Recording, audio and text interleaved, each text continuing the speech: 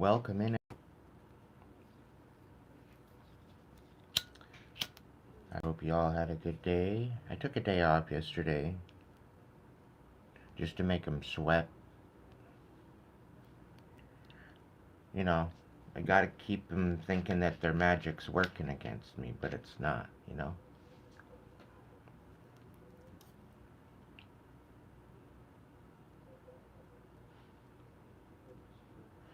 Joke's on them.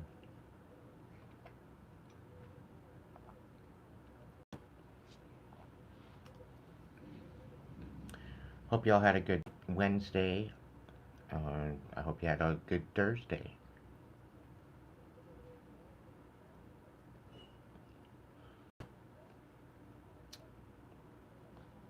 I had a very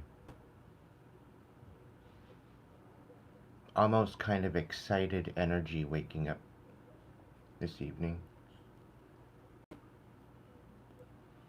Like something good's about to happen. So I don't know who's tonight's message is for. But there's definitely a switch in the energy, and there's definitely shit's about to change for a lot of us collective.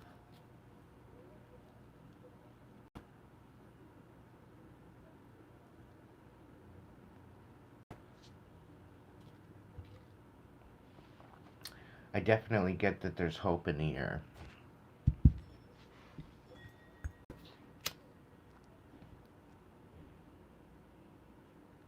Although we are nearing All Hallows Eve, and we're going into the dark times of the winter,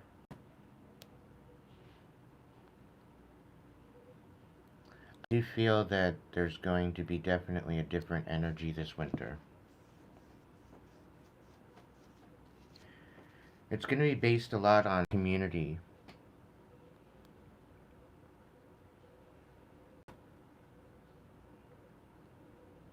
I don't know. I get a good feeling from it, anyway. So, we're going to look into it. We're going to see what's going on in the ethers. We're going to go see what's going on for the messages this evening.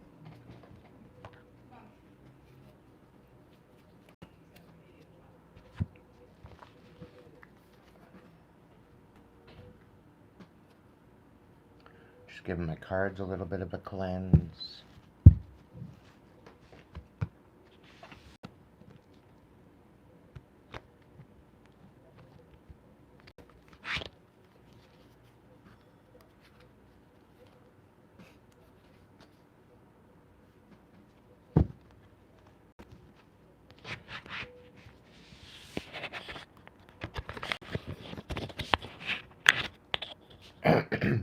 I find it, I take a couple days off, maybe a day off, and I lose 5 subscribers.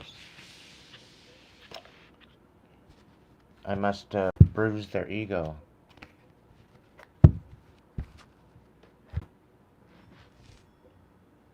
What? I can't take a day off? Is that not allowed?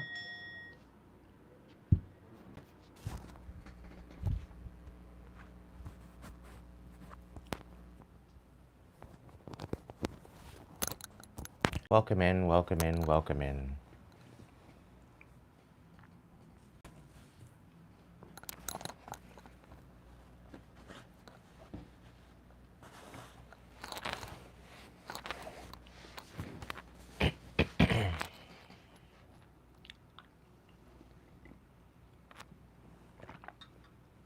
So please, as always, like, share, subscribe if you haven't already. And please take what resonates. Please leave what doesn't.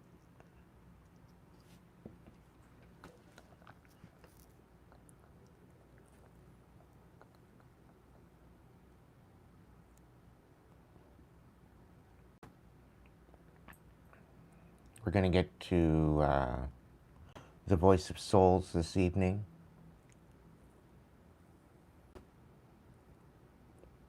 I might do one more triple clarifier. We'll see.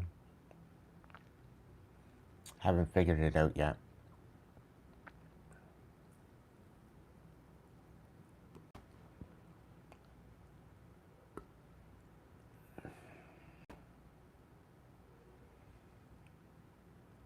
Welcome in, Big Irish. Welcome in, Atlas. I'm doing okay. I rested up. I did a lot of sleeping and resting and astral projection.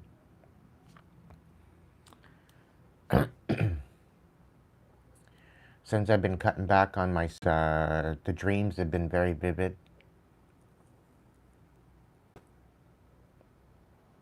But not too crazy, so that's good. Welcome in, Renee.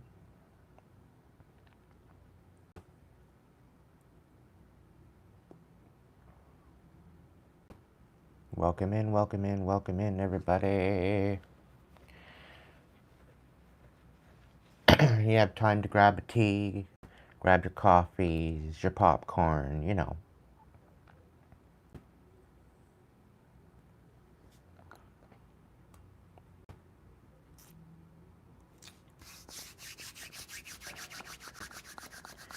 My heart goes out to Jamaica and surrounding area regarding the storm.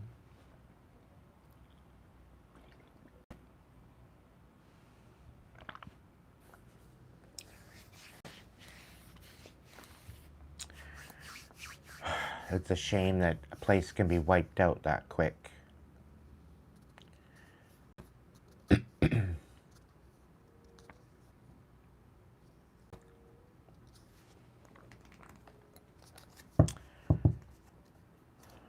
Tis the season. We're going to get in and wise old witch. I'm going to do a little clarification on that. Wise old witch, what's going on? Okay. We got visions in the reverse.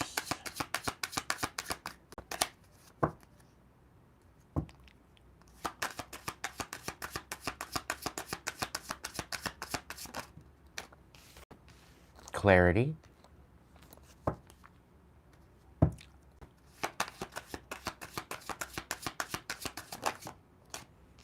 Abundance.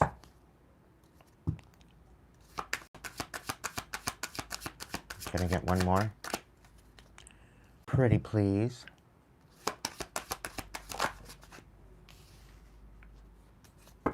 Okay.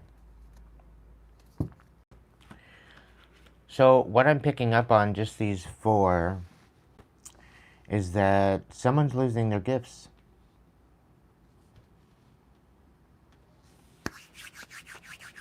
And somebody didn't see that coming.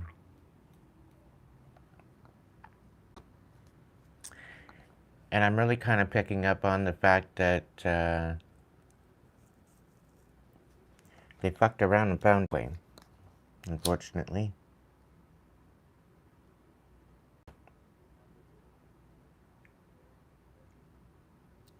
I'm also getting a picture of a straitjacket in my mind's eye. Rest assured, it's not for me.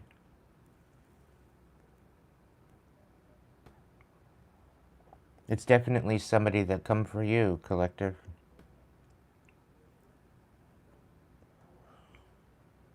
They're running theirself ragged, trying to come for you.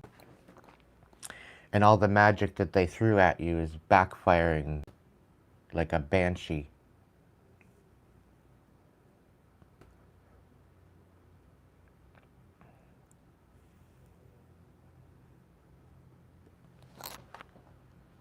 Each collective, you warn them.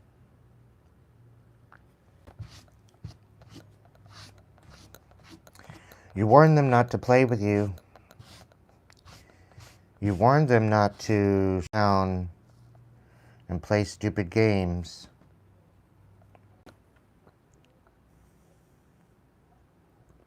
Just in case they win stupid prizes. And they didn't listen.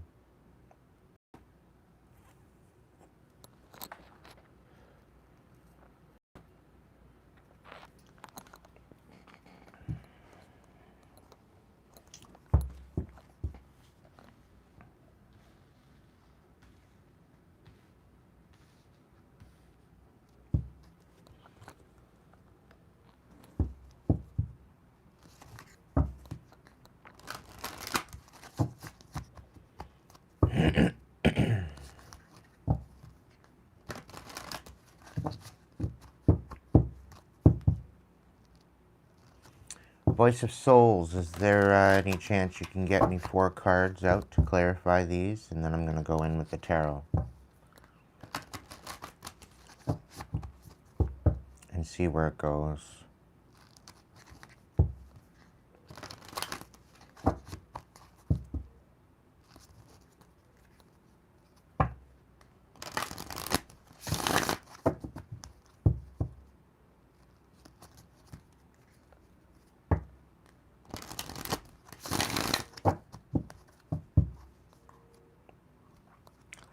Visions reversed.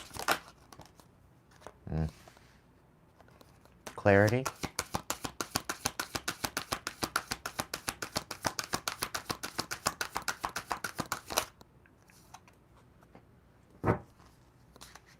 Abundance.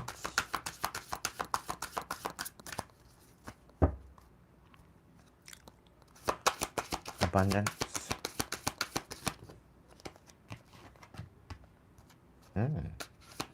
And intuition reversed.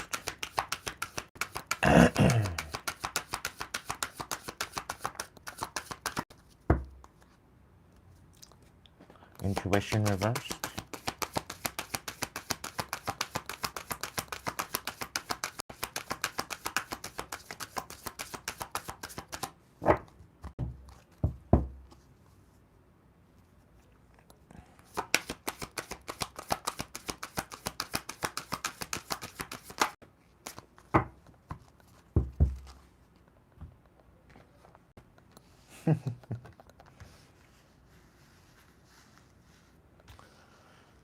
All right. Intuition got 2 cards.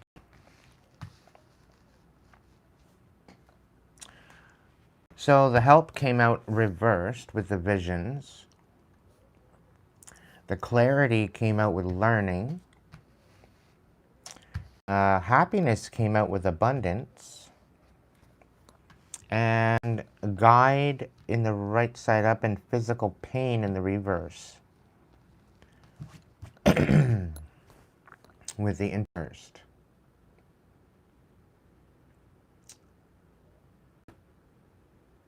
What I'm picking up from this is that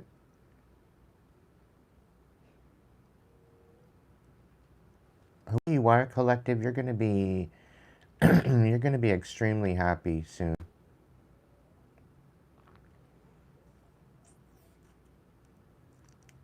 Somebody didn't see your vision, and they didn't see how you were helping people. They didn't understand your motive behind something. Somebody thought that you were up to no good.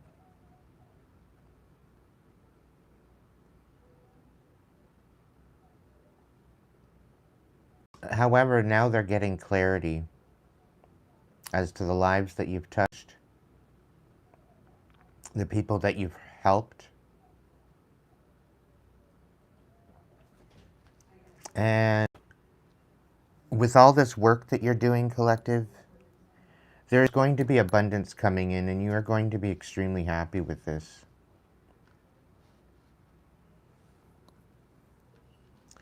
Is that,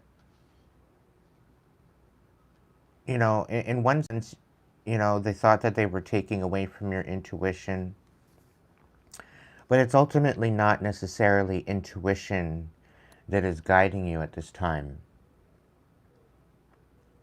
Okay? It's your experience. It's what you've had to endure over this time, over your life, that has brought you a lot of clarity, a lot of knowledge, and you're ultimately guiding people to heal their pain. You're guiding people to change in their situation. Inspiration. And I think this is where your true strength is. So I don't know who you are, but you've done a lot of work, not only on yourself, but you've done a lot of work to help those that needed it.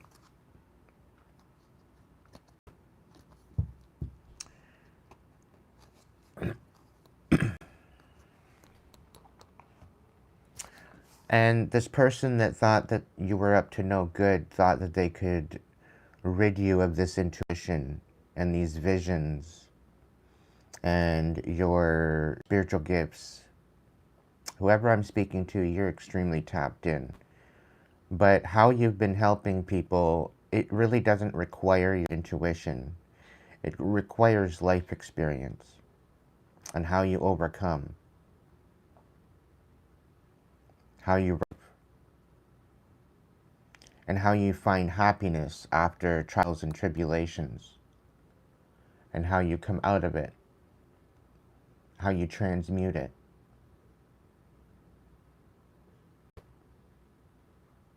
Where people thought that they were clever, thinking that they were going to shut you down, thinking that they were going to change things for you, to keep you in a situation of lack,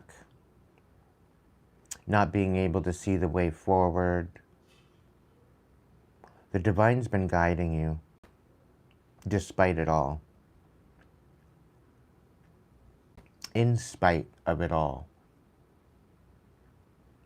to keep moving forward, to keep striving, to keep taking steps forward.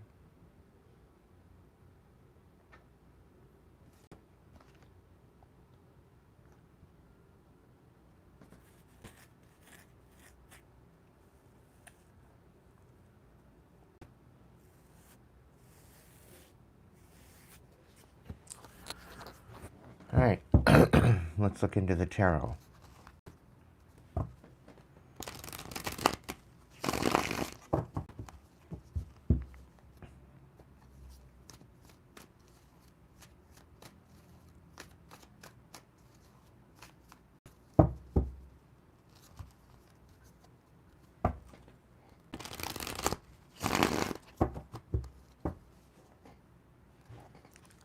Visions reversed.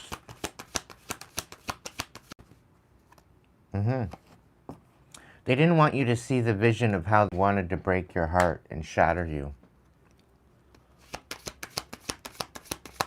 Because they know you manifest from your heart space. Clarity?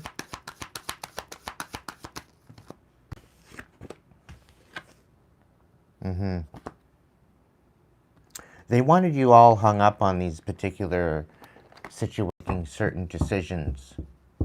But you're standing on business, collective. You're having patience. You're sharing your perspective.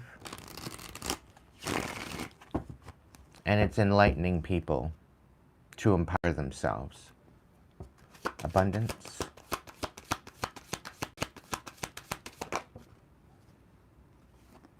Yeah.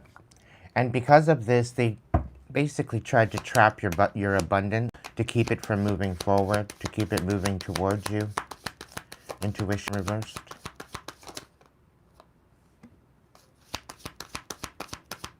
Yeah.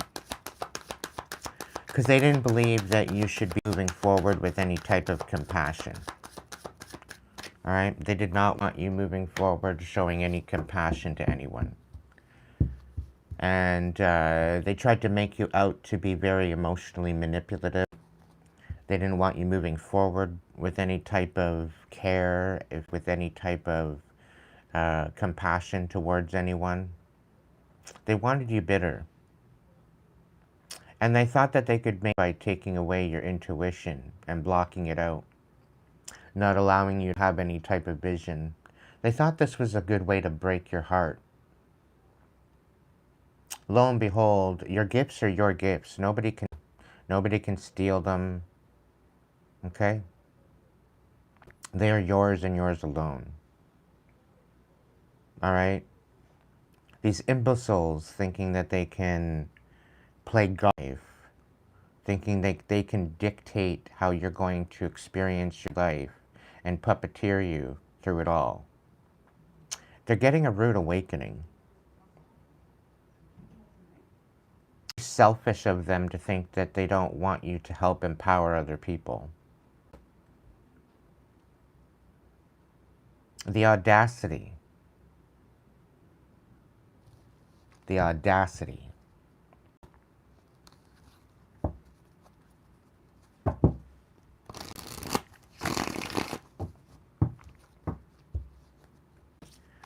They didn't want you helping people. They didn't want people learning the truth. And they sure as hell did not want you happy or guiding people away from their pain. It's a real shame. But you found value in your darkness. You found a way of alchemizing your darkness to light. And that's what they didn't understand. And this is why they came for you. This is why they tried to thwart you. This is why they tried to shut you down. This is why they tried to bring you to a place of stagnance. But they don't want you in the position that you're in. Unbeknownst to them, you weren't in that position for them. You weren't in that position to ridicule them, to judge them, or anything. But because they've tried so much to ruin you and sabotage what you have going on, they thought it was clever. But all it did is bring clarity to the situation, continuing to do what they did. And Spirit's saying something along the line of them standing corrected now.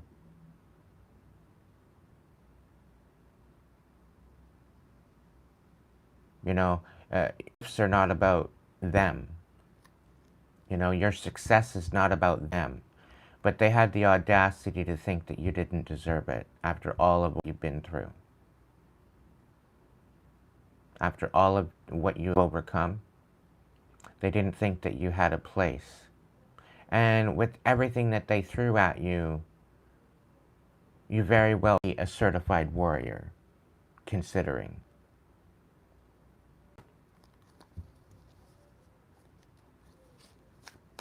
Welcome in, Eros. Welcome in, James. Welcome in, Karen. Again, welcome in, Renee.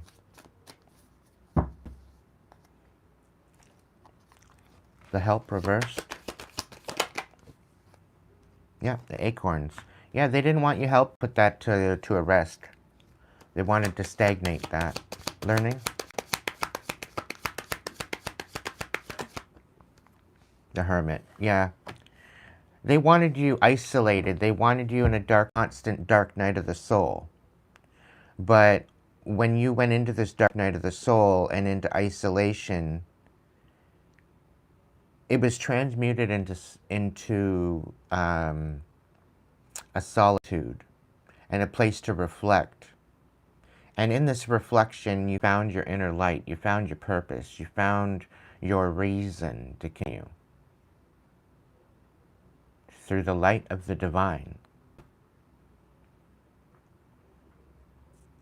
And now that this inner light is guiding you, it's not only bringing understanding to you, along with clarity, but it's also doing this for other people. And they didn't see this coming. Happiness.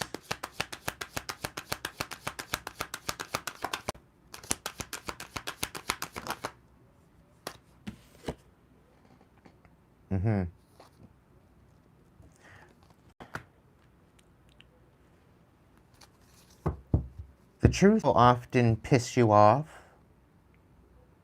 but then it sets you free.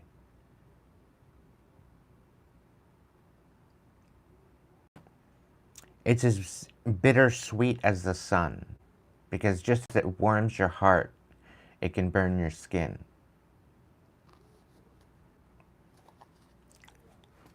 Guide. 9 of crystals. All right. I'm really picking up that you're guiding people into their independence and out of codependence. Physical pain reversed.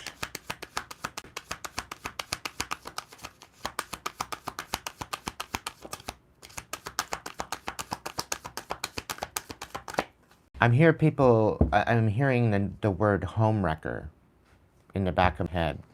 And I'm really kind of picking up on the fact that people are thinking that you're a homewrecker because you're empowering people to find their independence. All the while they're saying that you're wrecking relationships and everything. Meanwhile, you're empowering them to rise above the control and the physical pain reversed.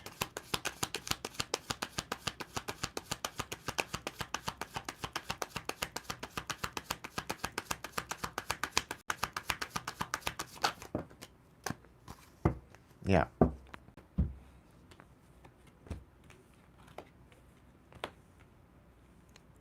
Yep, exactly. And there's the So for physical pain, we have the Queen of Acorns, the Traveler, which is the Fool, the Seven of Crystals, which is the Seven of Pentacles reversed, King of Shells. So ultimately, what this is telling me is that through the physical pain that these people were going through with the manipulation, you're allowing people to take a leap of faith in a new direction, recognizing that they're tending to a garden, recognizing that they are tending to something that is not going to bring harvest to them. And this is what they ultimately tried to do to you, collective. This also helped you to guard your heart and only pour into those that pour into you with an equal reciprocation. You're taking a leap of faith in a new direction, and people didn't feel that you deserved to be in this position. Some people were absolutely envious at the fact that you were taking a leap after they wanted you dead. The fact that they can't infiltrate you, the fact that they can't stop you, the fact that they do very much try. They did try, but they fell to a stagnant, weeded garden of weeds. So, and it's to no fault but their own. Thinking that they were going to come at you, thinking that they were going to steal your gifts, your spiritual inheritance, keep you in a lack of vision to shatter your heart, that you couldn't move forward. However, you stayed strong through it all, collective. And where they felt that they were going to have you in lack of abundance, they are now reaping those rewards. This is why you should only do unto others as you'd have done to yourself.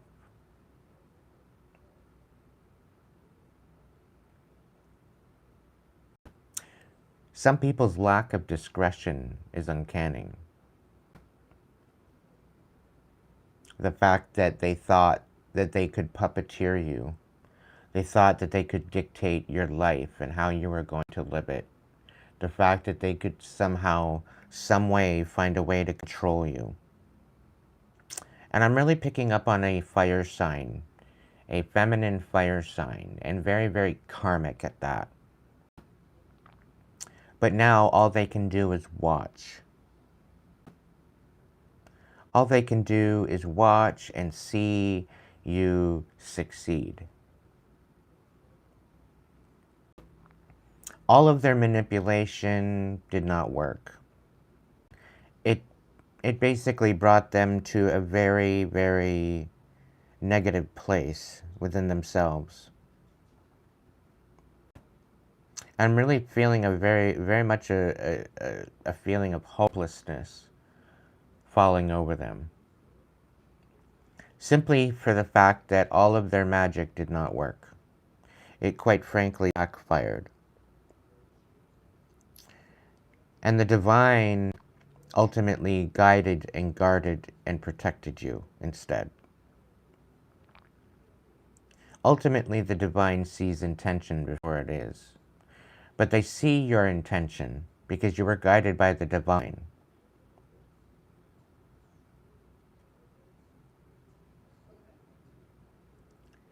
And the thing is,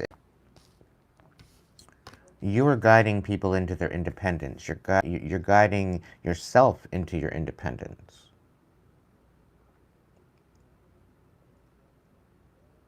And they didn't want you to be independent. They wanted you to be in this energy of codependency, always having to rely on other people.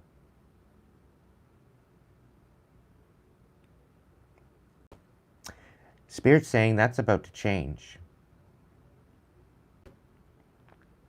The energy is shifting. And people are starting to see the true essence of who you are and what you're looking at, working with.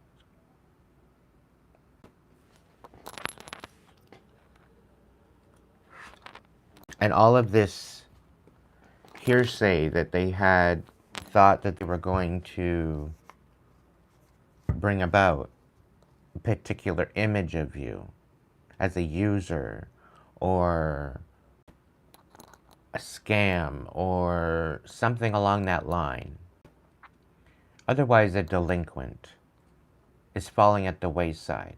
People are seeing your true intentions. People are seeing what you're all about.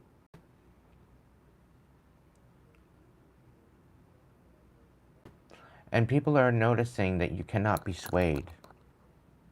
No ifs, ands, or hows. This taught you to guard your heart. It taught you to protect yourself. It taught you to focus on your independence. It focused on you nurturing your truth. And what was supposed to be your demise is now becoming your rise. Because they tried to put you in an isolation of uncertainty, confusion, tried to take away your vision.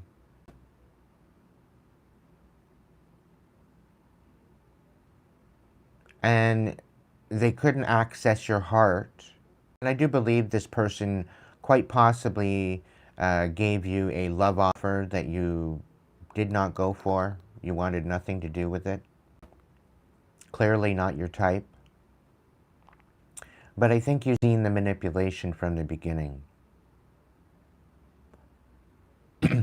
So because you said no, they had it out for you.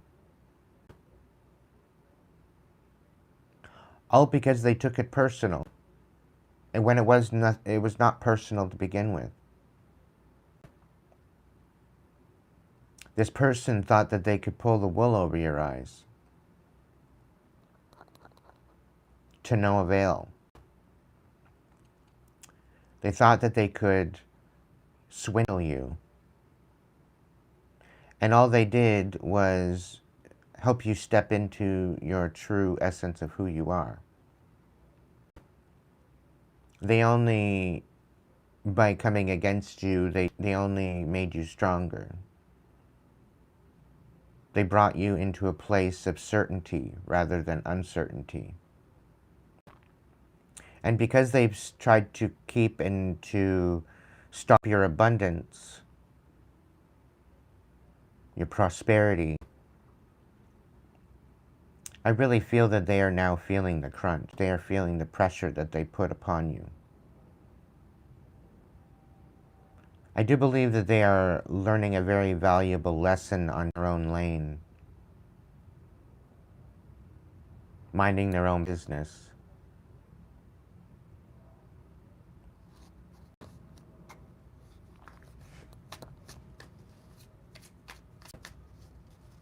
And again, they stand corrected. I keep getting that.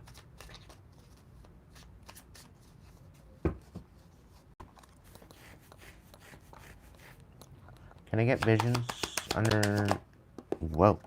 Okay. Wild. What's this? Yeah.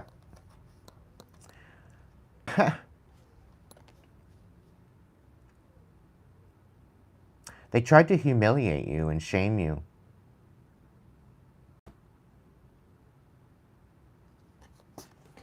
People didn't, they didn't want people to see the true version of yourself. Clarity? Yeah. It was guiding you. You definitely had some divine intervention. You definitely got a guardian angel on your side. Abundance.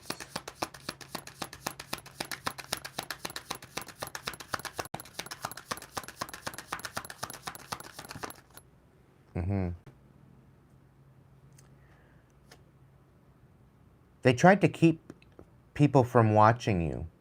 They tried to pull people away from you by defaming you. They've been stalking your social media. They can't do that anymore. You may have blocked them out. They've been wanting to keep an eye on you and your abundance. They've been pocket watching you, watching your money, watching to see what you're,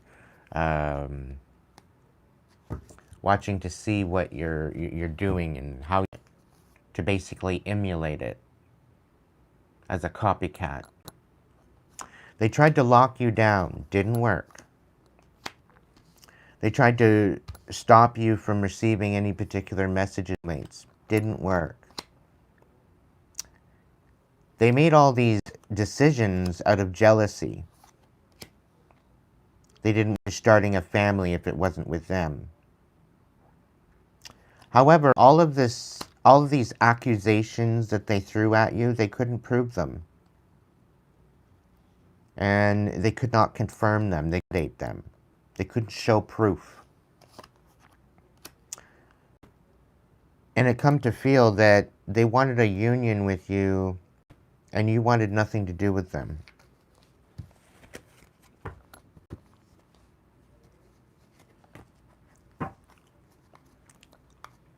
Intuition reversed. Yeah. They didn't want their secrets to come out. They wanted you to keep things inside. They didn't want you to see the truth. They didn't want to open up. They didn't want you to open up.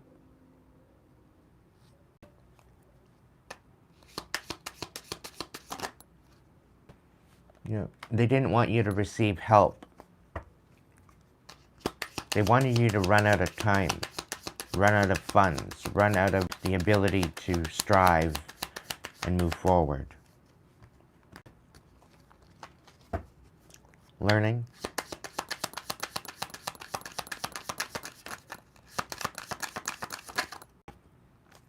Yeah. They're out here talking how toxic you are. Meanwhile, they're the toxic one.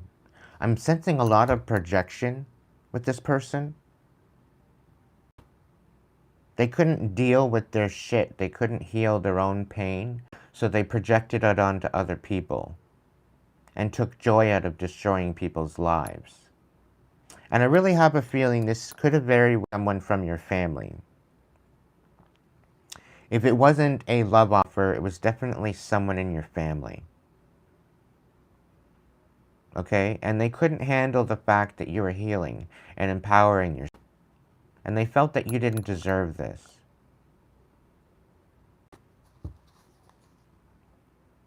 There may have been a close-knit connection between you two, but it was platonic. It was simply platonic. And they tried to take it to a place that you didn't want to have anything to do with. And I'm really getting a lot of manipulation with this person.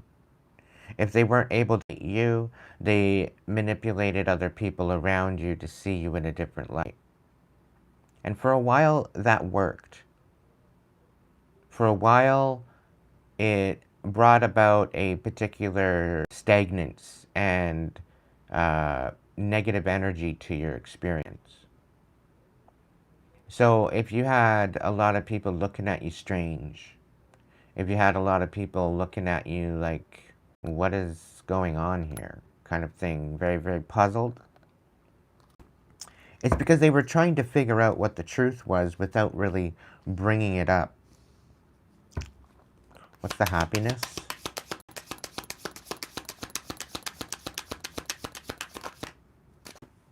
Yeah.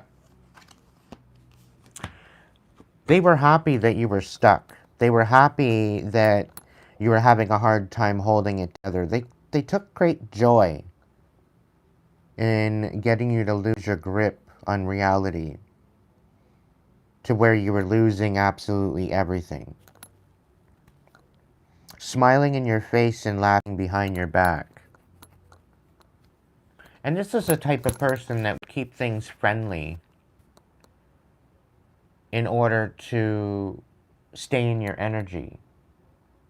But as soon as you walked away, they were vying to ruin absolutely everything for you.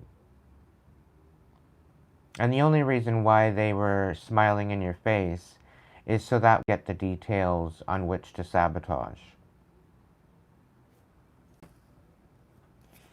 And if it wasn't something they were sabotaging, it was an inside joke where, let's say, for instance, I'm going to use my own experience, okay? There was particular family members that had association that I worked, and they went and basically let them know, haze the shit out of him, make his life absolutely difficult, drive them absolutely crazy, make their life an absolute living hell. And they took great enjoyment in this. I'm really picking up on a very narcissistic, psychopath kind of energy. They were very good to put a mask on around people, but behind the scenes, they're very evil and decrepit. And they took great joy in keeping you from holding it together. And no matter what you did, no matter where you went, no matter how you went about your life, they always found a little bit of a way to disenfranchise you along the way. Guide. Yeah. They did not want you guided. They did not want you being guided. They did not want you guiding others. They did not want you having independence. And they sure as hell didn't want you in a relationship with anyone supportive.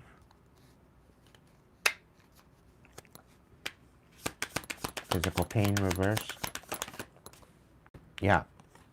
And the fact that they couldn't crush you, the fact that you kept healing, the fact that you kept empowering yourself, the fact that you kept rising above all of this, the fact that everything that they were throwing at you, you were transmuting. Everything that was meant for your demise, collective, became your rise. Welcome in Maureen and Patricia and Bridget.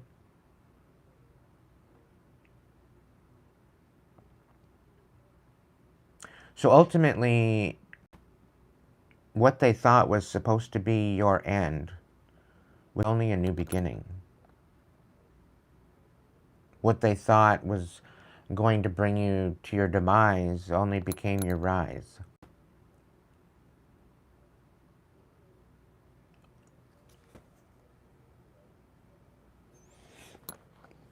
They wanted you lost, dusted, disgusted, and decrepit. Because ultimately that's how they felt inside. Ultimately they thought that they were going to get the upper hand because they had ruined your reputation behind the scenes with everyone that you held dear to your heart. They did everything and anything that they could to ruin your reputation. And now they're in an essence of where they have no other choice but to look at themselves. They have no choice but to look at what they've done. All because they were jealous of you and your ability.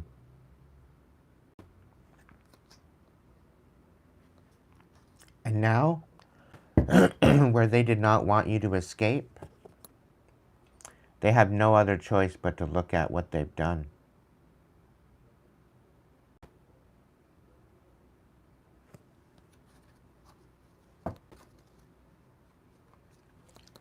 Is there anything else, Spirit, that you would like to clarify with this deck? Yep.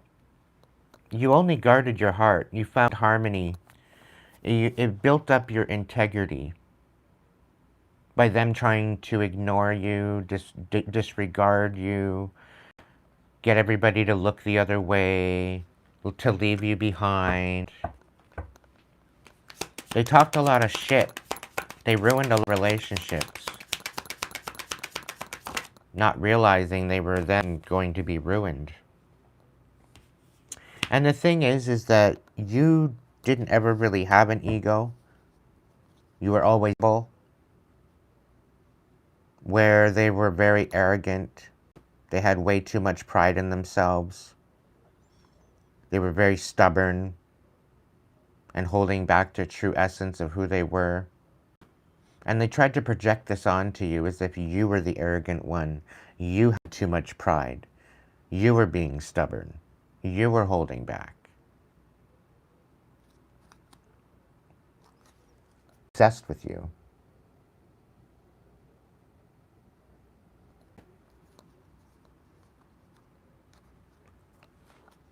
Anything else, Spirit? Yeah. That's what I thought. Now they have no other choice but to look back. And ultimately, Spirit got you to reminisce and dwell and look back on the good times that you had. Spirit got you and guided you to look back at everything that went on in your life, to try to make sense of it. Because there was a lot of things that happened in your life that didn't make sense.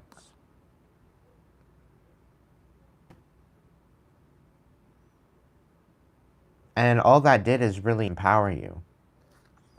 All that did is help you to move on. It helped you in cycles. It helped you to learn some major lessons.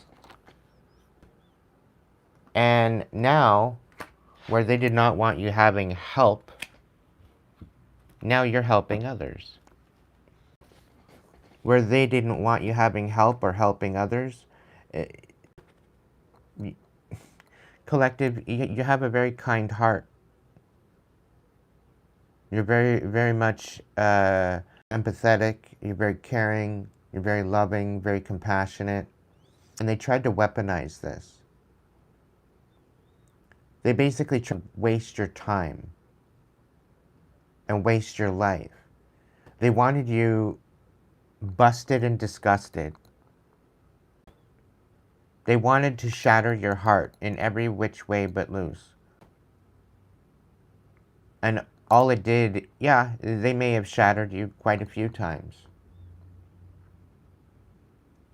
However, despite it all, collective, you came out on top.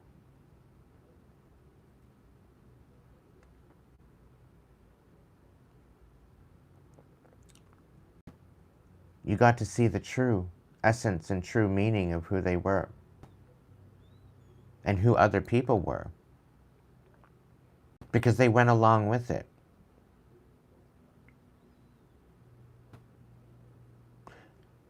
They very well could have gotten other family members to look at you in a negative sense, in a negative way.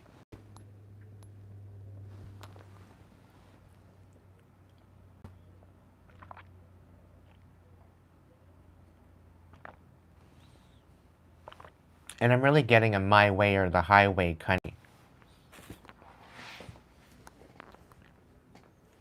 Very much a manipulator.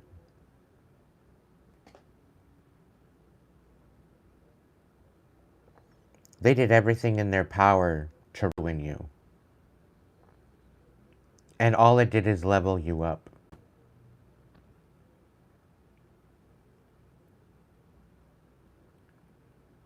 And as you start to look back, it's kind of bittersweet.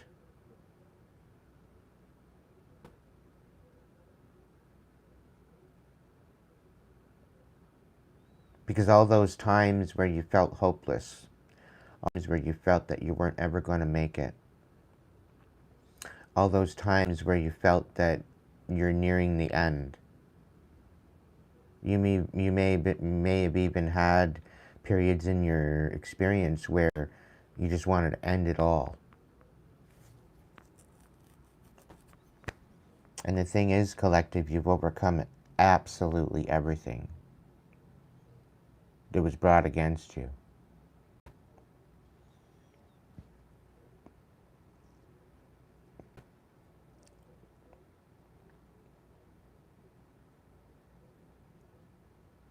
The irony in all of this, everything that they tried to put at you, everything that they've tried to degrade you with, to change your appearance, to make you live in shame and humiliation,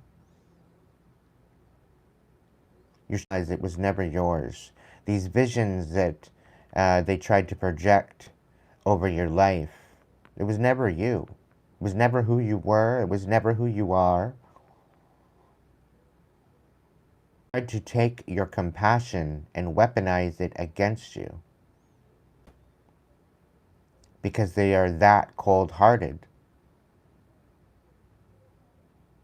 They tried to make you the scapegoat. They tried to make you that black sheep of the family.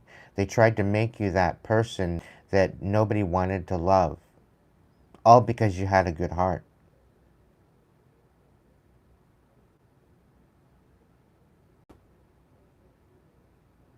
And I'm really picking up, this was right from the day you were born.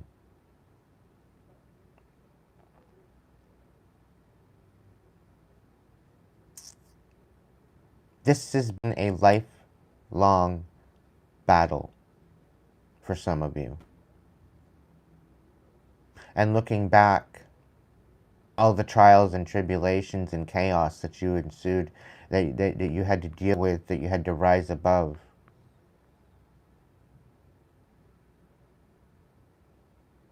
It was traumatizing. Don't get me wrong. But the way Spirit has alchemized this for you, the way the divine has worked in your life to empower you, to get you to see the clarity and the truth, has brought this full circle.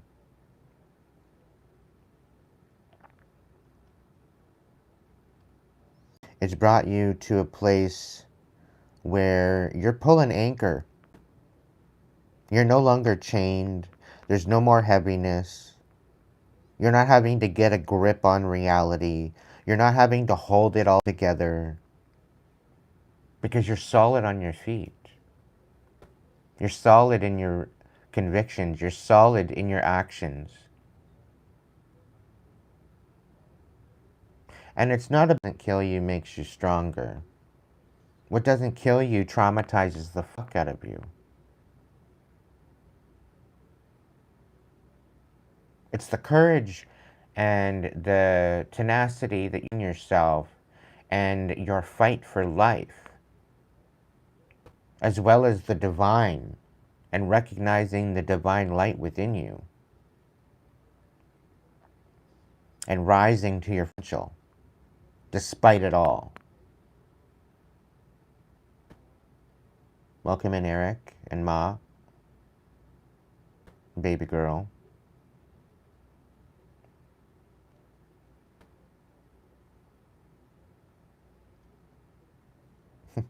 You're a certified warrior at this point, collective.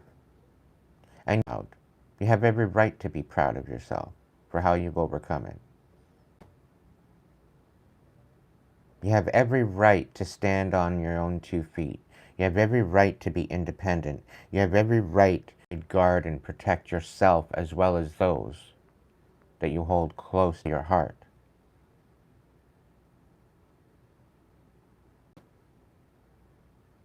And I guarantee you, at this time, all they can do is sit and watch.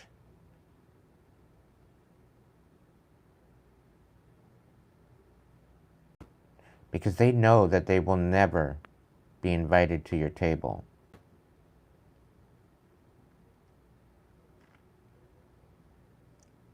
But the divine will give them no chance to watch you eat.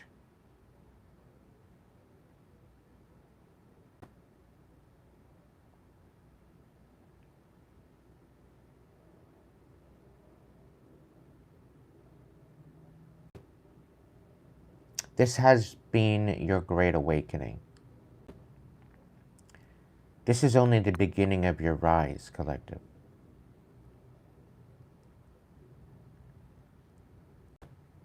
But now you have a discernment as to who you can and who you shouldn't pour into. You now have a discernment as to who you should show compassion to and who you shouldn't.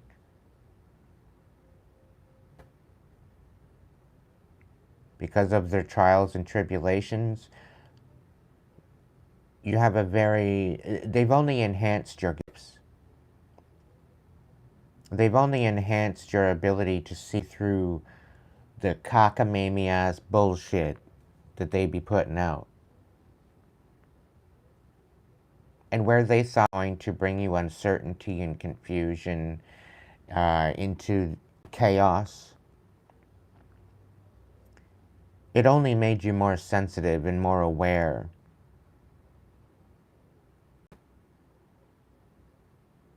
And what to and not to pour into.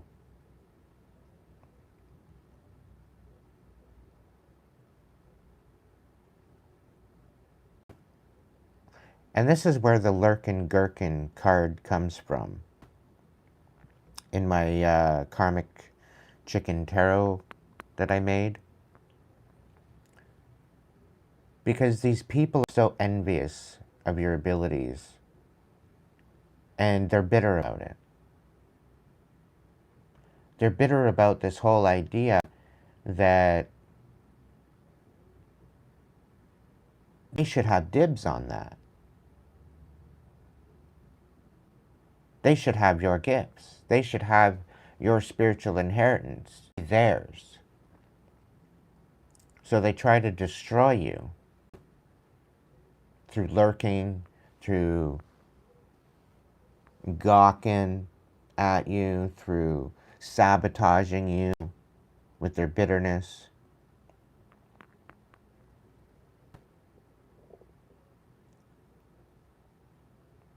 And yet at the same time, the way you rise, it's almost inspiring.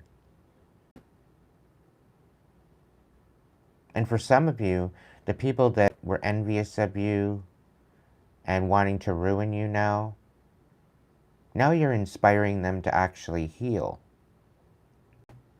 Because you've made it quite evident that how you transmute your experience is what brings about those blessings from the divine. It brings about the spirit protection. Living with good intention is paramount to your experience, collective. And now, how can I take this dreadful garden that I've created and replenish it with new soil? They're wondering how they can block and come back in. But the thing is they're only coming back in to see about some sort of credit for all the trials and tribulations and chaos they ensued in your life.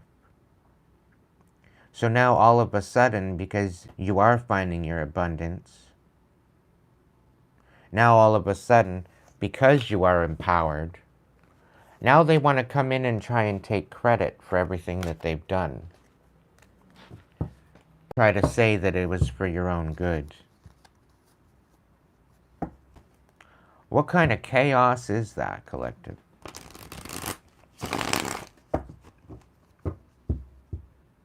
The audacity.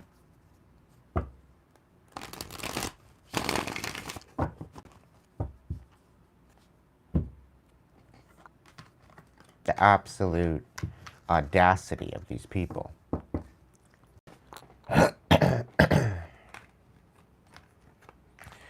The thing is, collective,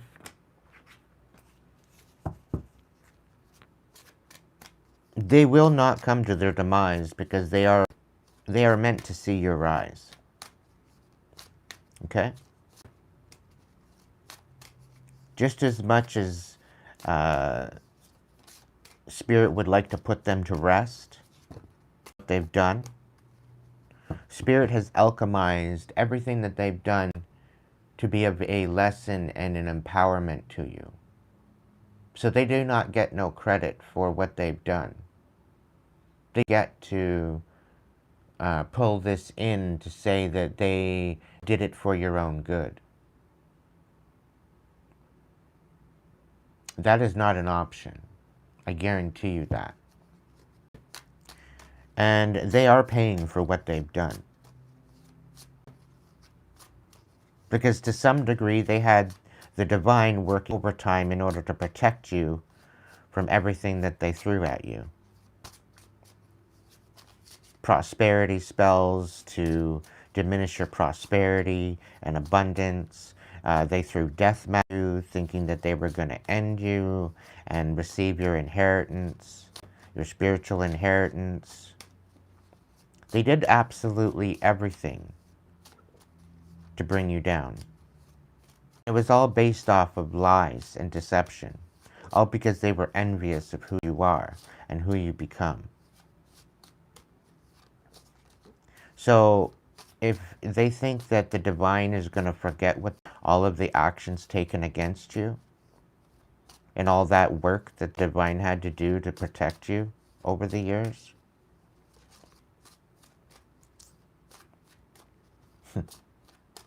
divine knows their true intention. And it sure as hell wasn't to better your life. Like, they ruined connections that you had very strong. You had very strong friendships, family relationships, love relationships, and they brought them all to a demise. And now people are realize who you become and that you're not the same person to some degree that they were projecting you out to be. You were never that person. And they're starting to realize the truth that they were lied to. And the thing is, these people, they don't even know how to come forward to apologize. They're so riddled with shame because they believed somebody that wanted to ruin you that they're speechless. They don't know how to come forward. They don't know how to right their wrongs. And because you have no more spoons for them, you have compassion for them, you have no more respect for them for how they sided with this quack of a person that was envious of you with. Now they don't know how to show up.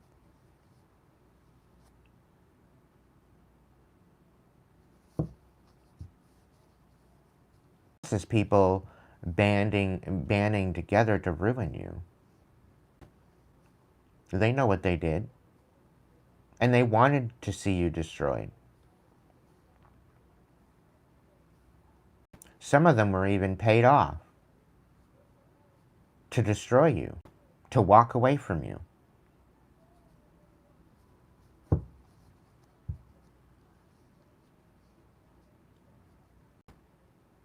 All in all, collective, the divine showed you their true colors, despite it all.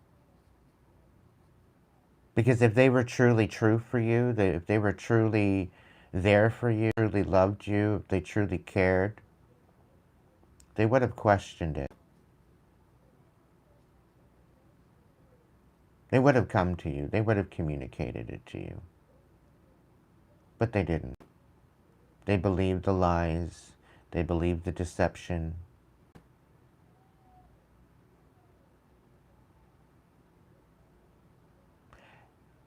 And some of these people were working supposedly for your best interest. To keep you held back, to keep you from striving, to keep you from rising to your best version of yourself. Trying to keep you small, to keep you in a box. So that way you would never amount to anything. All of this projected jealousy over your potential.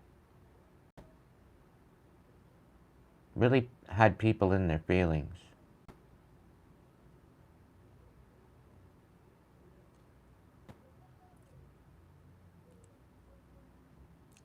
To see you rise to your fullest potential would show how much they were lacking in their experience.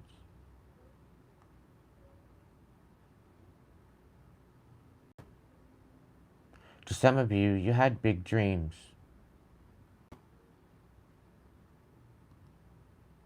and they did absolutely anything and everything to ruin them. You deserved those accolades. You didn't feel that you deserved that recognition.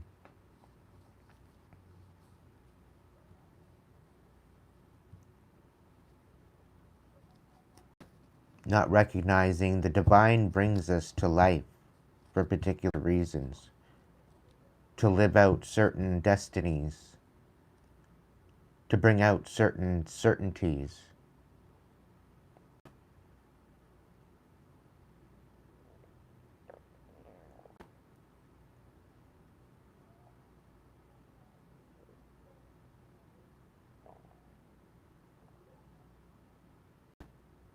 Everything was recorded, collective. Everything was noted. Whether in front of your face or behind your back, everything was seen. Every intention, every action.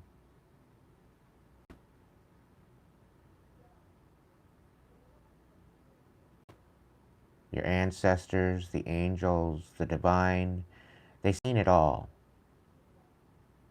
Absolutely everything.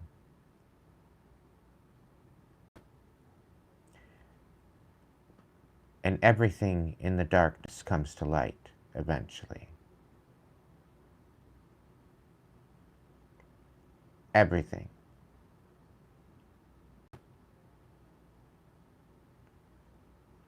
And these imbeciles thinking that they got away with it,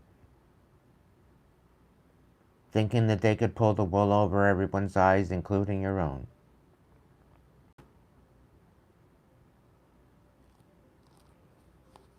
Mm-mm-mm.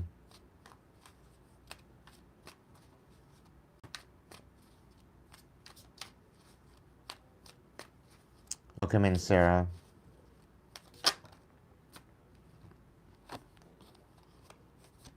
They thought they were sneaky.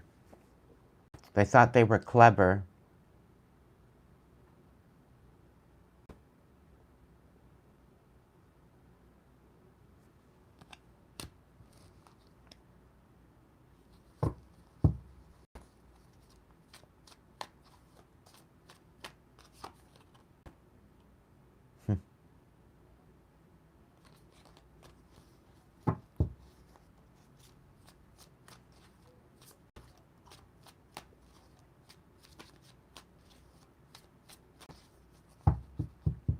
And I think this is where this energy of excitement and the shift in the energy, people are realizing the truth.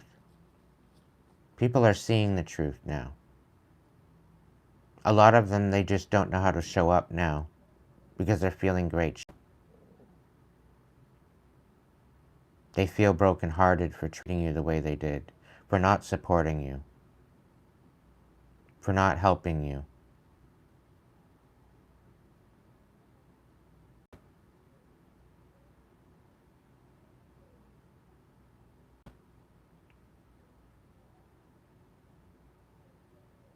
They regret not showing up for you.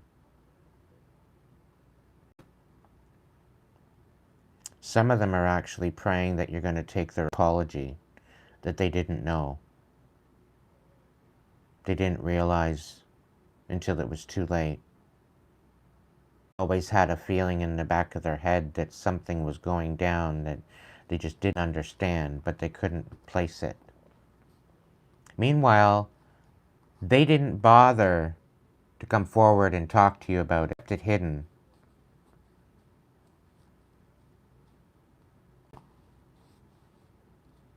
They didn't bother speaking up.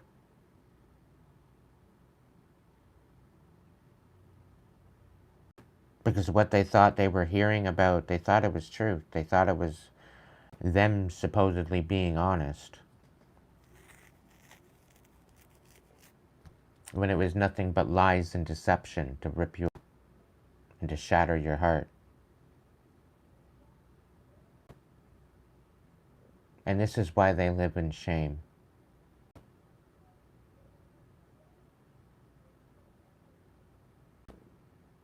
And for a lot of you, this is why they backed away. Because they can't words.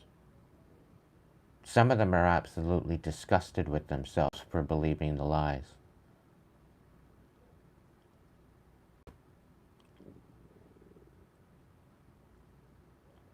Some of the things that they were saying behind the scenes were absolutely deplorable. Very disingenuous.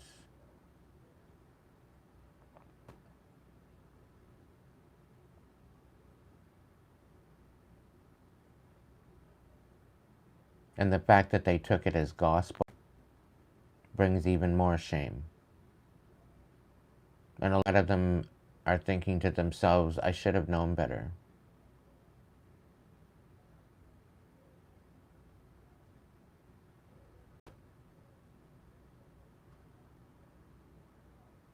But ultimately, the divine is saying that regardless if they believed or not, they showed their true hand. They showed their true.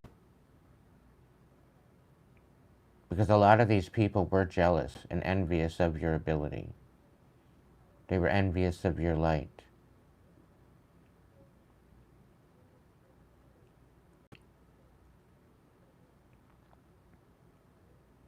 In the end, these people weren't coming with you anyhow. They sold themselves out. All selfishness and their greed.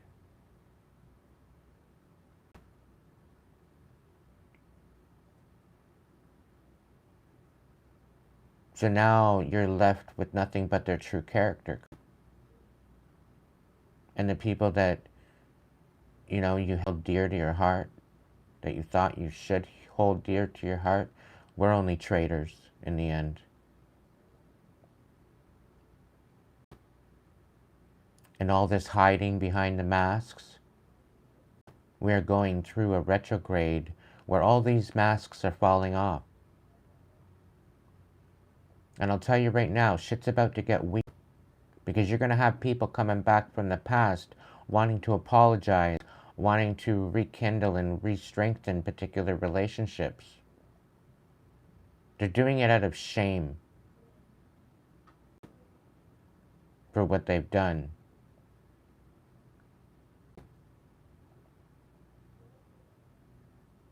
It's almost as if they've been stripped naked to the point where you see them for who they are now. See them for their true, pure, true intention. And I'll tell you right now, collective, some of these people, it's not good. Their true intention within themselves, it's not good. Genuine. It's of jealousy and hate and loathing.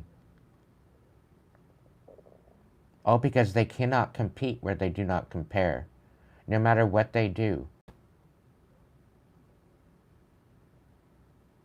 And Spirit saying rare breed. You very well could be a rare breed. And everything that they threw, the average person wouldn't have survived it.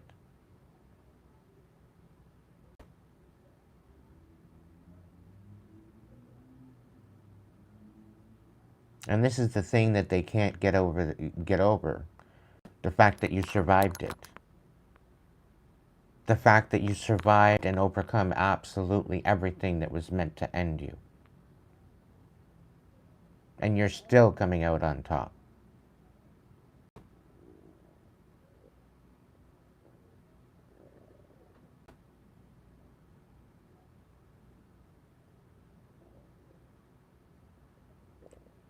So collective, if this is resonating with you, take some time to recognize and realize actually how powerful you are. But do your best to stay humble. Do your best to hold compassion. But as you learn discernment, use that discernment. Live to the standards of the lessons you've learned, so that way you are not going to be taken advantage of going forward. Allow that pain to be turned to power. Allow that to help you particular boundaries, so that way you are not having to worry about dealing with their bullshit. Because some of them are going to come in and say, oh no, I wasn't part of that. I wasn't part of that situation. Oh, I wasn't included in on that bunch. They were. Some of them are still wearing a mask. The ones that are very prideful in the sense that they think that they can swindle you again. These particular people, they're in for a rude awakening. To think they could pull the wool over your eyes one more time.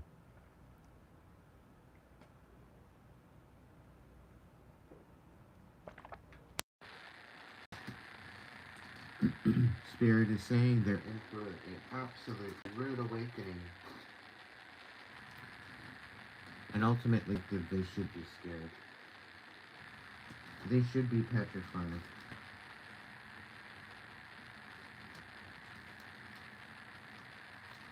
Because with the right lawyer, with the right judge, and with the righteous justice system,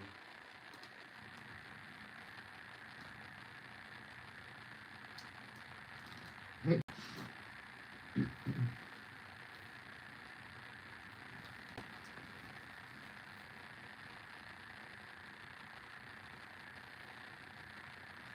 so they should be scared.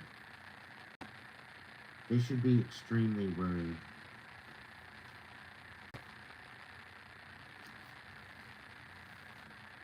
Because all of these false reports being done,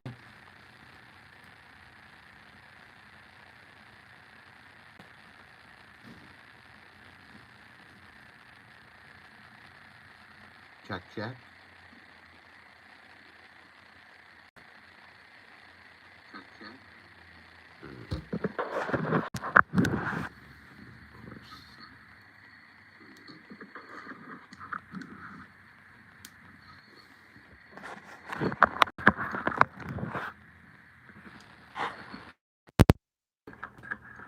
Is that better?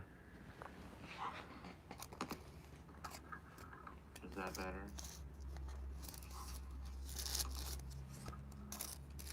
Of course it's glitching.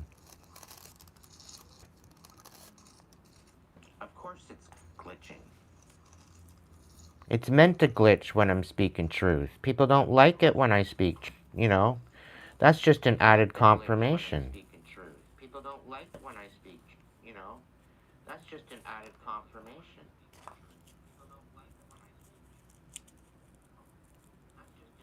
It is still kind of glitching out, though. It is still kind of glitching out, though. A little bit. It is still kind of glitching out, though. A little bit. A little bit.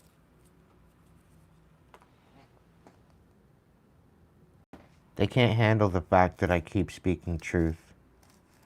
And you know what? If they're sitting and lurking like they usually do, they're sitting there humiliated at the fact that their magic didn't work. And I find it hilarious they thought their magic worked yesterday. Because they were sending it. They've been sending it all week. They've been sending it relentlessly the last couple months, to be honest. Like, relentlessly. Thinking that I don't figure it out. Thinking that I don't know that it's happening. Right? The divine taps me into everything. Okay?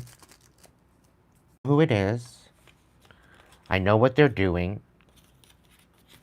Because the divine taps me in to absolutely everything that's going on. So if they think that they're pulling the wool over my eyes, that I'm shit out.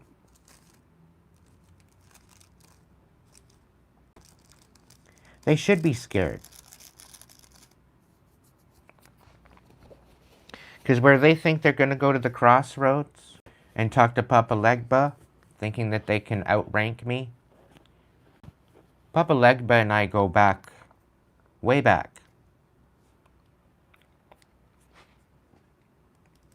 Okay? Papa Legba and I, we work together. I work with the Reaper. That's what people don't fucking figure out. They don't get that. I've worked at the crossroads probably a good 3/4 of my life. I don't tell a lot of people because people think I'm fucking crazy. And people, oh, Aiden sleeps too much. Oh yeah, I'm working.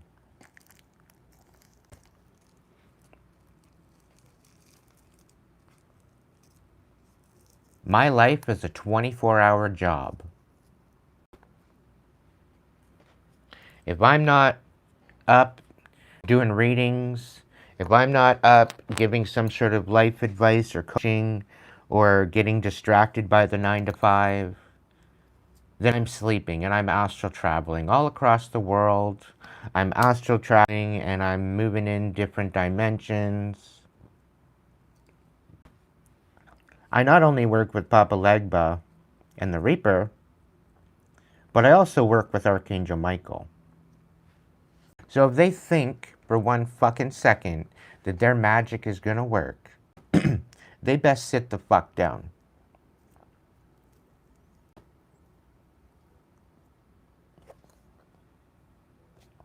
Because I don't have to do spells to get what I need.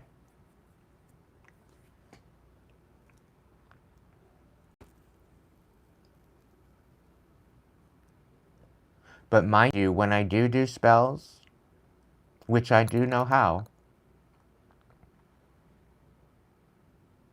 shit gets done.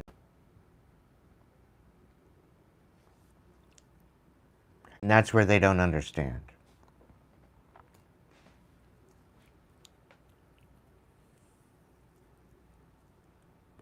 Sitting here bragging.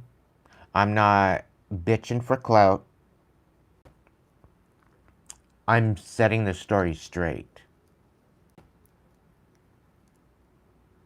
I've had outright covens come after me, thinking that they were going to take my gifts and shut me down. And they're no longer together anymore.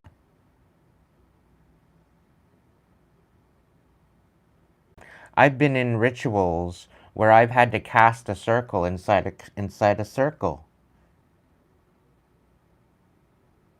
in order to protect not only myself but the other coven members.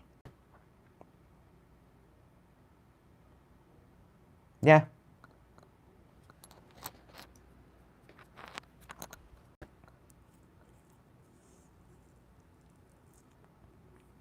Come to find out, certain rituals that were done out of group mind. If you know, you know. And kept the true intention of the ritual to themselves until 3/4 into the ritual, where they started pulling out their wild cards. Okay, we're going to do this and we're going to do that, and then the whole group doesn't agree with it. And then we're brought in to aid our energy to their cockamamie ass bullshit, thinking that they were going to get somewhere.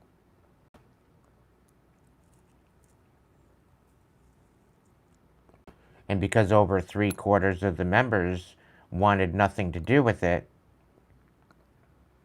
we ended up casting a circle within a circle to protect ourselves and calling on the divine to protect us from any accountability of their bullshit. Part of the reason why they don't have anything anymore, why they don't got nothing, is because of the karma.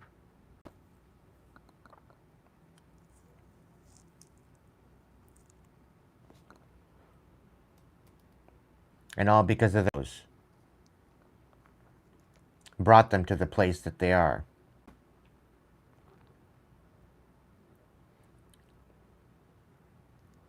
And these imbeciles were doing death magic that we wanted no part of. The people that we had honor towards.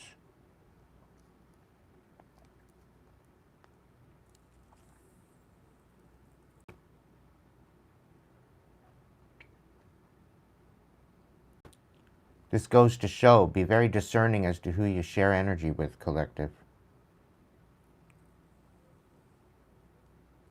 And know where you stand in your integrity and stand on it. No compromise. If people can't meet you where you are, they don't deserve to stand beside you. You should not have to diminish yourself and your integrity in order to be a part of anything. If something don't seem right, it's probably not. And you need to stand in your traction. Whether they're friends, family, or foe.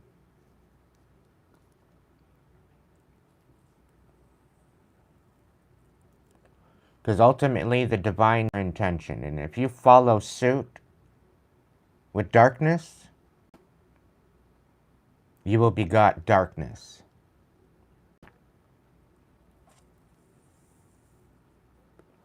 You want to wreak havoc and chaos on somebody's life? You will reap that chaos and havoc.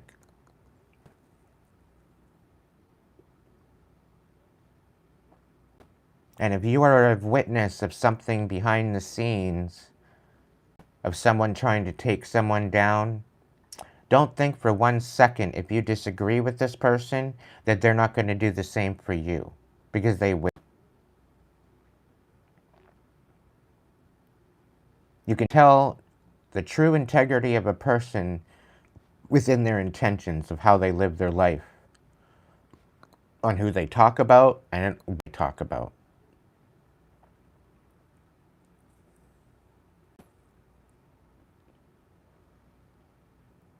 So be honest with yourself, know who you're hanging around with, and act accordingly. That is the only way to keep your integrity. Anything that you do not agree with, pray against it.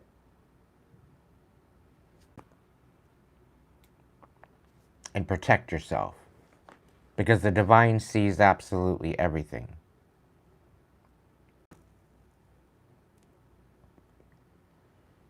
And you will reap your harvest based on your actions and integrity and what you stand for.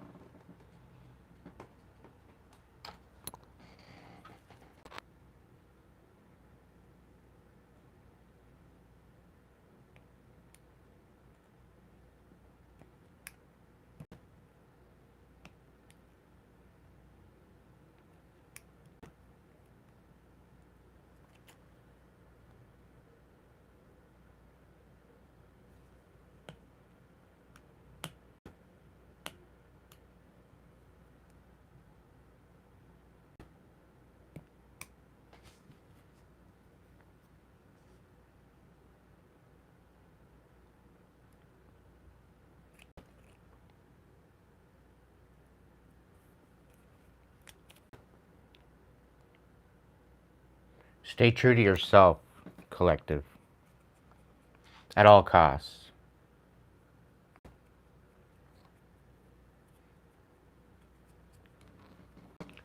It is your utmost importance.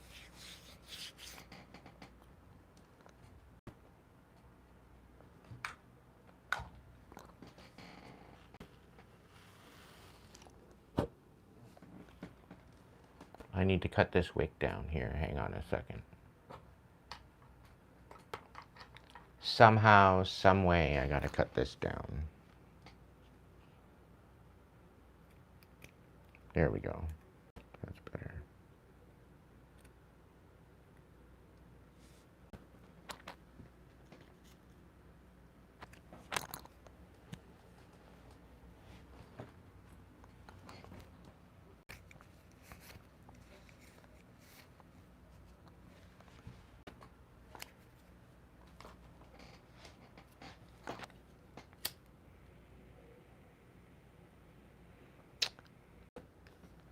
I like big wicks, and I cannot lie. I made this candle out of a cotton shirt.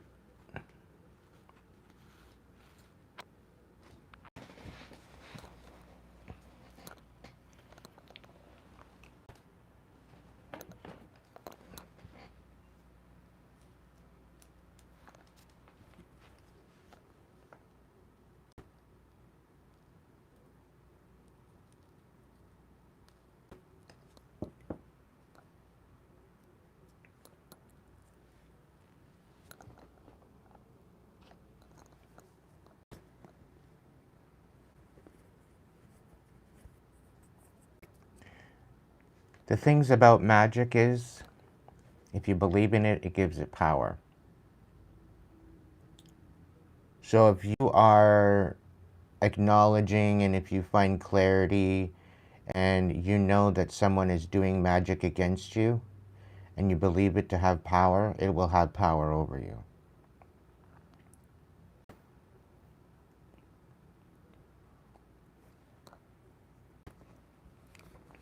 When you sit and you meditate and you render these people absolutely powerless, they lose that power.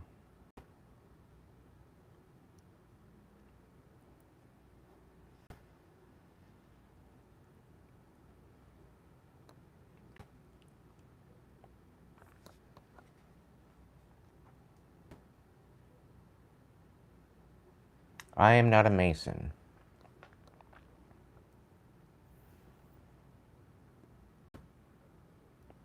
A magician, a wizard of sorts, maybe.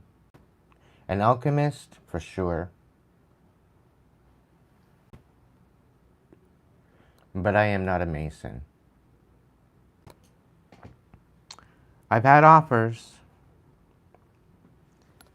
but I'm not willing to sell my soul to the highest bidder.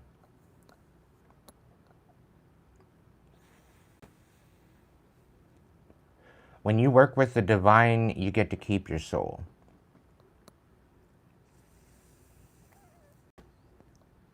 Always choose the light, the true light, not the false light.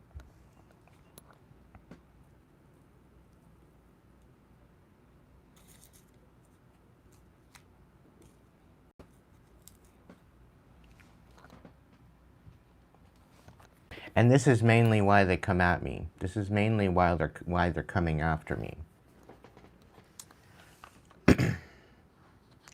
Want to join their bullshit.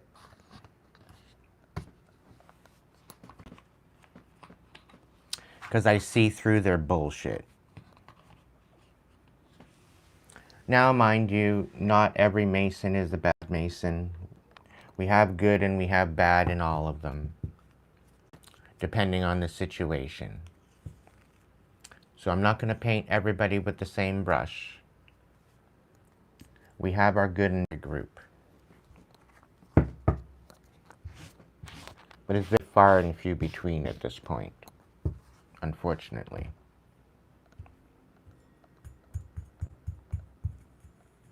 Base my connections off of integrity. They do not hold integrity within their hearts, and they choose to exploit people. I want nothing to do with them.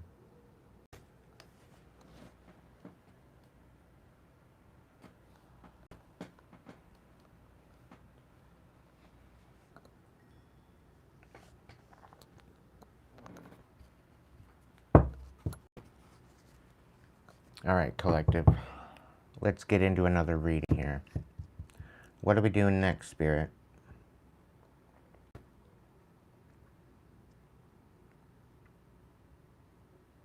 Okay.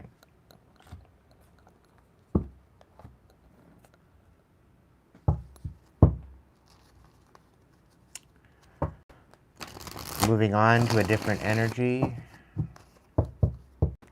different timeline, different message.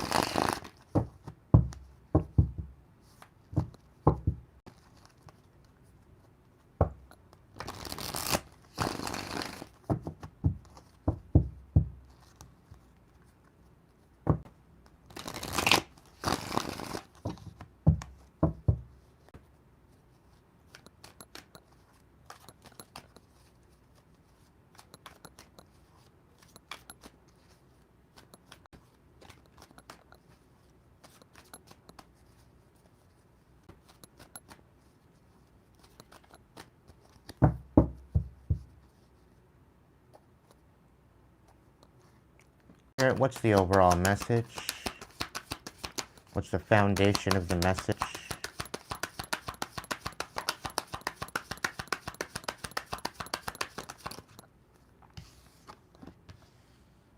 Six of Crystals. Be in the attitude of gratitude, collective.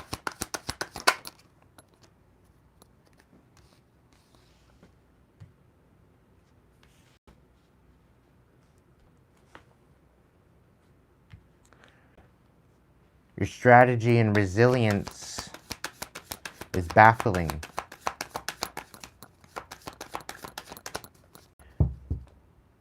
The fact that you continue having hope through all the trials and tribulations baffles people.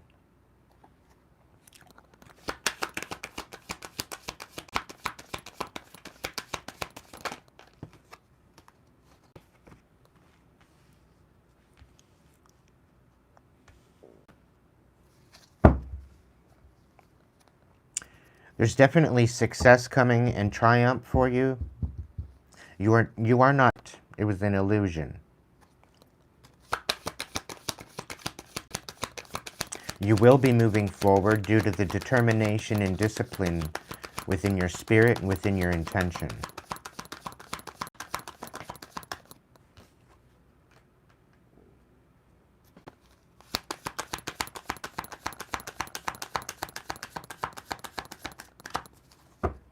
Where people tried to end things for you, there will be recovery. You need to stand strong in your intentions.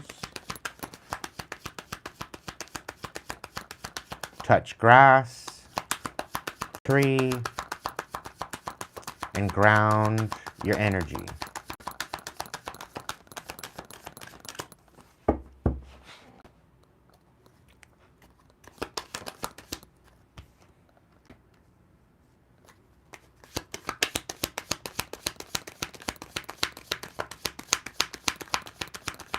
There are still people out there not seeing you for who you are.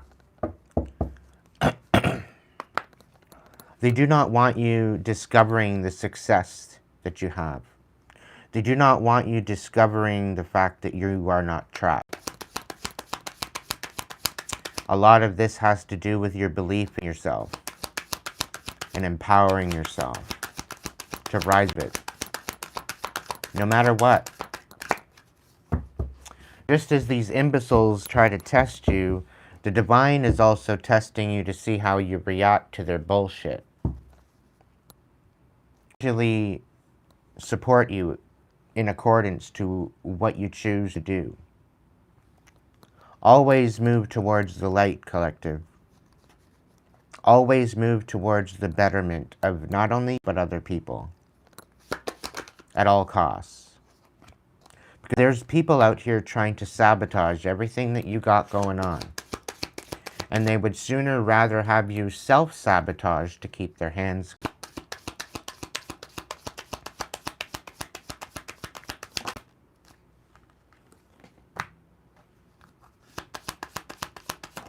They do not want you having any type of well-being. And it's all because you are starting to see their true colors. You're starting to see their true nature.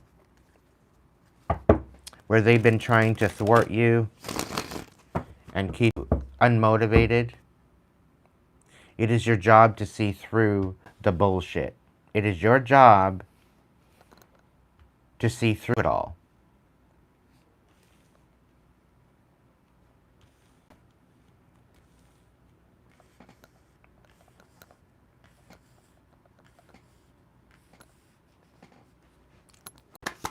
It is your job to cut out the connections that no longer serve you. If they can't act right, if they can't show up right, they are not part of your wheelhouse. They are not part of your tribe.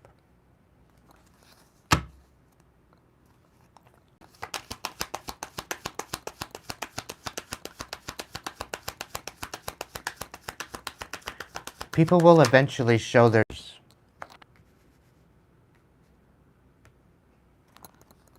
And you need to act accordingly, with courage, and to the divine light.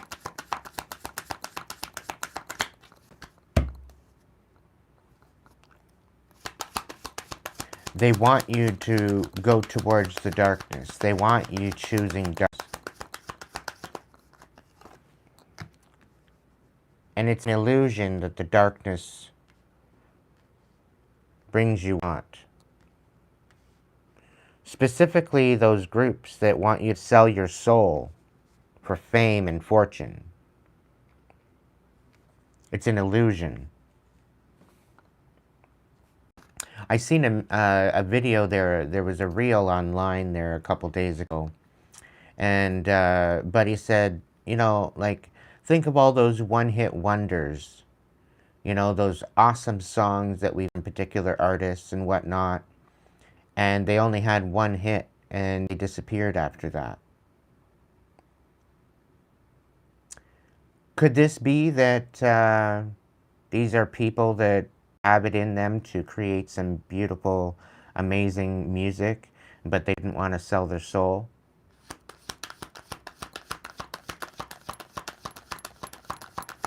Something to definitely ponder.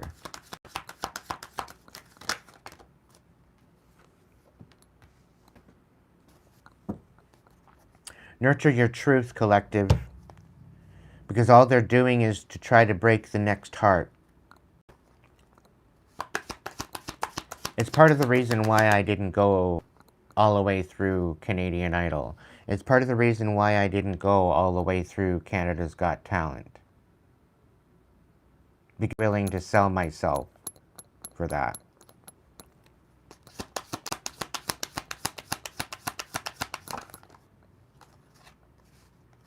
My music is my music.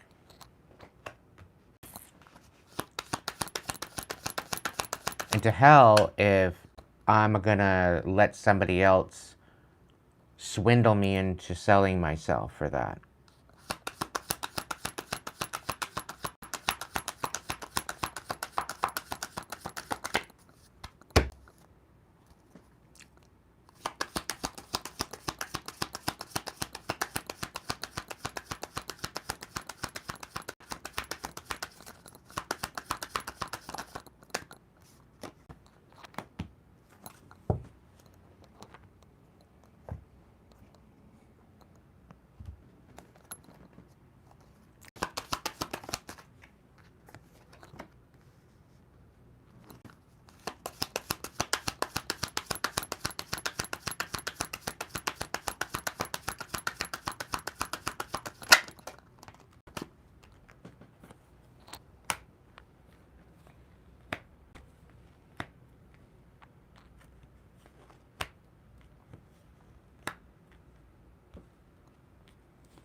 Just get in the cart here and then I will work it all out, collective. Just give me a moment here.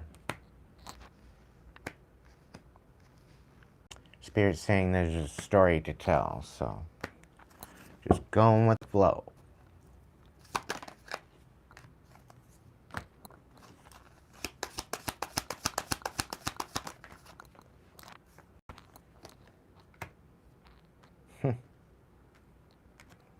Wild.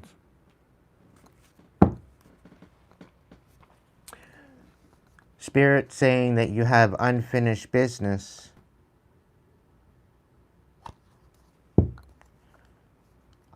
But you had to go through what you had to go through in order to get to where you are. Your work is not done here. And for those of you that are aware, you really need to step into your purpose. You really need to focus on stepping into your destiny.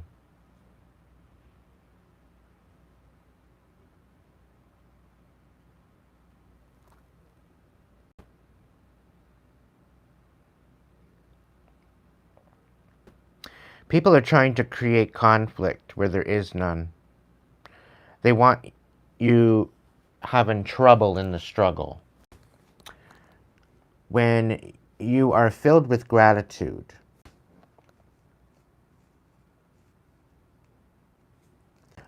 again, ultimately, with them trying to rip you apart and have you in this place of uncertainty, wanting you to feel not being able to move forward. If you can recognize the roadblocks for what they are, and they are illusions, okay? Simply illusions. If you can look beyond the red tape, if you can look beyond the restrictions, you'll see your way out. There's certain energies that you need to rid yourself of because they're not meant for you. They're not meant to sit at your table. And they're doing absolutely anything and everything to continue to open up these old wounds that you've already healed, you've already alchemized, way you self-sabotage. They want nothing more than to keep their hands clean from the sabotage and the bullshit.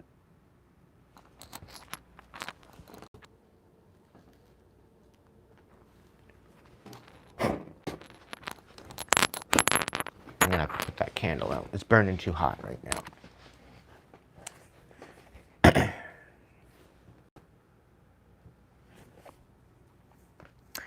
And this comes to the fact that you need to nurture your truth and you need to take action. You need to have courage. Stable, strong, grounded courage and commitment to move forward. Despite it all. Despite the chaos. Despite how much it breaks your heart. You must continue to move forward. You get on the other side of chaos, that's when it starts to make sense. When you start nurturing your truth, that is where it starts to make sense. This is where you find your actual stability. Although you're trying to move through the chaos, there may be some things that you do not see currently right now. But you need to keep the faith, to keep the joy and the happiness within your heart. You need to keep a strong-willed intention to move forward at all costs. Because on the other side of this chaos is where you recognize the progress that you've made. You recognize the dedication that you put into it. Okay? And this is ultimately where the security and the abundance comes in. Okay? This is where you find your independence. Because you stand on business. You stand on your intentions. You stand on your integrity.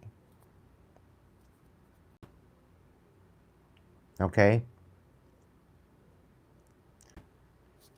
Ultimately, this will bring you to your legacy. It will ultimately lead you to your legacy. Everything that you've gone through, everything that you will go through, ultimately will lead you to your legacy. As long as you are open to the journey.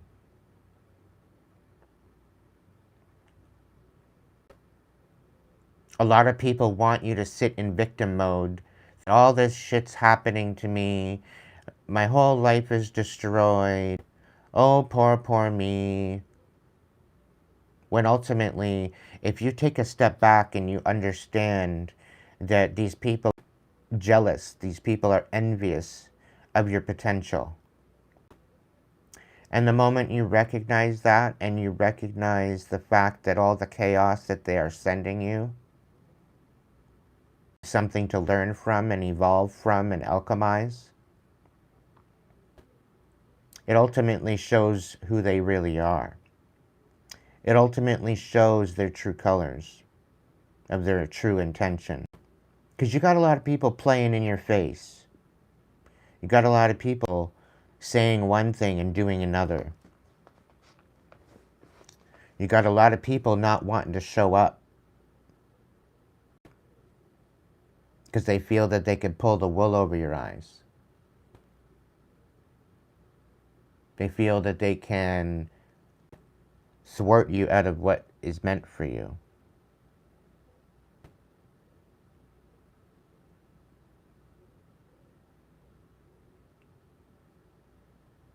And this is family.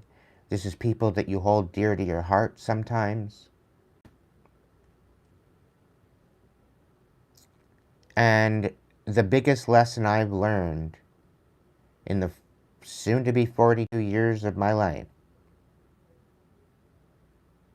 is that people will show themselves, but they will make it to the point where you question yourself.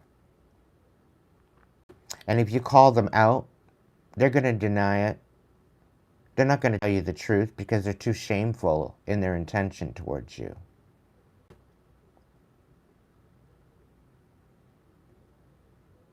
But ultimately,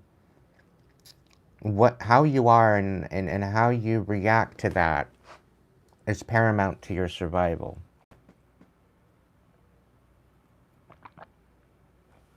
If you have someone with true integrity and true intention, they will not. They will communicate, but not be disloyal to you. They will always hold loyalty in their spirit, in their heart, and in intention. These people,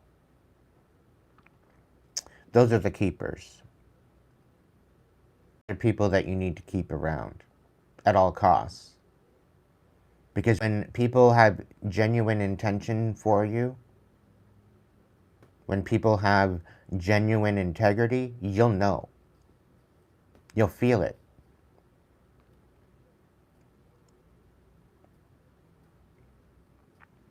It's the people that switch up on you that you need to be careful of. Now, some of these people that switch up on you, yeah, some of them, they might have a bad day. It may not be personal. But when somebody shows you theirs and you see the red flags, listen to it. Hold them accountable to these red flags.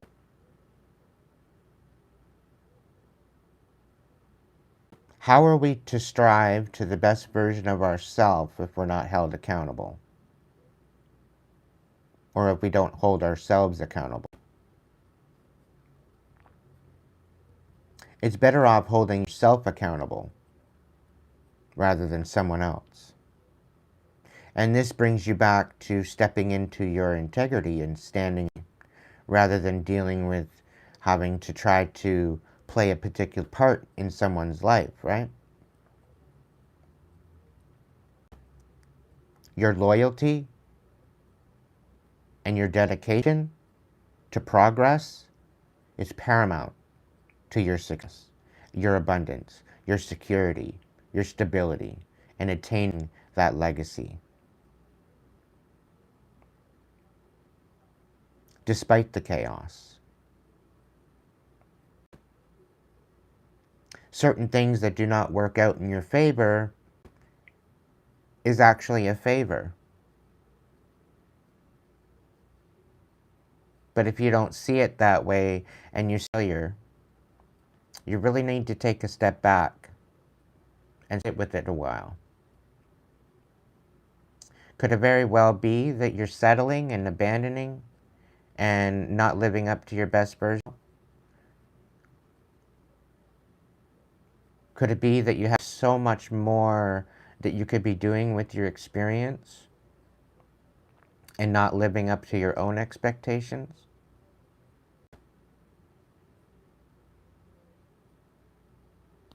It took me a long time to realize that and learn that.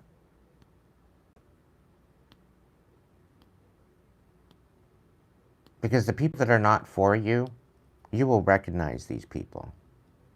Give them no time or day. Okay? Give them no time or day. Pull back your energy. The people that are loyal, make sure that you show your appreciation and your gratitude to these people.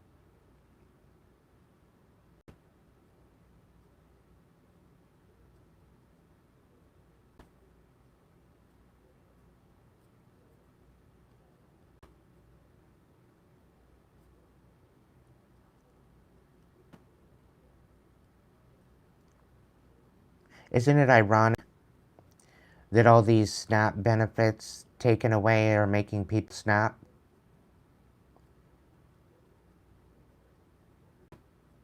I'll tell you right now, there's a lot of people on these SNAP benefits that don't need these SNAP benefits.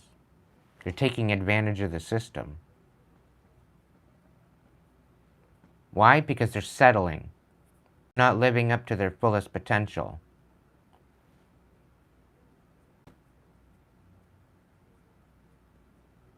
And I think this is the underlying reason why they're trying to cut these benefits off. Because people aren't living up to their fullest potential. They're settling.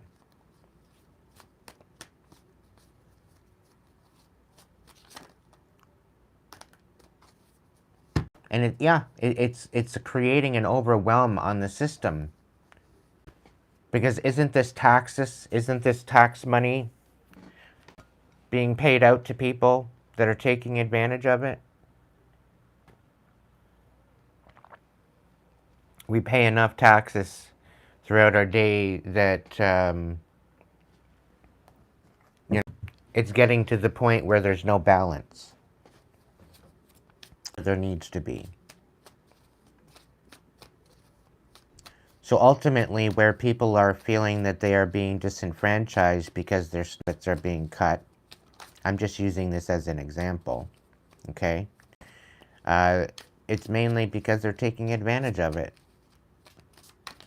What could you do in your everyday to rise above this, to make it better for yourself? To that way, the SNAP benefits are only made for those that absolutely need it.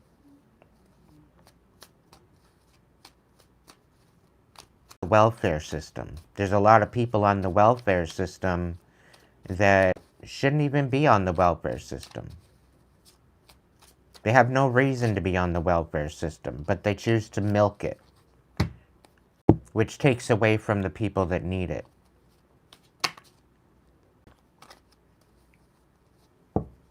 And then they wonder why it gets all shut down and new rules and new regulations and new lines are put in place because people are taking advantage of it.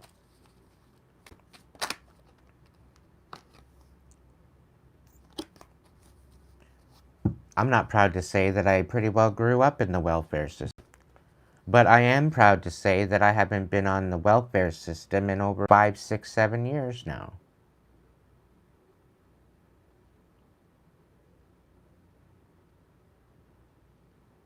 And if I needed it, I don't believe it's an option for me. Because I don't want to settle for it. Because you barely get a dime on it anyway. It barely covers anything. It doesn't even cover rent anymore. You can't even get a room for rent on it.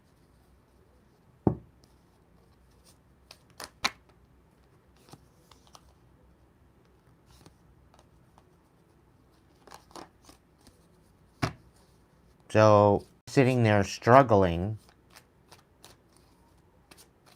this is why I came to YouTube, because I figure, you know what? I'll come to YouTube, I'll do what I'm good at, and I will just work with what I'm good at.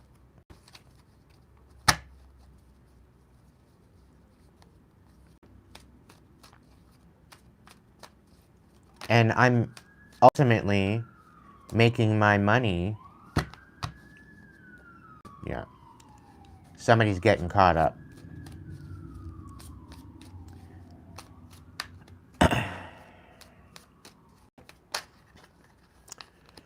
I'm ultimately making money off of donations for readings and for what I'm doing here. I get very little money from YouTube specifically.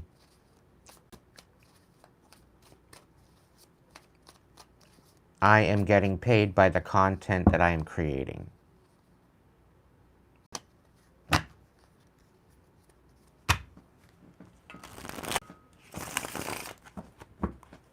I'm getting paid solely by the support that I get from my subscribers,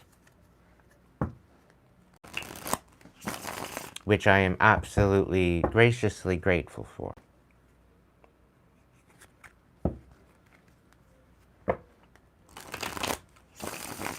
If it wasn't for my supporters,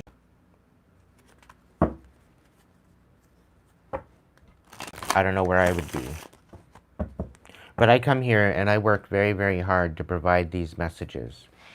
It's not for the faint of heart. Information that I've gained over the years, the knowledge, the wisdom I've gained over the years,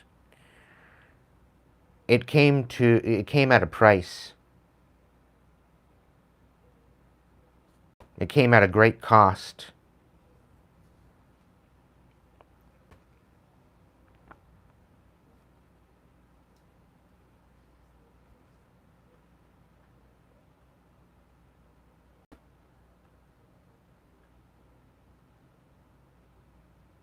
And for people to think that, you know, I can just go out and get a real job. I'd love to have a so-called real job, but a so-called real job isn't even feasible now. Because he and their brother running a company is laying everybody off. Now we're all scrambling around trying to find something. And the ironic thing is, most people in this day are programmed to bet on someone else. They're betting on to make somebody else rich. They're not willing to bet on themselves. And when I come to YouTube to do this channel, I'm betting on myself. I'm betting on my own potential.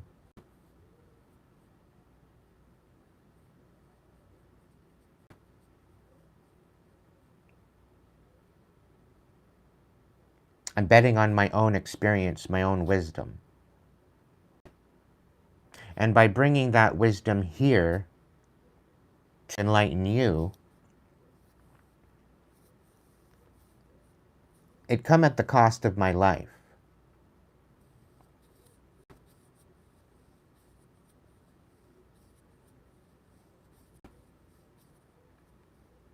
It cost me dearly to have the experience I have. It cost me my previous life. After my near-death experience in my car, everything's changed since then. I've had no other choice but to bet on myself. And moving into the third year soon to be, it'll be my 3-year anniversary as of January 1st. I would say December 20th is when I first started my channel, specifically for the tarot. I've had my channel since like 2009, mind you. Prior to this, it had a bunch of music on it. And if you'd like to hear my music, you have to go and become a member on YouTube to see and hear my music. Otherwise, you gotta catch me on an average night when I play my instruments.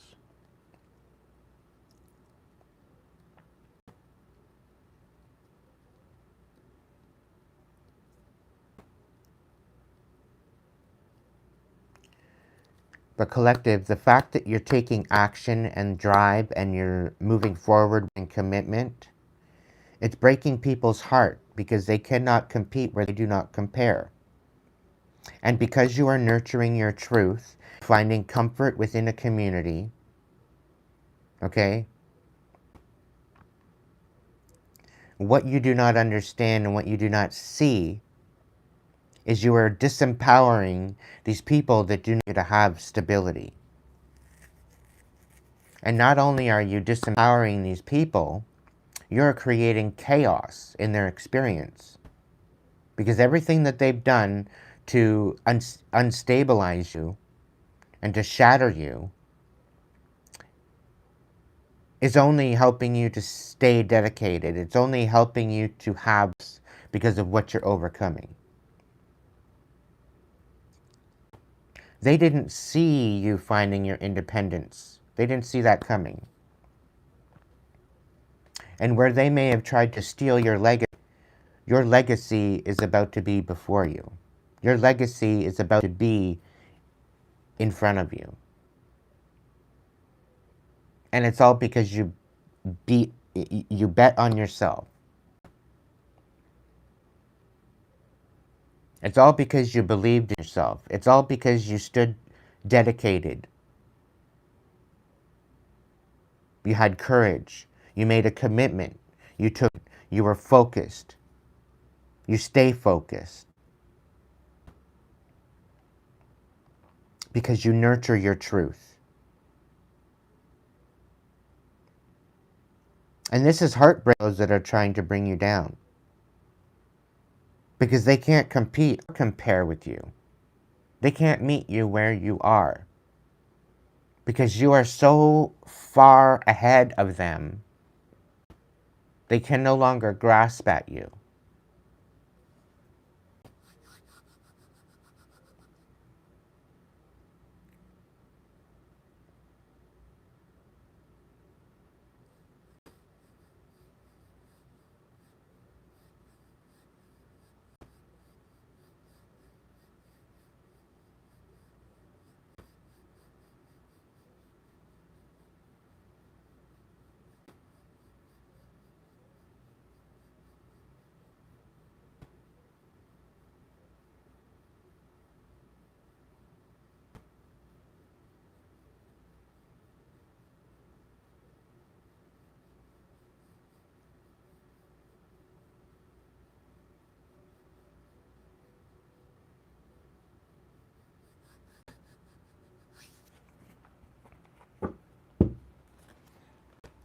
Can I get more on the Six of Crystals?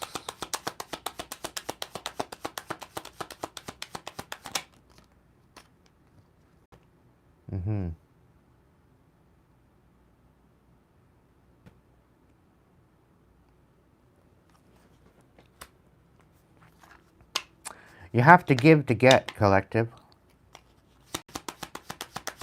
Five of Feathers.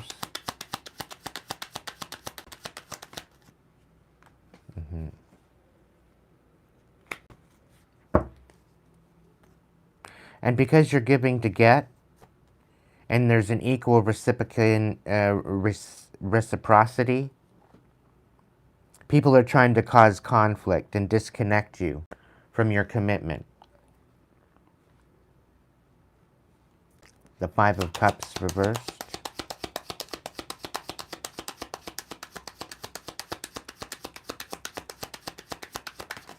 Yeah. And now people having to no other choice but to stand corrected at the fact that your intention is to empower, not discredit. And people have no other choice but to apologize for getting you the wrong way, for misunderstanding you. The Chariot.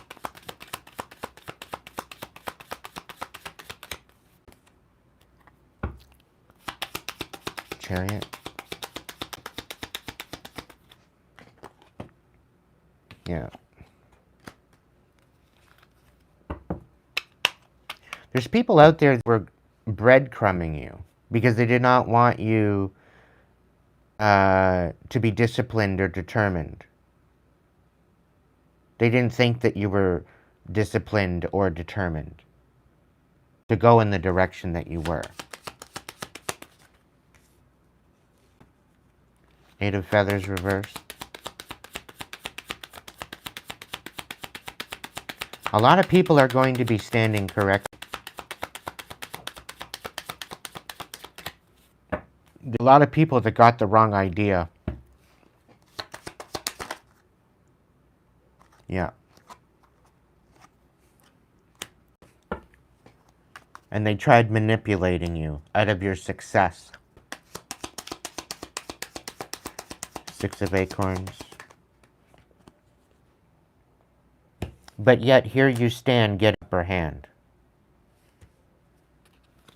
They literally put you through hell.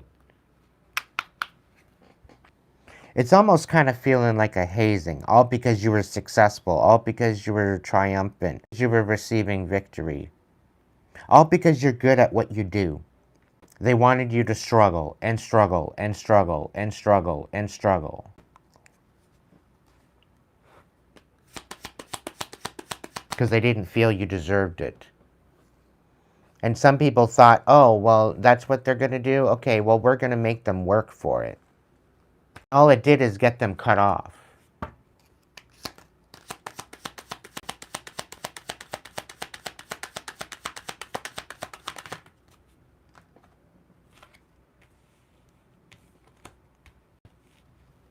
Yeah. They didn't want you meeting your wish fulfillment.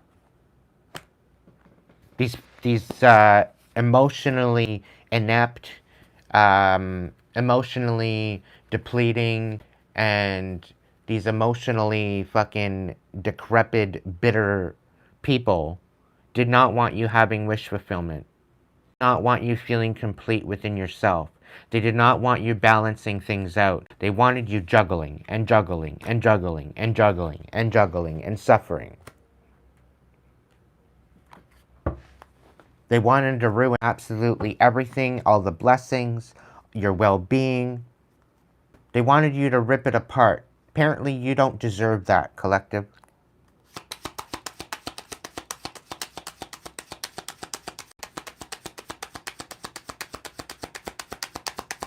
It's like, if they can't have it, neither can you. And because you cut them off, they wanted to absolutely destroy you out of their own bitterness, thinking that it was going to get you somewhere or get them somewhere.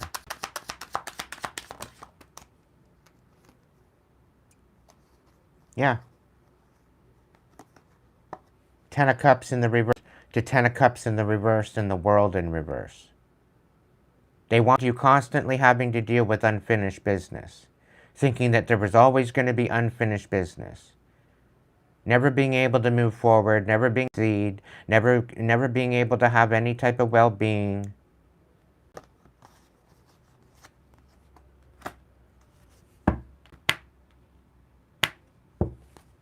Always trying to open up old wounds, make you feel overwhelmed. Ten of Feathers in reverse. All because you were stepping up into some sort of Empress energy. All because you were building something off of your talents, off of something that you know you're good at. And they wanted you to struggle. They wanted you to suffer. Because you're extremely talented. Whatever that way is, whatever business that you've been trying to build, they wanted to disenfranchise you because of it. All because you were stepping into this Empress energy. They wanted you to self-sabotage everything that you were building to make you feel worthless. The Empress reverse.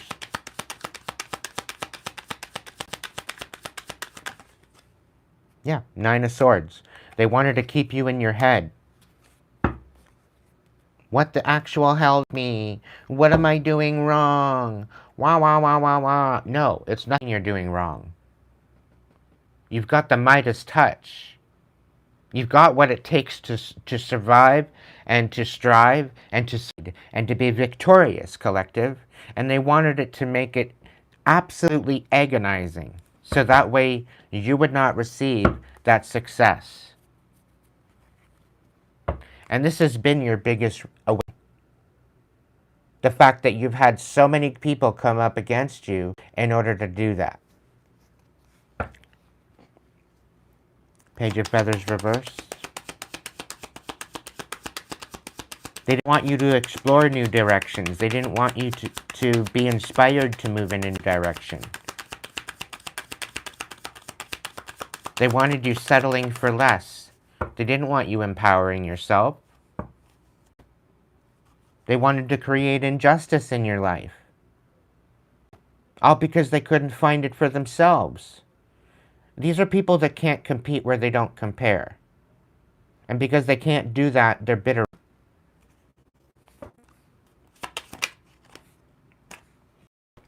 But yet, they have an opinion about what you're building. They have an opinion and a derogatory way of diminishing the whole idea that you have the right to be successful. They don't want you discovering your true potential. Come on now. Because that would make them look like an absolute delinquent. Knight of Acorns. Thank you, Spirit. Switch that deck around. Knight of Acorns. Yeah, the Five of Pentacles. They wanted you broke, dusted, and disgusted.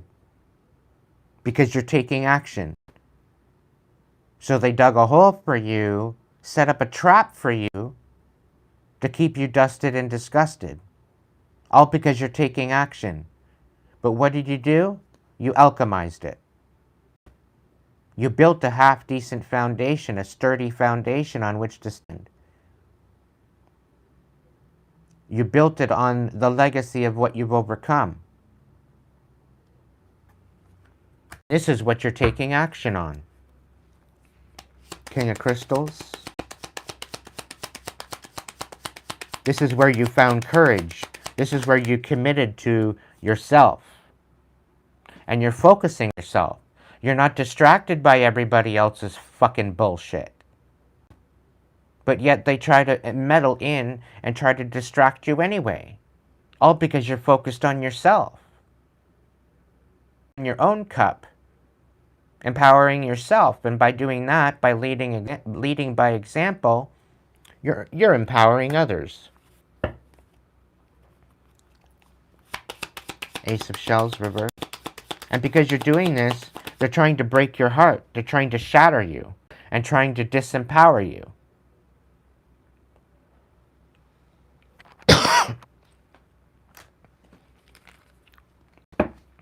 They don't want you finding success.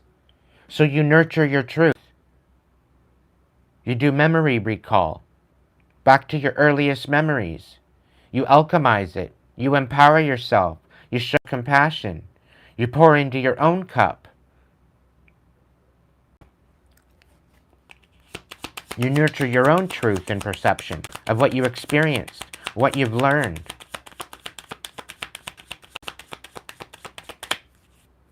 You share your perception, you share your truth. And they don't like that.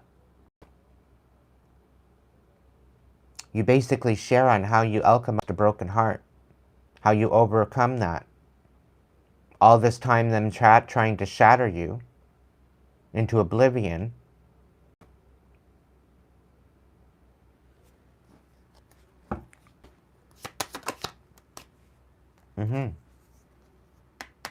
Nurturing your truth. I'm even picking up on somebody that might have been pimped or trafficked.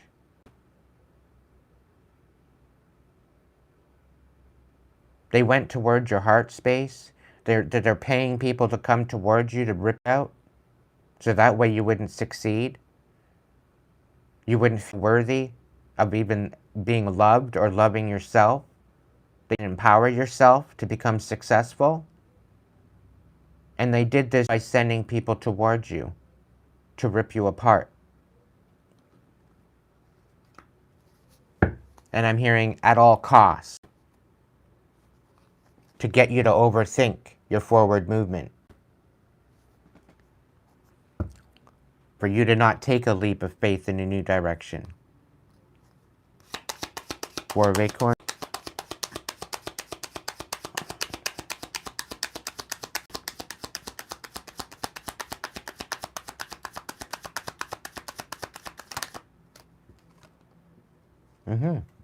Because you were finding comfort in the community, they wanted to shatter that too.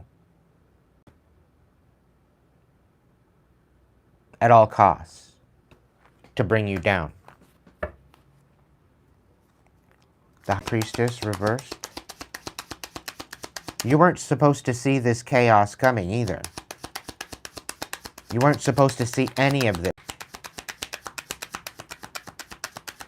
They're trying to take your power away.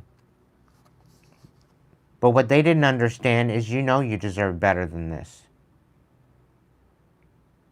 And you put energy, a lot of love, a lot of compassion, a lot of blood, sweat, tears into what you're building.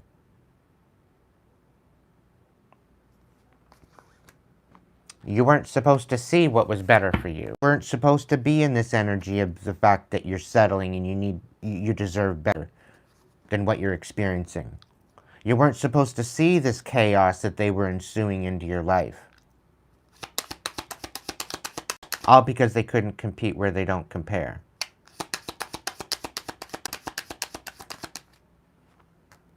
And this chaos was to stop you in your tracks.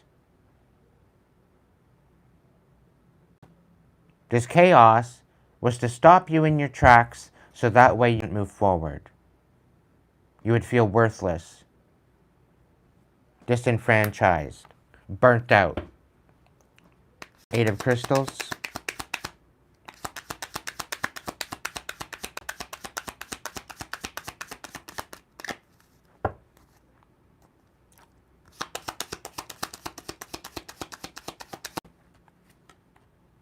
Yeah, Eight of Crystals, because you are good at what you do. You are dedicated to progress. You've got the Midas touch. Everything that you touched turns to gold almost. And they wanted to ruin this new beginning. With the Ace of Wands in reverse, they didn't believe you deserved a new beginning. Nine of Crystals.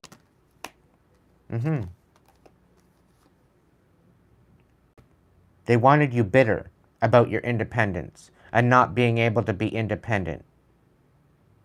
Always having to rely on somebody.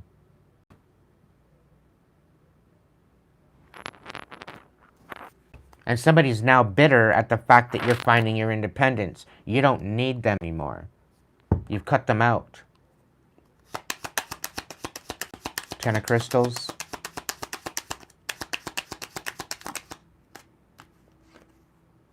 Yeah. You're the star, collective. You got a wish fulfillment coming in. And this is something major towards your legacy. Okay? So stay dedicated.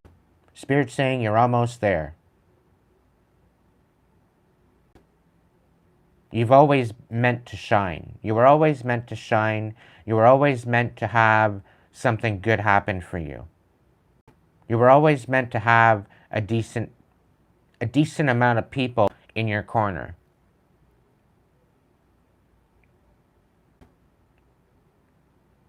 You're always meant to have support because you are support.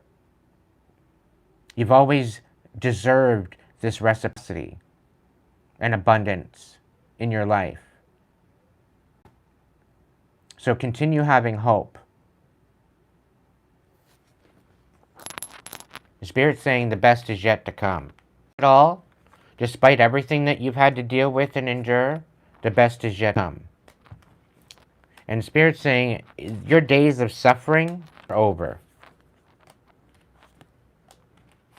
And I'll tell you right now, anybody that wants to come out and disenfranchise you and make you lose out and not allow you to love and not support your rise, they will meet their demise. They will.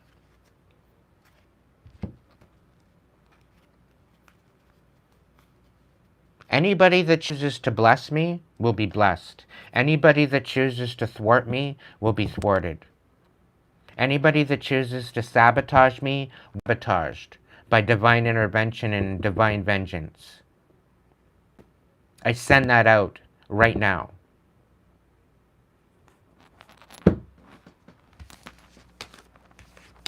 Because I'm not just for me. I'm not out here just to support myself. I'm out here trying to support you as well, collective. I'm out here with reciprocity.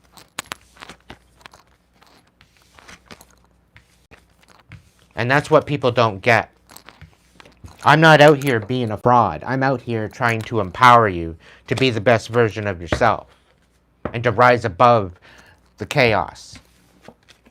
As we all do. We need to stop settling for less and step into our blessing that's meant for us. It is part of our destiny. It's part of who we are. It's part of why we're. We are all keepers of the earth, Mother Gaia. And we need to start acting like it. In order for this new earth to materialize, we all need to do the work. We all need to hold ourselves accountable. And we all need to rise to the possibility that miracles happen absolutely every day. And unless we take our own accountability and stand up for that, where do you expect us to go? If we're constantly settling for less, choosing the karmic over the sacred divine, what do you expect?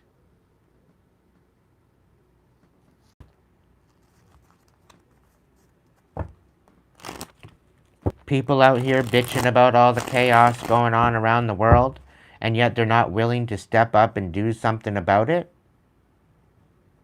To sit there like a fucking dumbass Karen, thinking that, and no, you know, no shade to anybody named Karen, but unfortunately, Karen's got the bad name apparently. Everybody's got an opinion on as to why you shouldn't succeed because they're not. Right? And because they're not succeeding, you're not allowed to either. What kind of audastic bullshit is that? It's absolutely asinine to be jealous or to be envious of somebody else's success.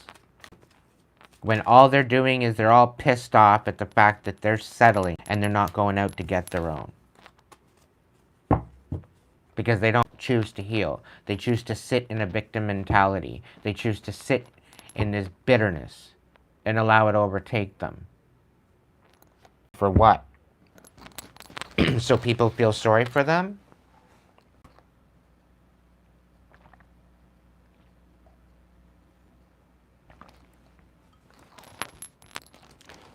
It's going to take, collective, for us to step up. What's it going to take for us to step up into our true version of ourselves and live out our true potential? What's it going to take? What's it going to be?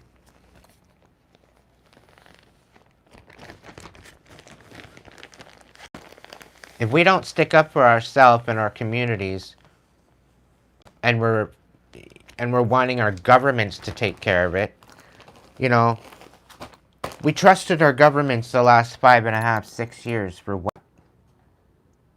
They were swindled into a whole bunch of shit. It was all for the money. Look how far it got us.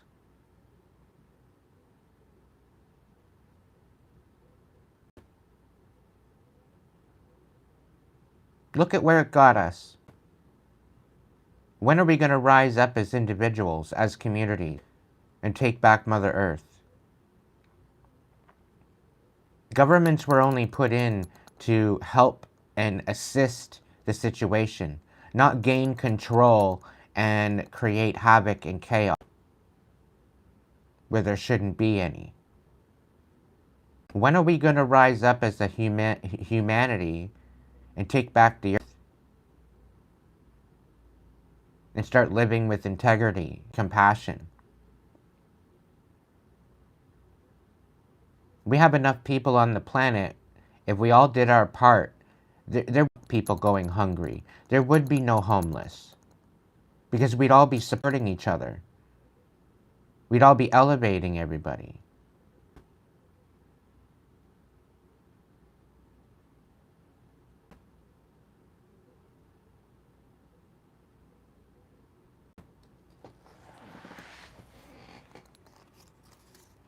This is why it's going to take our communities to rise above this.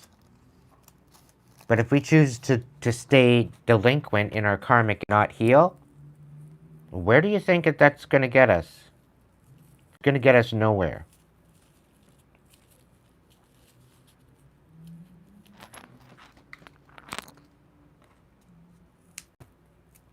Haven't we dealt with enough chaos and uncertainty?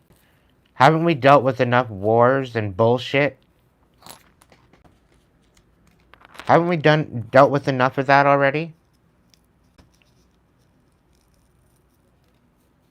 Things shouldn't have gotten to this point. With the be so smart and be in the idea that we can learn from the wisdom, and it's 2025 right now. We're moving into 2026.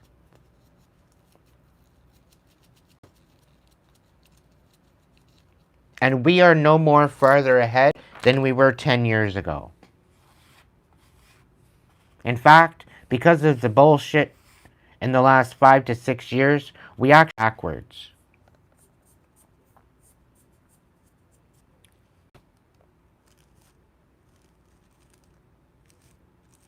And a huge part of humanity is contaminated. And we're doing anything and everything to detox that contamination.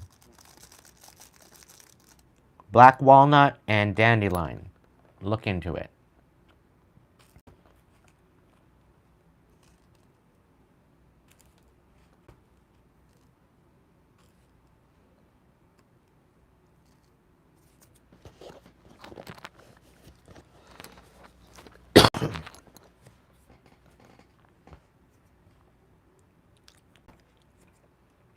I'd like to say that we have no one to blame but ourselves. But when we're lied to and we're deceived and we get the wool pulled over our eyes and we're taken advantage of and we're made into a bunch of slaves to make everybody else rich and then we're breadcrumbed, how do we expect to get above that? Really?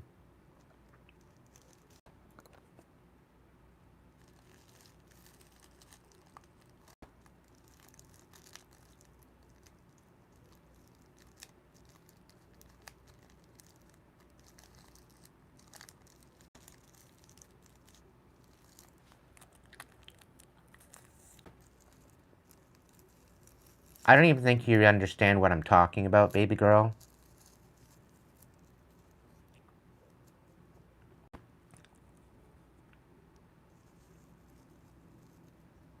Don't come into my chat and overstep your bounds.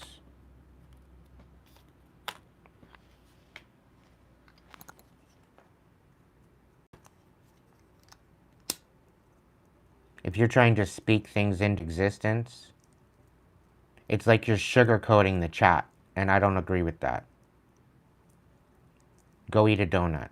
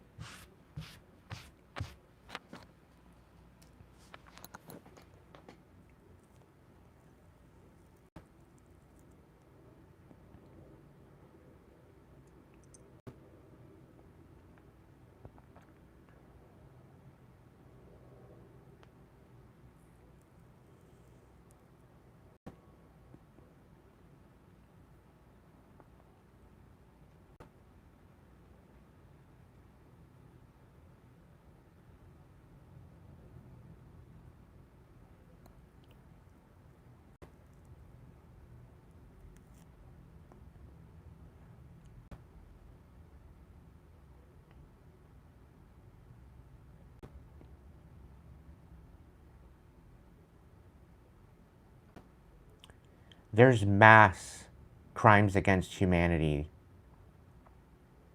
that have happened as 5 decades.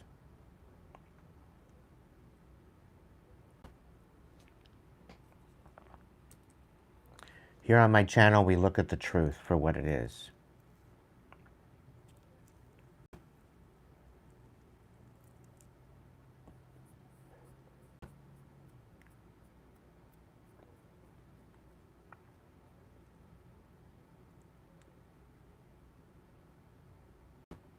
Don't tell me what I have lacking and what I am. Don't be put words in my mouth.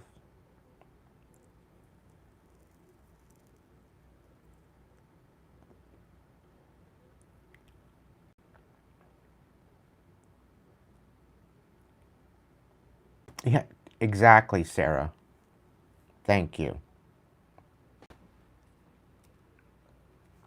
Thank you.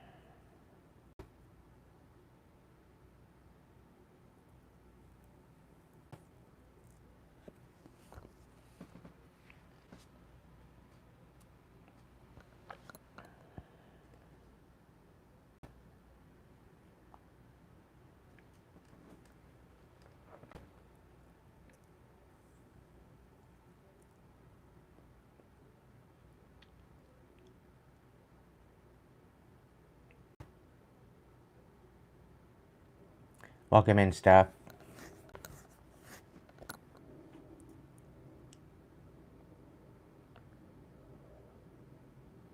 We have to see things at face value.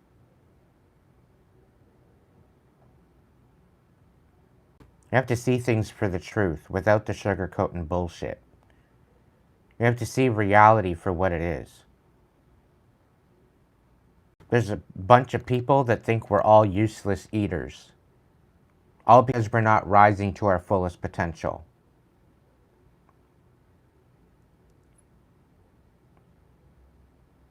Yet they keep us in a constant state of suffering and wonder why we can't rise to our fullest potential.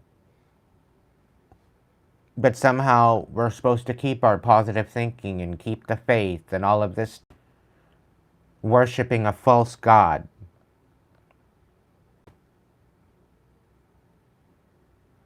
If you look into the Old Testament, you'll find out that the God of the Old Testament is a fucking narcissist.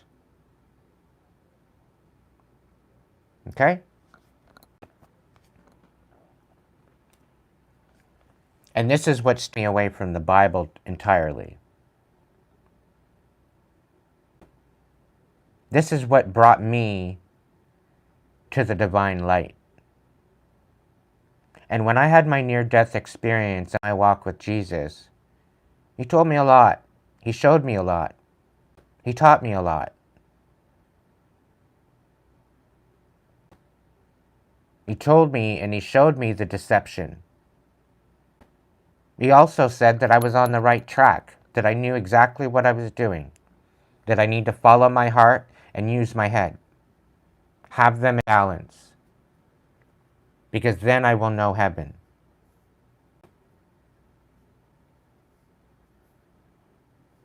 To see things for what the truth is, to remove the wool from my eyes, remove colored glasses and see the truth for what it is.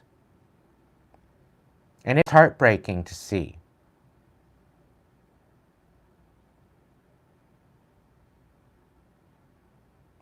Extremely heartbreaking to know that the world has been absolutely deceived. All to gain control. Put us into slavery. A constant perpetual wheel of bullshit.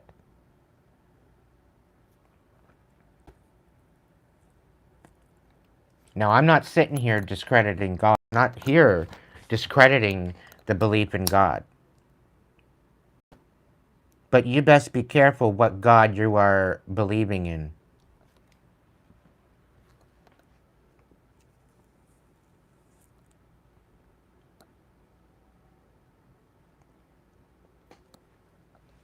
We are the divine spirit living in physical form. We are made in its image in order for it to experience itself.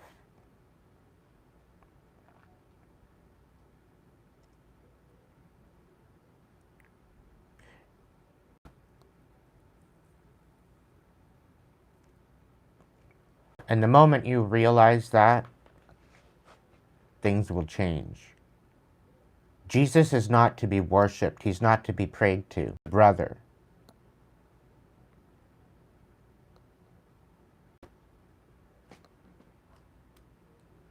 He is a representation of that divine light and that divinity. Just as he walked the earth, so shall you. And he will rise again in the eyes of his children.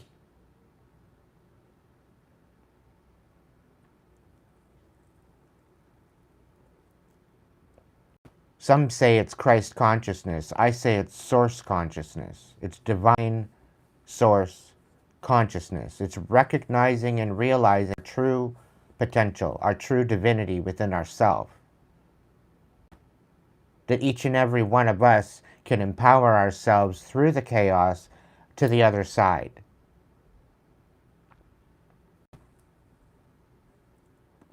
To recognize our true potential and to stand in it.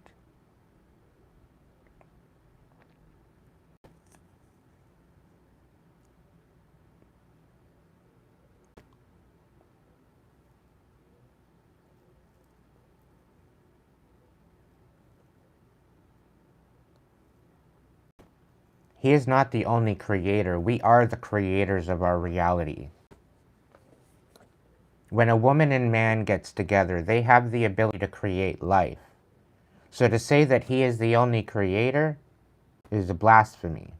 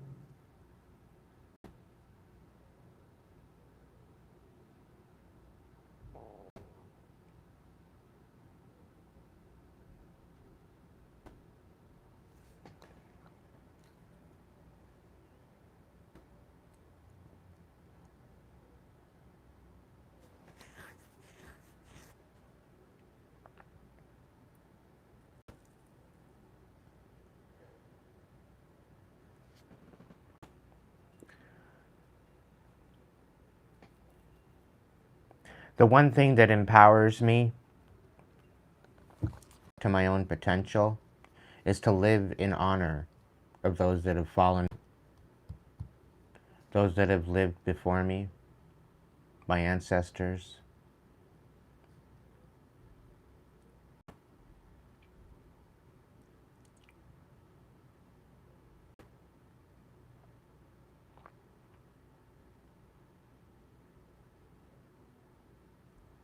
Ultimately, that is why I keep going.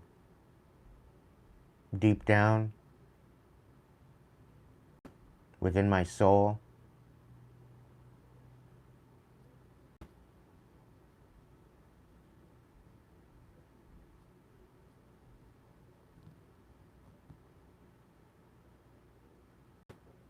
I've made a pledge and a dedication towards creating a better world, not only for myself, but those around me.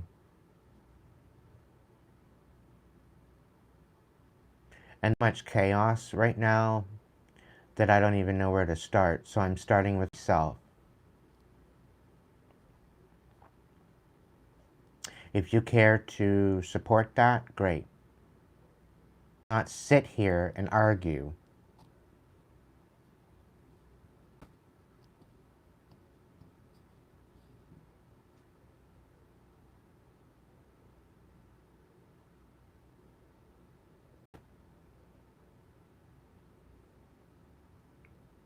I've explained myself well enough of what my intention is. I didn't have to explain myself and continue explaining myself.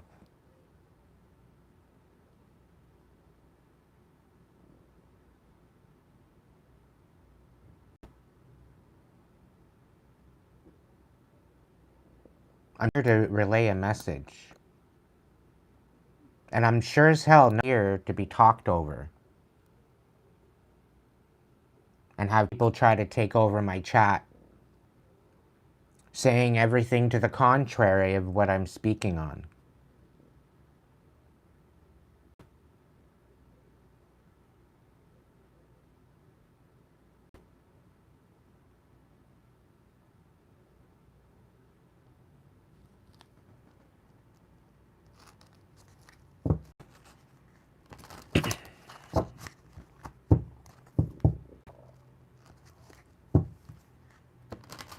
Baby girl, if you have a message, you start your own channel. You start posting out videos of your own. Currently, you only have 4 subscribers and 1 video.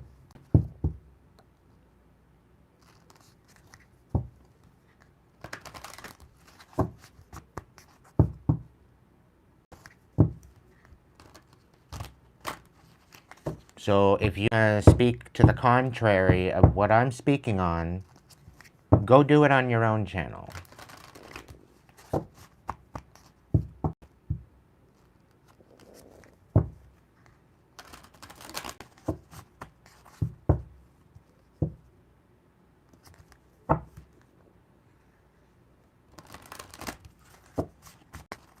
The visions that I've seen of what's to come,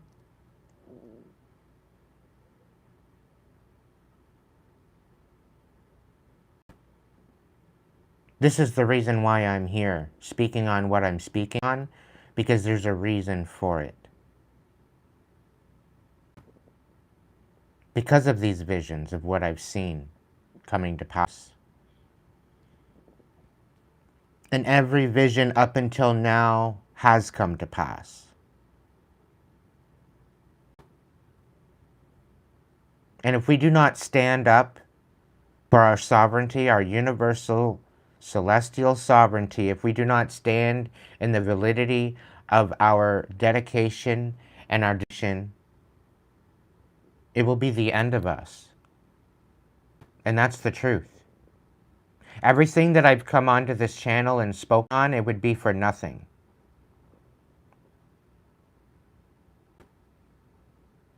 And this is why I speak on what I speak on.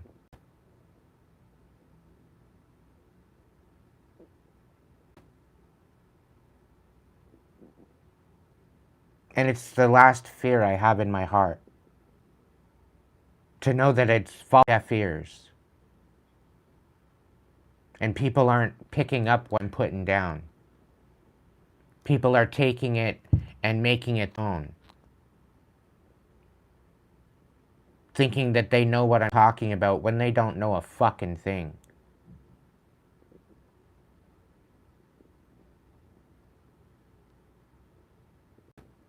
And then people have the nerve to question me and what I speak on. I don't know everything. I don't plan and I don't claim to know everything. I know what I know. And if I don't know something, I'm the first person to say so.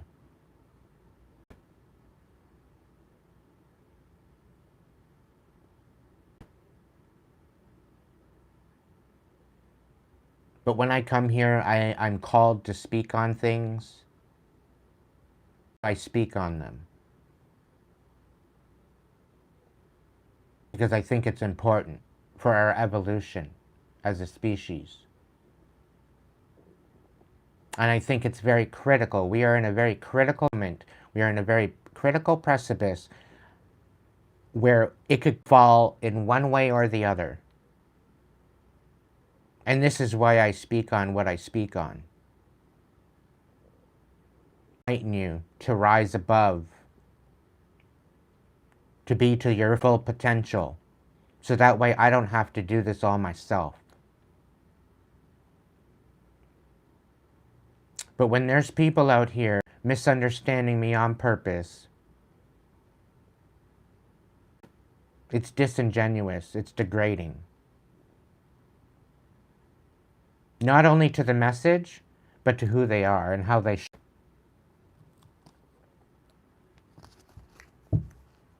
As far as I'm concerned, I deserve a little bit more respect.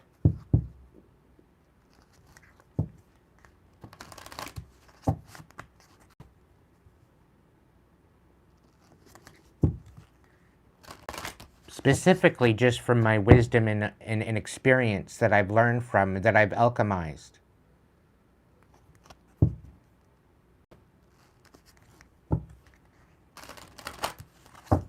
Without me rise above all this fucking chaos.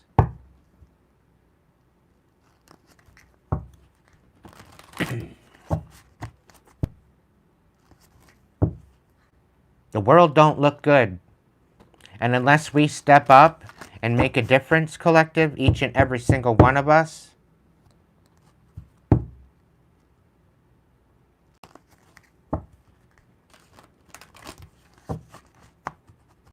part of me wishes and regrets that I didn't start this channel sooner.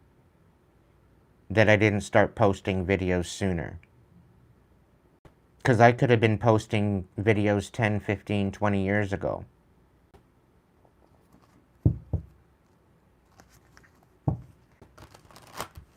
And maybe I would have been heard. But at that point, I don't think people were willing to listen, weren't willing to open up their minds to the possibility. They were too distracted.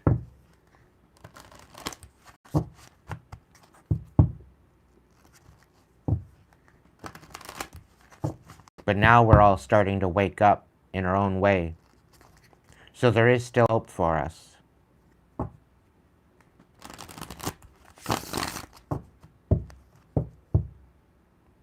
But time is of the essence. And there is no time to waste. We either need to rise, or we will be met with our demise.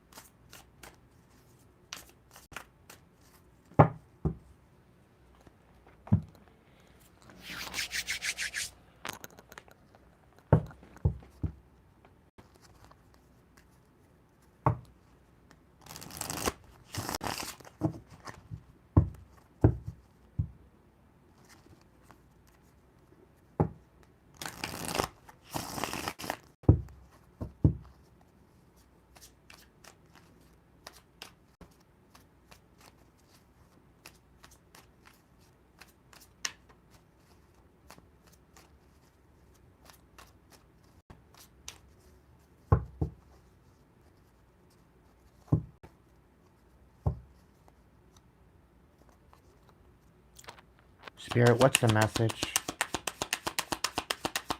The next message you want me to put out here?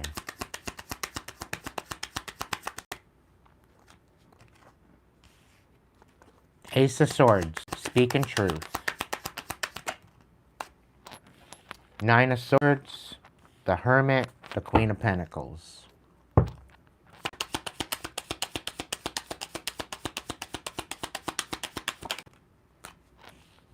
The Seven of Cups.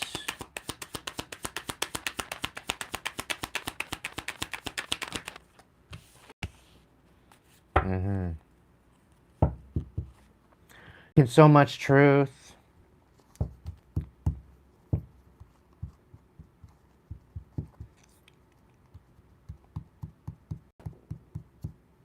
Saying so much, it's putting people into hermit modes to nurture themselves and their stability.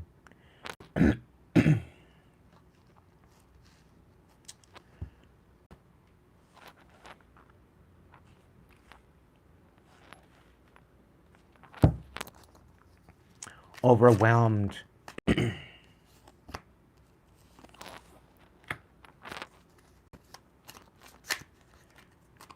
Somebody's trying to ground me to not be heard.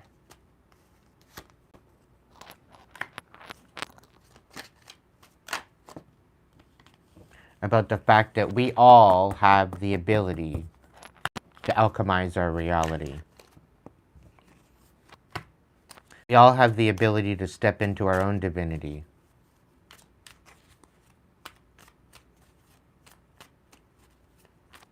And speaking on this, people are constantly attacking me for it. So all support towards me, collective, is greatly appreciated.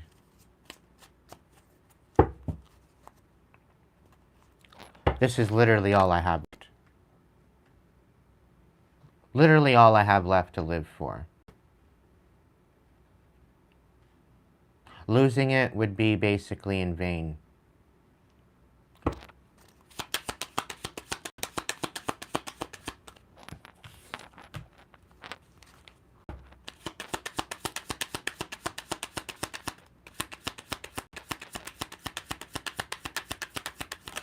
This is part of the reason why the divine is guiding me here.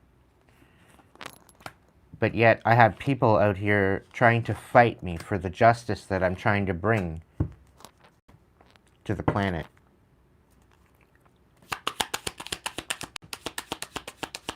And they would sooner all of us in bitterness than empowerment. They don't want us getting the upper hand. They don't want us living up to our fullest potential. They want us eradicated like the useless eaters that we are, collectively.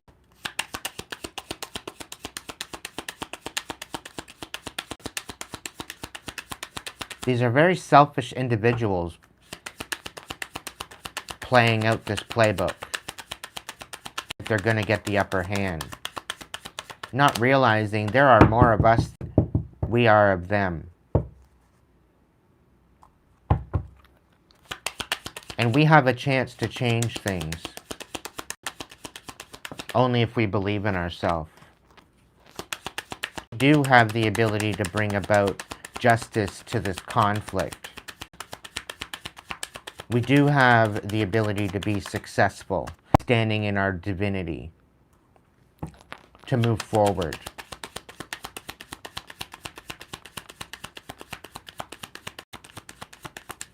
They're trying to create so much chaos to break our hearts so that way we don't step into our divine unions. Divine unions are needed at this time. Because just in single as an individual and are shining as an individual, when we are in our divine unions, that almost triples, quadruples the ability to shine. Because love is one of the most powerful magics known to man, but in the wrong hands, it could be deadly. when it is weaponized against us, it bereaves us. It brings us to an unbalance of not getting the upper hand. And all because of the darkness, we've lost our ability to manifest, our ability to have the magic. Back in the old world, we were able to manifest things before our eyes. We're not able to do that now because of the darkness.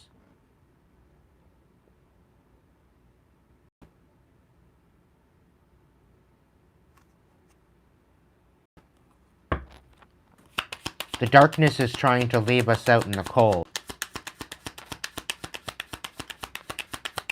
to bring us to absolutely nothing.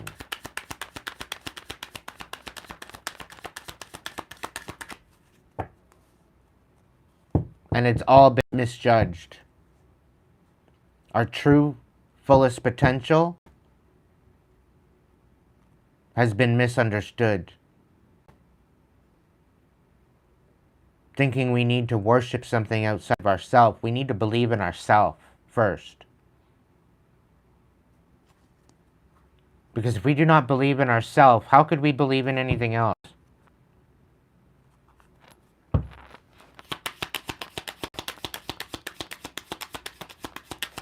And this is the great deception. This is the great mockery of our well-being. To make us feel worthless. To make us feel powerless. And to keep us from shining true light.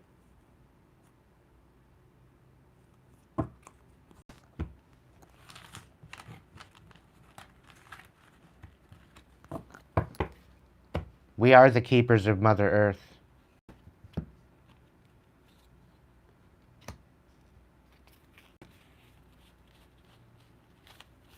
And it is up to us to make those changes that we would like to see in the world. Unless we believe in ourselves and unless we have the courage to do so, how do you expect to get there?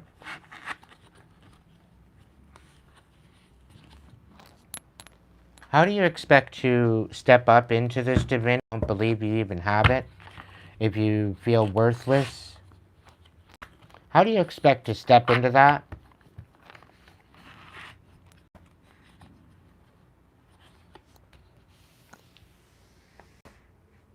Belief in yourself is paramount to your survival. Because if you do not believe in yourself, you will not survive. You will just simply exist. And that's what they want. You're easier manipulated that way. But the moment we stand up and we stand in the validity of our spirit and our destiny, and we remember our contracts that we came here with, that's the game changer.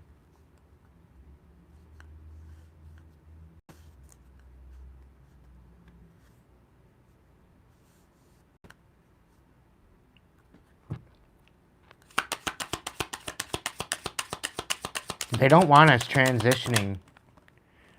This is extremely a very, very powerful time of change. We're being called to connect with the world of emotions and also the feminine side of compassion. We almost need to engage in a process of cleansing, whether it's physical, emotional, spiritual, or energetic. This is what we're going through right now, and this is what they're trying to keep us from doing. They want us to lose our patience and snap out, to be less than what we deserve. But you are being reminded that persistence is what is necessary to attain your goals. Patient and trust that the universe will help you through your challenges in divine timing. Success is guaranteed. But we first must believe. There's so much disloyalty rampant across the planet right now. It is creating the chaos that is destroying of our humanity.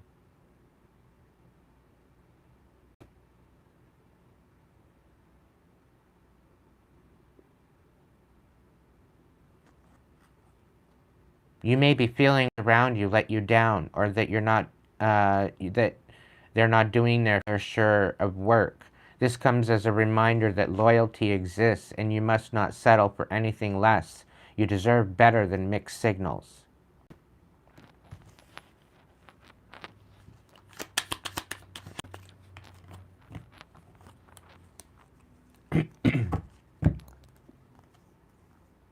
As we heal and alchemize ourselves in the alignment for our soulmate, they are just around the corner. Remember that when two souls are destined to be together, they always find their way back to each other. All those things that you've had to go through were worth it. Because by alchemizing it, it puts you in that energy of love. If you have moderate aggressive impulses, this is an invitation to control your temper. You are encouraged how to express your needs or thoughts more openly and constructively to reduce your level of frustration.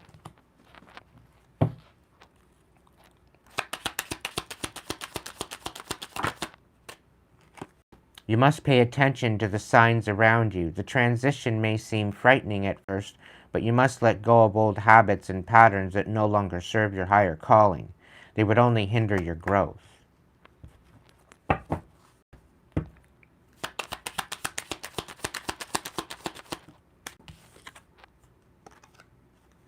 They're trying to keep us from our inner strength. You may be facing challenges you feel less than prepared for. Reminder that you have all the tools in your spiritual treasure chest to handle this effectively. So take a step back and try to take a look at it with fresh eyes. This is why I took a day off.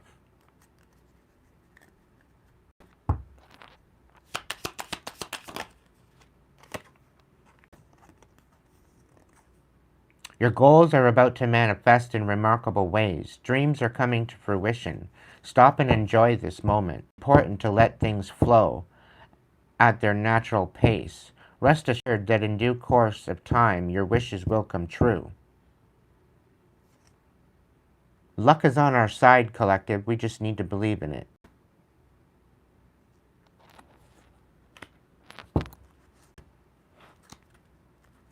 It starts with self-love. You'll find great power in the positive aspects of yourself, that which give you ineffable, unique, and beautiful. There is deep wells of untapped inner power in letting go of negative self-talk.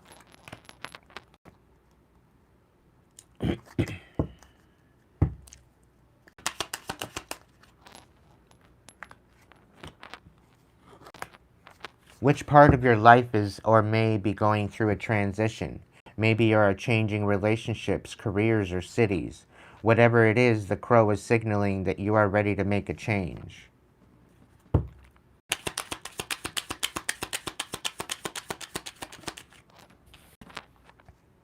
Maturity is the ability to embrace change, and change cannot happen without death.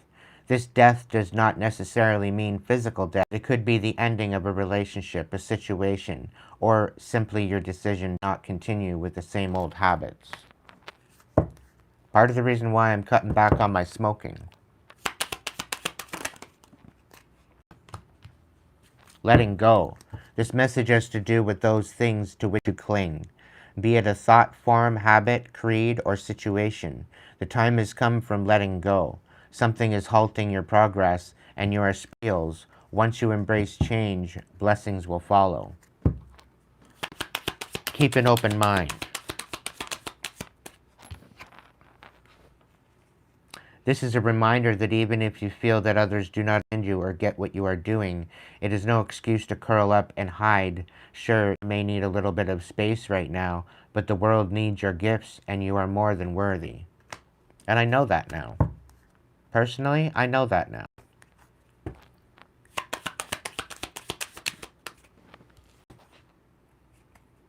Pay attention to the areas in your life or personality that are in need of profound change or transformation.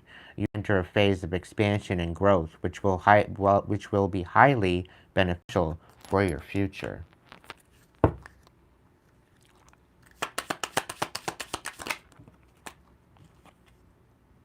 There's a a reminder to be more gentle with yourself and others. The grace, sensitivity, and gentleness of the spirit animal, this spirit animal echo the qualities brought forth when living from the heart.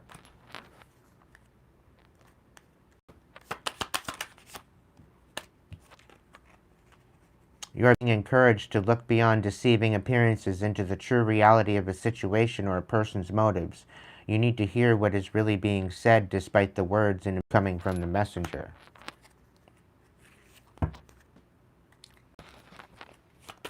Here I am trying to save the world, one person at a time. I know I'm making headway, that's why I keep coming back. The dragonfly is a symbol of light and change. It reminds you to bring a bit more lightness and joy into your life. In order to bring about the changes needed to reach your full potential, approach things lightly. I'd love to, Spirit. I'd absolutely love to, if I didn't have so many people trying to sabotage it and leave me frustrated. Wild card.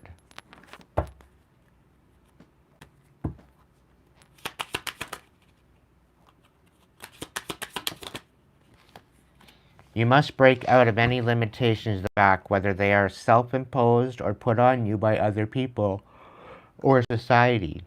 Break free and run faster towards your dreams. There's more than one way of looking at things. You must be ready to accept alternative viewpoints and new ideas. You must open your eyes to new ideas and new ways of resolving problems. You have come into your own power. Now is the time to take the lead of a situation and be strong, using the power of intention. Be clear with your purpose and define where you are headed. It's what I'm doing. Create boundaries. Your space is sacred. Guests who overstay their welcome impact your aura, and you have every stand your ground. Your needs are important. You must nurture your soul with the same gentle love and support you offer to others. Working on it. A constant work in progress. If you go, I'm here thinking I'm perfect and my shit don't stink. I know I'm not perfect, and I know my shit stinks. Okay? Just so you know, if I'm wrong, I'd be the first to admit it. You are encouraged to follow your feelings and intuition. Hello! This is why I'm here. This is a reminder that your personal power is in your own hands and that you are free to take any time if you find yourself in a situation that doesn't suit you anymore. The Bobcat teaches you that there's true power and strength in silence and patience. In order to get what you want, you must be willing to plan, adapt, above all, have the patience to see your dreams manifest. And this is what I'm doing. Welcome in, honey. This is a reminder to not take seriously and bring more balance between wisdom and playfulness. I wish you need to lighten up about a matter that has been on your mind for a while. Oh, really? Lighten up about the sabotage, Spirit. Really? You hear me on that? Give me a break, please. This is not time to play around. Time to get back to work. You're being told that hard work is important, so is quality time with your loved ones. The balance between work and play, family and career must be maintained for overall wholeness and success. What? The only family I got right now is my tribe. At this point, I had to walk away from my whole family because they're nothing but a bunch of sellouts.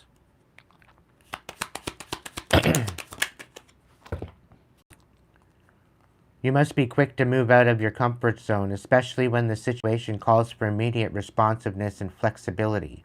Open your mind to new ways of doing things. Once you do, get ready for good luck and opportunities to come your way. Yeah. Hoping on a miracle that my actual bills get paid. I'm still short. If I pay my bills, I have no money for food. And I'm literally on my last meal. So, awesome. Praying on a miracle. Whatever you seek, your tenacity and faith will be paying off. Know that no matter the temporary outer conditions, you will manifest your desires and divine timing and inform best for you. I don't mean to beg, collective. I'm not trying to beg. But I come here night after night after night after night after night, and heaven forbid I could night off, and people are bitching as to where the hell am I. You know, they want to come in and get all these and free guidance and everything else. And, you know, it's nice to say thank you, but thank you don't pay my bills. Thank you don't put food in my mouth. And this isn't out to the ones that have donated into my members. That's not directed at you. That's at the people that come into my live wanting all these free messages and they don't want to pay it forward. When I pay it forward every single night I come on here and I pay it forward, bring about messages for the collective. And they sit here and they say thank you and they leave. They don't bother paying.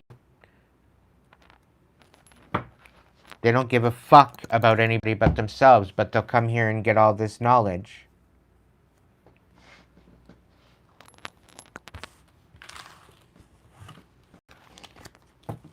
And this is why I post it out on my page.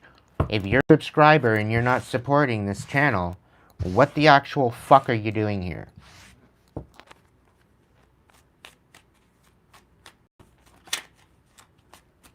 Because I'm here trying to support you. There should be sort of reciprocity here. Am I giving just to expect to get? No, I'm not. I figure it goes without saying. Because when I have it, I have no problem with giving it. I have no problem with taking my shirt off and giving it to somebody in need. But as soon as I need something, it's rarely, you know. And this doesn't go, this doesn't just say I don't appreciate the support that I've had up to this point. I do appreciate it. To the bottom of my heart and soul, I appreciate it. Don't take that the wrong way. I'm talking about the ones that come in, throw in their opinion, and they're not willing to support me like I've been supporting them. And that's why people eventually get cut off. Because they have the gall and the audacity to come in and share their opinion, you know, thinking that they got it all going on. Meanwhile, they don't.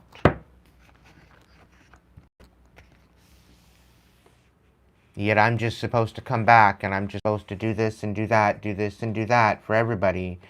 You know, give till I'm absolutely depleted until I have nothing left. Well, there's going to be a time I won't be here.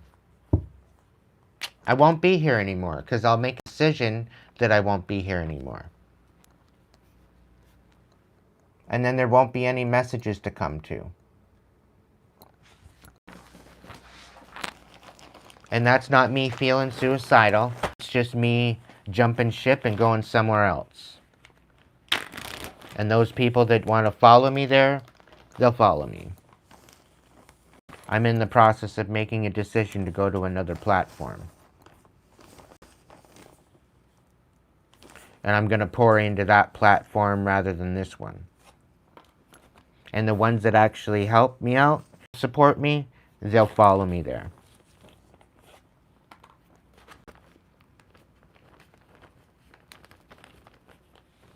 I know who's dedicated, and I know who's not.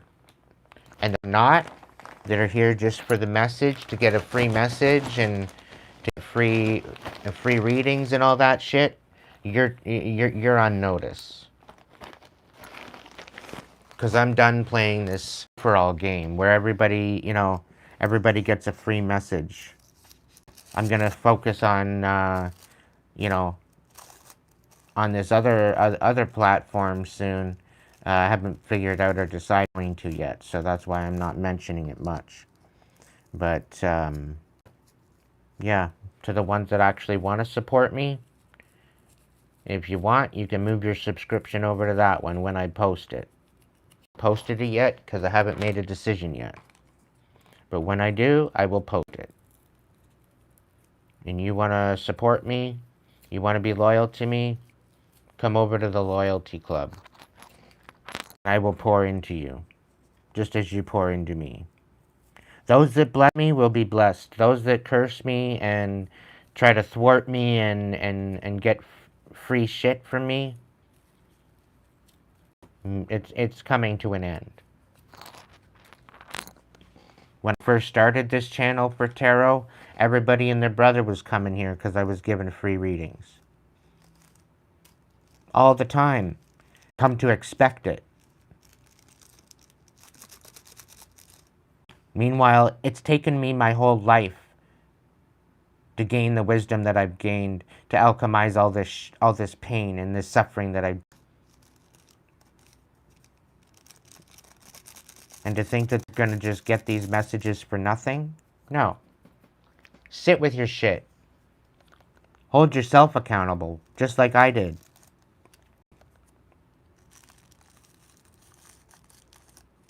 In this new platform, we're going to start manifesting. We're going to start making shit happen. I've been focusing on working on some new content. And that's where this new content is going to happen.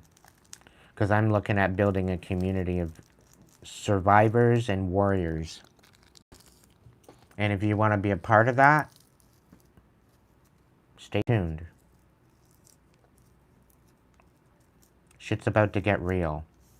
This is my last-ditch effort to save the world, to save the earth from the fucking calamity that's about to happen. If you want on that bandwagon, you best get ready for it.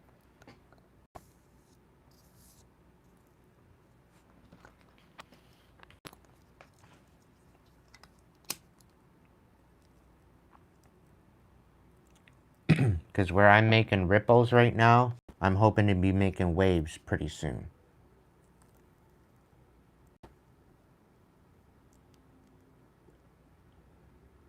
And the thing is that with your support, that's going to make it happen.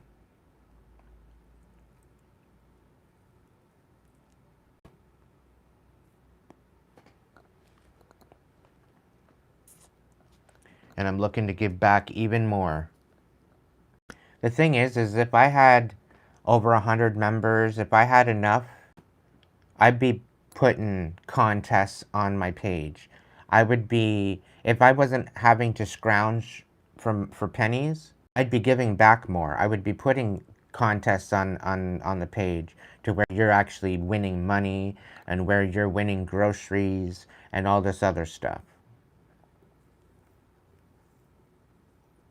I'd love to give back, but how can I give back with peanuts? Peanuts, they only go so far.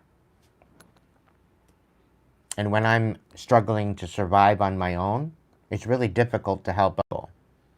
So this is why I'm staying strong. This is why I'm continuing to move forward. And this is why I continue coming back to provide these messages, to empower you guys.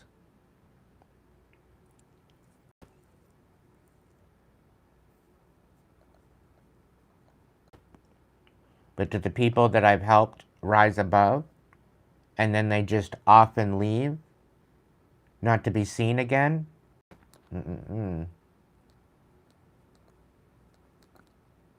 that's going to stop.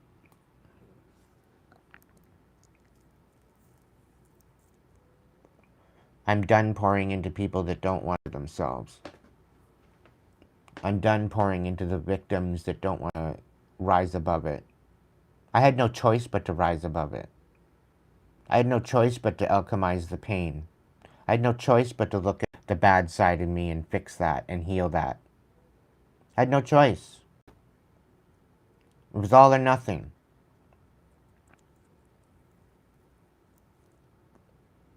And then to come here and, you know, speak on that and then get questioned for it, like, come on now.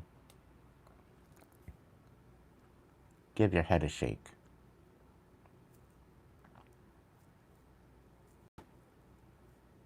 I don't know about you, but I'm tired of the state of the world.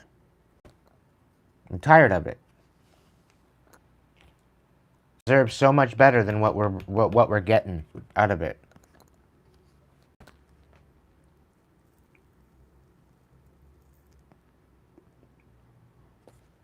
And yes, what I do requires a lot of energy. I literally wake up and I do readings and it drains the fuck out of me and I go back to sleep again. This is literally all I do. I wake up to give the messages and go back to sleep again. I stay to myself. I mind my own business. Give the messages that I'm meant to give on. And yes, Divine has called me to call out the karmic energy. Because nobody else is. Nobody else is calling it out for what it is.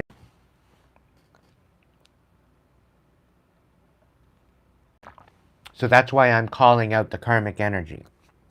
That's why I've been calling out the karmic energy for the last 2 years. Because they all need to give their fuck. Wondering why the world's going to shit and they're the fucking problem.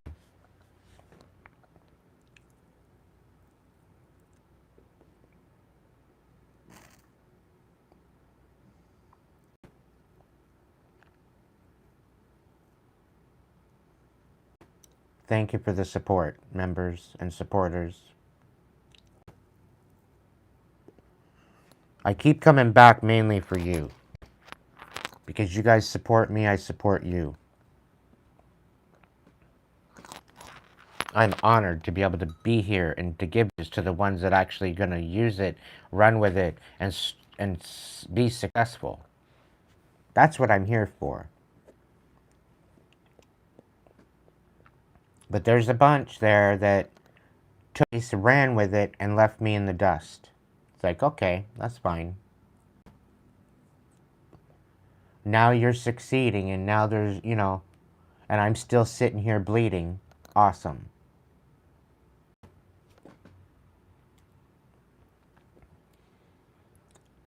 And all I can trust is in the divine, that the divine will provide. And so far, so good. I'm constantly humbled. So if people think that I'm arrogant and full of myself, you totally don't see the picture. You don't see it. You see, you couldn't survive one fucking day of my life dealing with what I know and dealing with what I've dealt with. You wouldn't survive one day of what I went through.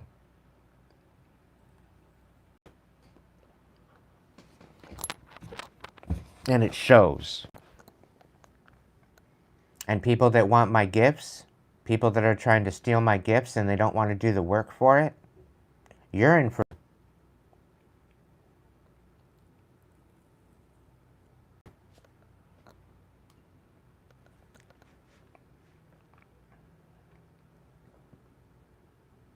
Within the next 72 hours, you're going to find out the hard way. And I know there's a couple karmics on here watching me, lurking. I can feel them. You think you're sly? You think you're smart?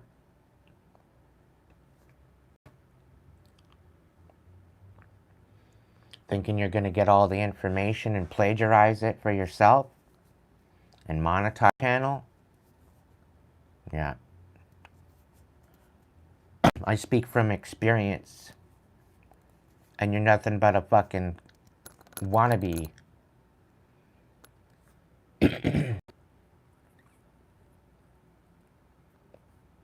But to go through what I went through, I did the work. That's the difference. Where you are selfish, you don't want to do the work. You just want the abundance and the prosperity that comes with it. So that's why you continuously try to hack my fucking accounts. Trying to get me and hack my phone where it's dead just before I go live. Where I have to put my phone on airplane mode and shut it down in order to charge the damn thing. In order to be ready for my live. They're trying to get clever. And they think that I don't know.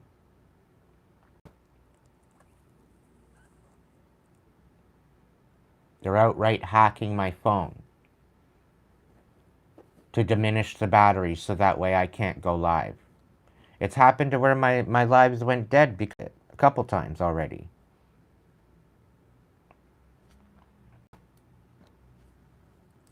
And they think they're clever. Always come back. I'll keep coming back. But once I get onto the other platform, I won't be coming to YouTube all that much. Because I'll be focusing on the other platform, and because it's a pay platform. There's a paywall.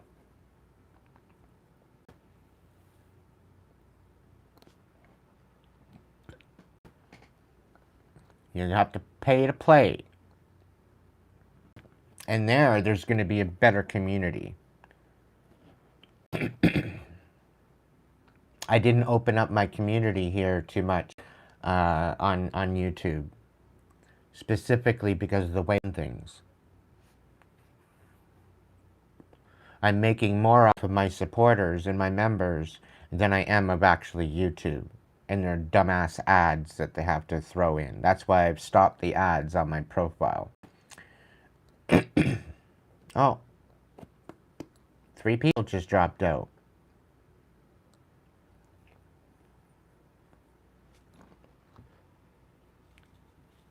How does he know? How did he figure it out? When are they going to get it through their dumbass, stubborn, thick skull that there's an intuition? You know? I have an intuition. I'm not as stupid as they think I am.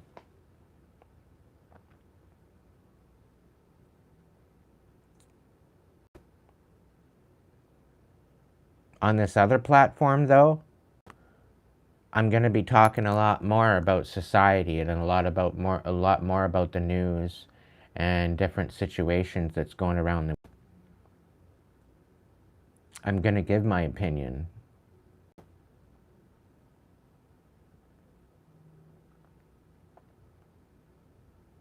Where I can't really give my opinion here on you, because then I get shadow banned.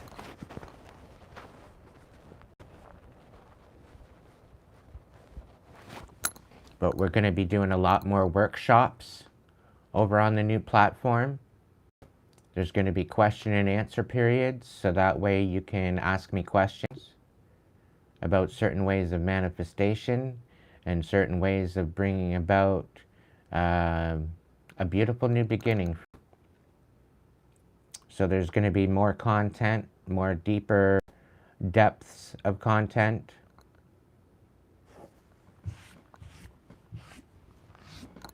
And that should be coming in the next couple weeks. I'm hoping to have it up and running before January. That's the goal. I was hoping to have it running by November 1st, but I don't know how that's going to work. I've already got people wanting to migrate over to the other program, the new platform. So we'll figure it out. We will figure it out one day at a time.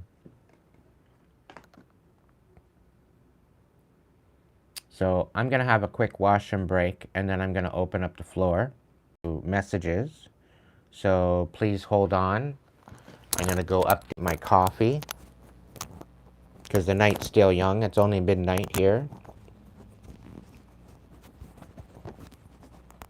Let me get my mic off of here for a second. That way I can go and do that. But it's being stupid.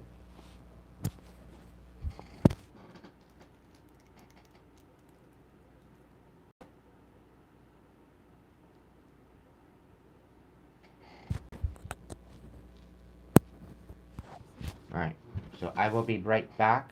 Please be patient.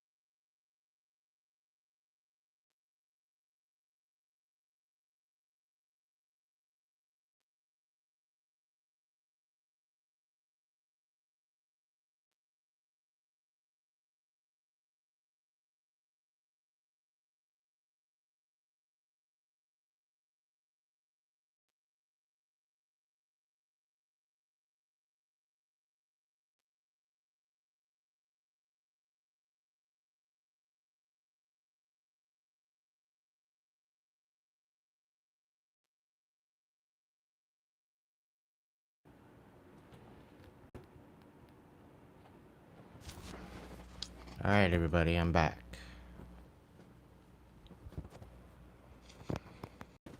Alright, everybody, I'm back.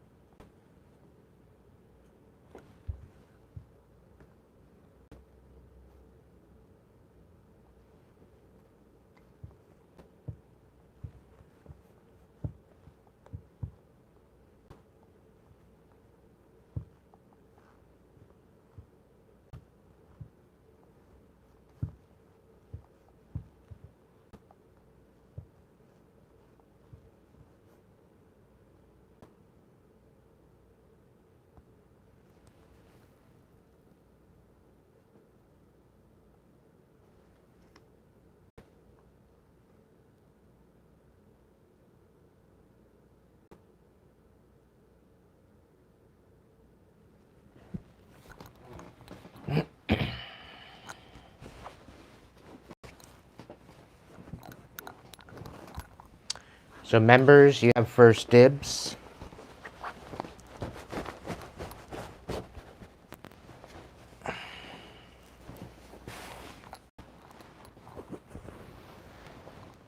If you guys have a situation where you want to ask a question, members, you're more than welcome to step forward for that question.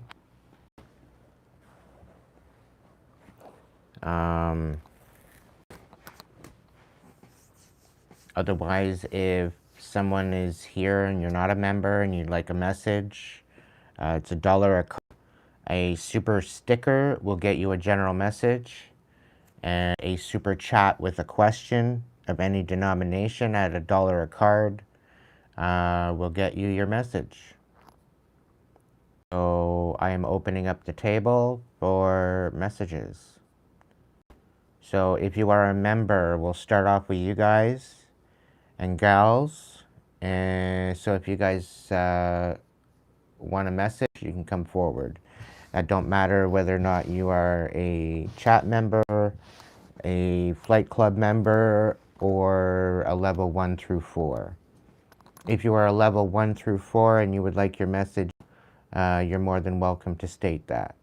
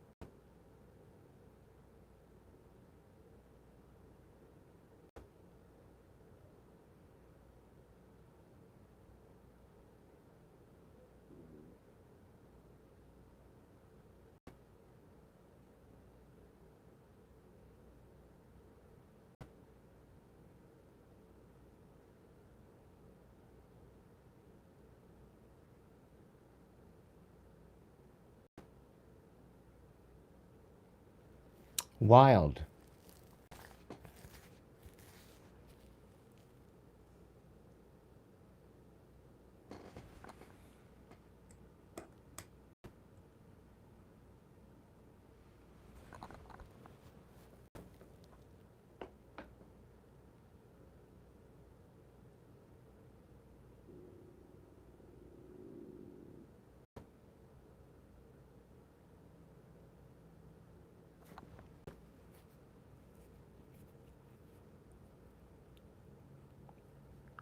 So no members want a message?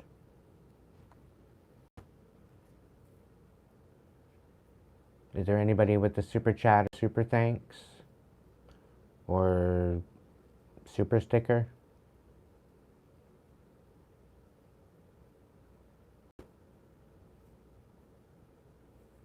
Being a member gets you this.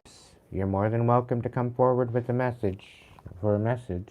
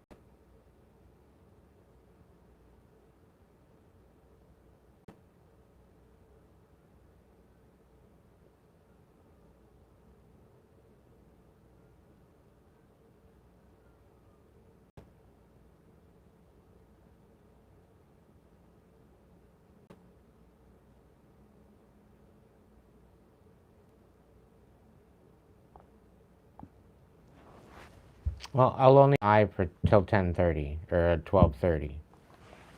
That's another 10 minutes.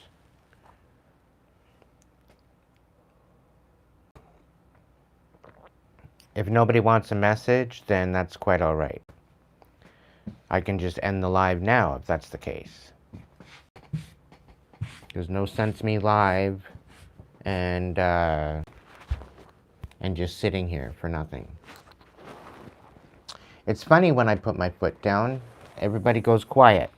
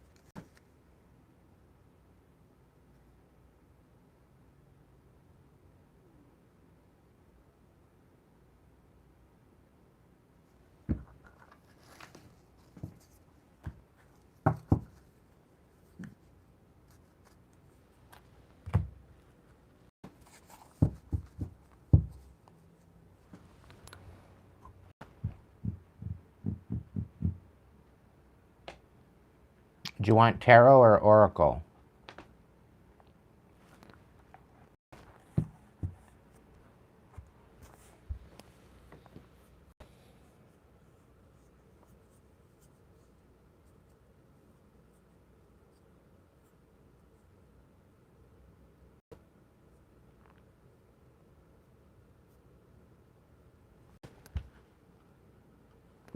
All right. I got you, Maureen.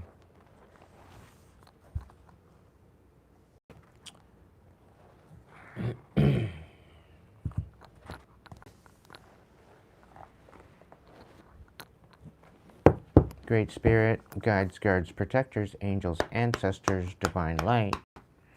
What does Maureen need to be focused on right now? Is there any message for Maureen?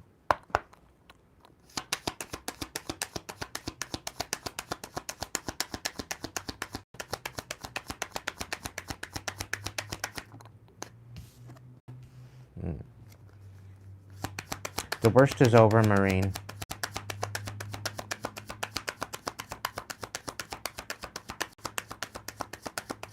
You're through the worst of it. Now, you might be feeling a little bit stuck right now. It's the pause is what I'm picking up on.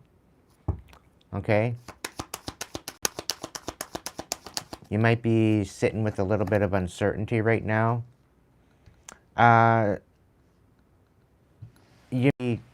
I don't know. We got the Queen of Swords out here in the reverse.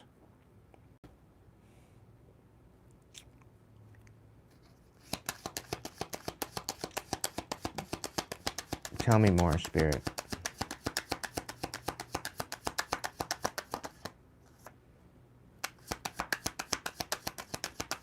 Okay.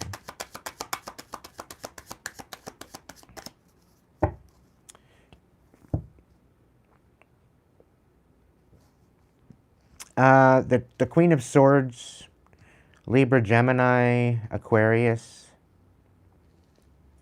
I don't know where that pertains to you, but I'm not thinking that you're lying on yourself. I don't think you're bad talking yourself. I'm thinking this is like deception.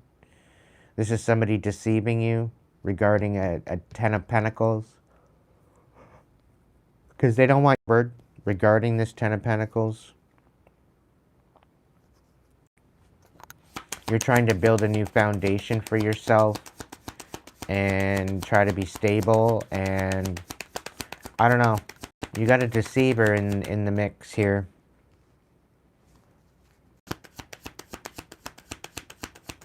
Somebody's looking for an apology, apparently. They don't want you moving forward because they're expecting some sort of an apology. Yeah, Eight of Wands in reverse.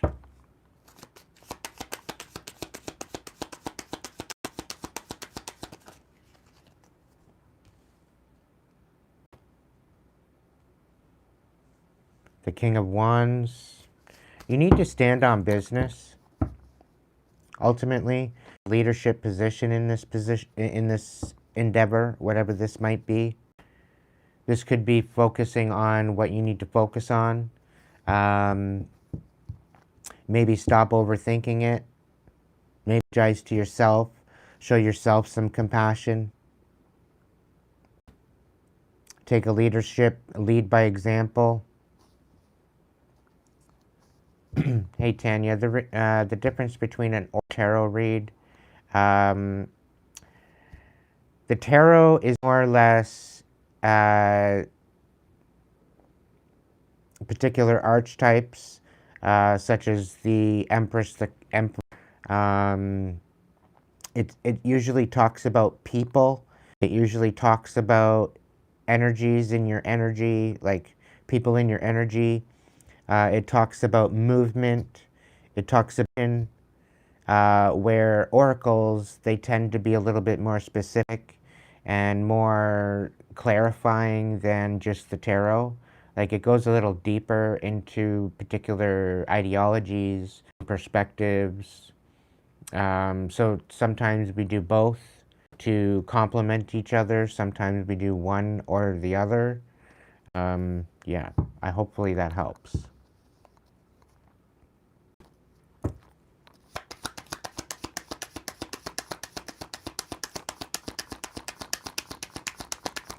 What else for Marie?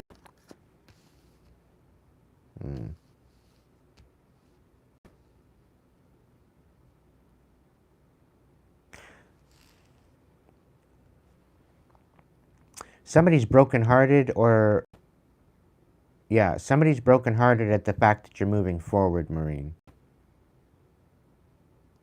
You're not wasting no more time, is what Spirit's telling me.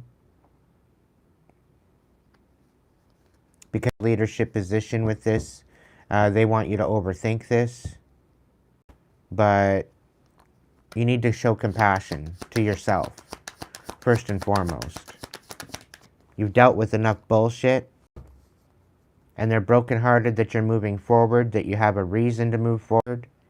And the Eight of Wands, thank you, Tanya. I will get right with you. They're saying that they're trying to stop you from moving forward. Because they don't want there to be reciprocity where you're concerned. They don't want you having the upper hand. And I think this person, whoever this Queen of Swords is, I think she showed her true colors. And she's more after this Ten of Pentacles than you are. And she knows that if you get this Ten of Pentacles, they're not going to get a dime.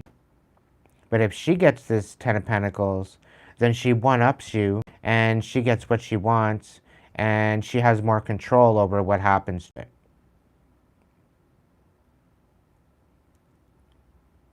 Right? So this is how she's trying to get you to not have the upper hand and cause conflict.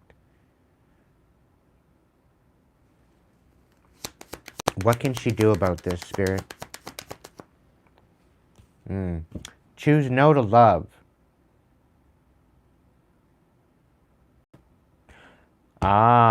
So I don't know if your son is married or if there's a girl in his life. I think this is the girl in his life. But I think he's getting fed up with her bullshit. He's ready to disengage with her. And I think that's what she's scared of. I'm really picking up the fact that they very well could be they could be very selfish. And they're trying to get the upper hand, showing face. You can, Tanya. I'll hook you up.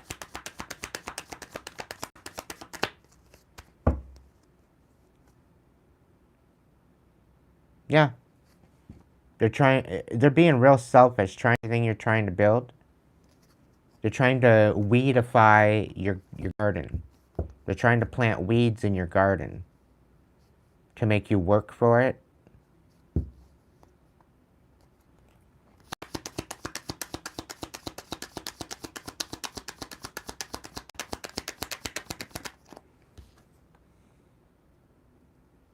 Yeah.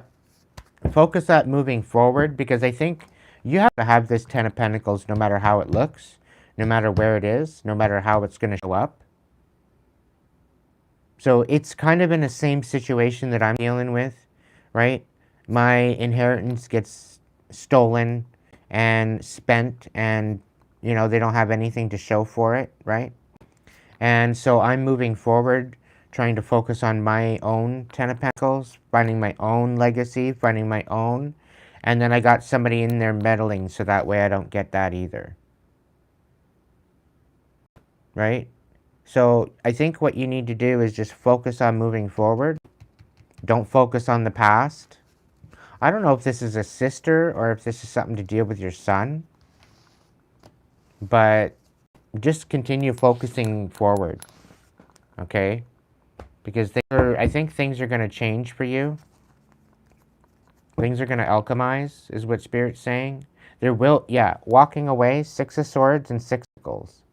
If you walk away from this, you're going to be reciprocated. Okay? Where they think that you're going to lose out, you're really not going to lose out. You're going to gain in the end. Yeah, Nine of Pentacles. Focus on your independence. Focus on leading by example. Focus with good integrity. Guard your intention. Don't let them paint a picture true. Stick up for yourself. Stand your ground. All right?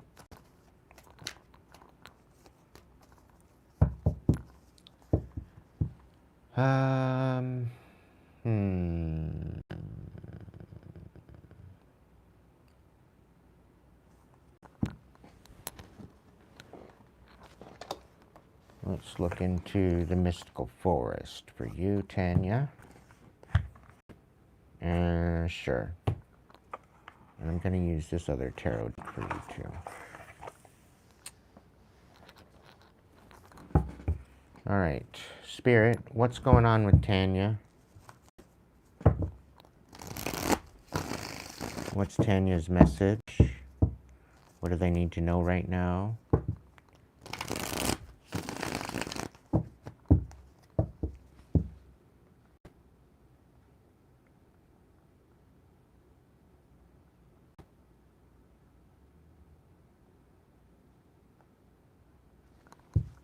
Do you have any questions specifically there, Tanya? Or just want a message? By the looks of it, just a general message. Otherwise, you would have sent me a super chat. Good, Marine. I'm glad about your choices.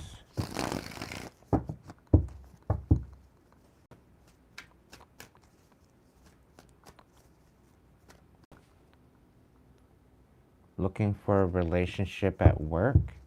What? Why do you want to do that, my dear?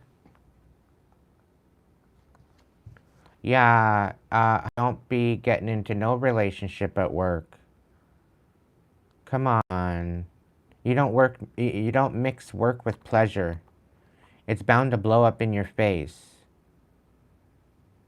Come on, honey. Stay focused. Eyes on the prize. You go to work. You don't go to work play, you know? And I get it, it's vibes. I know, there's certain vibes, there's certain people. Like, no. Even when I work with people, when I'm at work, I'm single. I'm not dating anyone. I'm totally single. If anybody's got to ask me what about my life and what about my relationships and stuff, it's none of their business. I keep them separate. It's burnt me bad in the past.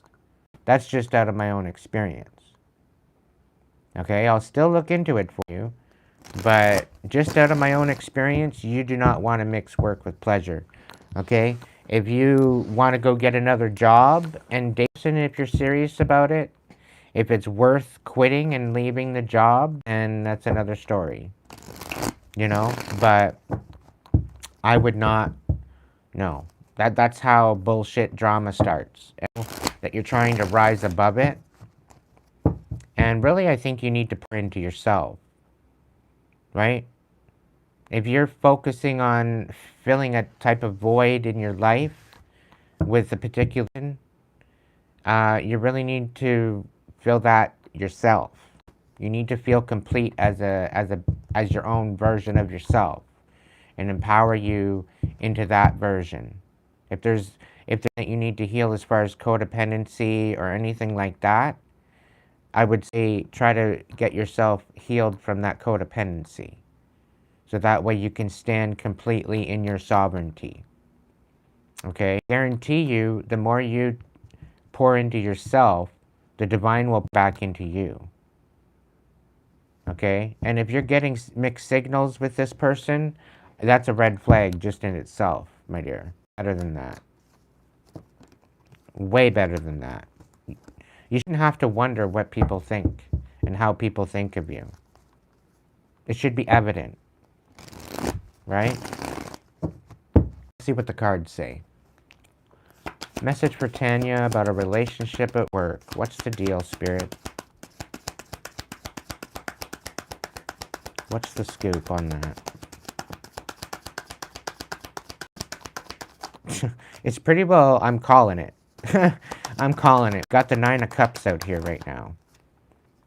And the 5 of Pentacles. Yeah. This is about you standing on your own ground. Yeah,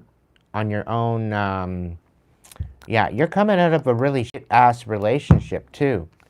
This past relationship really fucked you up, honey. And you need to stand in your truth and focus on your own. You don't need anybody to fulfill that for you. You're building yourself a new foundation after being left out in the cold. Okay? And ultimately, you deserve way better than this. Okay? I'm just letting you know.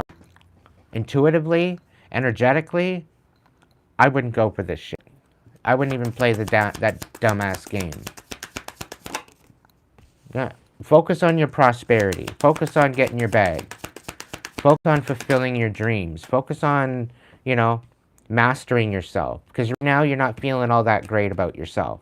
And you're trying to fill a void. You're trying to an emptiness that's in you. And this ain't the way you do it, honey. This is not the way you go about it. Yeah, you're in the process of having a soul awakening.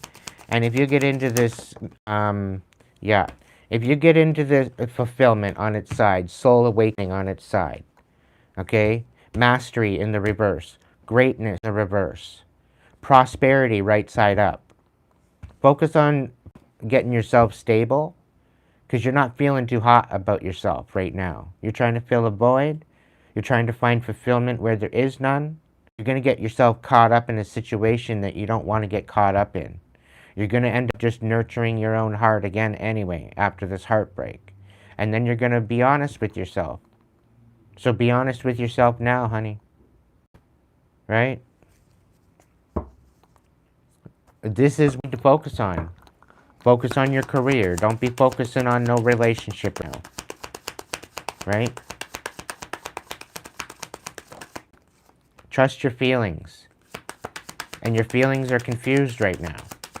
So this is why you need to focus on your own fulfillment. Stop making problems where there are none. Okay? Trust your feelings. You are unique. Your destiny is waiting for you to write your story and pave your own path. Maybe you need to become a writer, a columnist in a newspaper. Follow your heart. Don't let others dictate who you should be. Okay? Mastery. You are on a spiritual journey beyond the sky, the past, and soar. You're guided by the winds of spirit. Your wisdom inspires the world. Soul awakening. You are quite irresistible when your mind, heart, pulse in the same rhythm. Why spend your days fighting yourself? You have better things to do. Fulfillment. You don't need anyone's approval to pursue and to fulfill your purpose and unique journey, and trust that it's leading you where you need to go. Greatness. Love is your strength. Leadership is your path. Your wisdom inspires everyone you meet. You can overcome any problem. You will naturally and easily achieve success. Prosperity. Let go of the past and embrace change. Opportunities are close at hand. Hop into them with joy. Abundance and good fortune await you. So you might be tired of the same old grind and you're trying to shake things up. But what you're doing is trying to distract yourself from this enlightenment. Right? And I'm really kind of feeling like you're not trusting feelings. You're not trusting what the divine is saying. The thing is that the divine's got new plans for you, but you need to lean to it. This is about you nurturing your truth. Okay, you could be a Gemini, Libra, Aquarius. Maybe, maybe not. Makes no difference. But it's about you nurturing your truth. Okay, speaking up. And Nine of Cups. This is about independent wish fulfillment within your heart. Okay?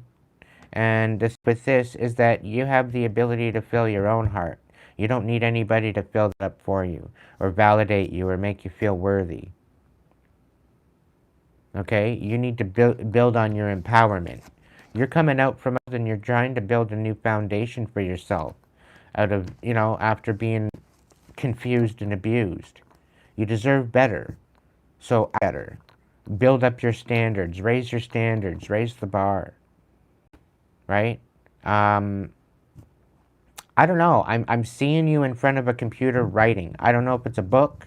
I don't know if you're writing a column, zine, or newspaper, or I don't know. But I see you somehow speaking up and sharing your truth. about your life, about your experience. Maybe you're writing a blog, maybe a podcast. Maybe it's building up a channel. But it's about truth. It's about nurturing reality. It's about nurturing, it's about being real with yourself. Utmost importance. Um, I'm getting the fact that you're trying to distract yourself from a lot of the pain that you're holding inside. And this is why you're in Swords energy. And you may have just been kind of cold lately. And it's because of the heartbreak you're still holding on to.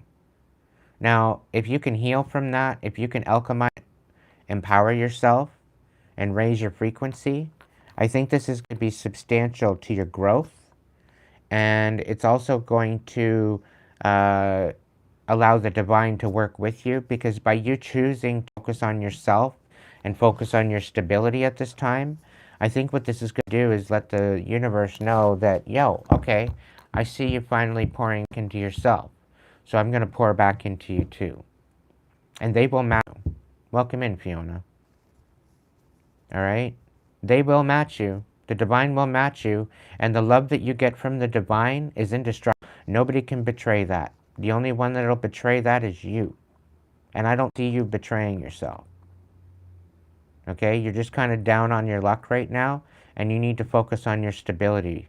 That's your main focus. Allow the divine to work in that relationship into your life. Okay? That's the main message here. Focus on you right now. Okay? You can't afford to anymore? What do you mean?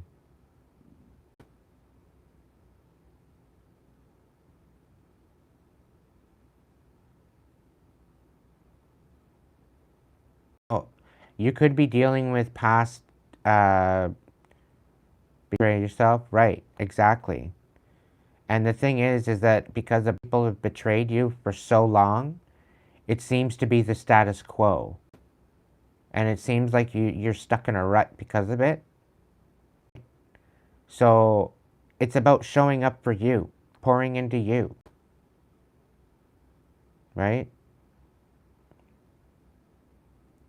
Because, like, if people are going to guard you at the whim, then they don't deserve you.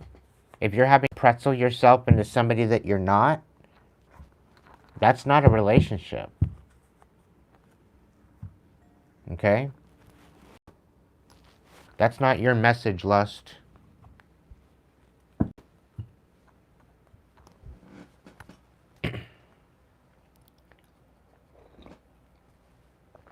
Tanya, you are worthy, you are enough, you always have been, and you always will be.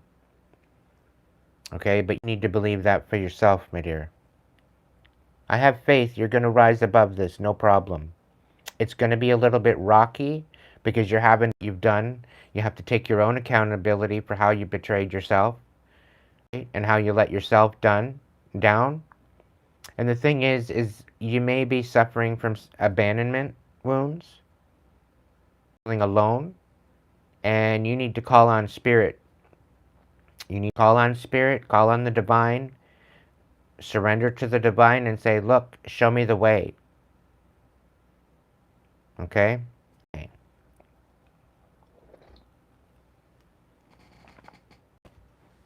And listen up and keep your eyes open.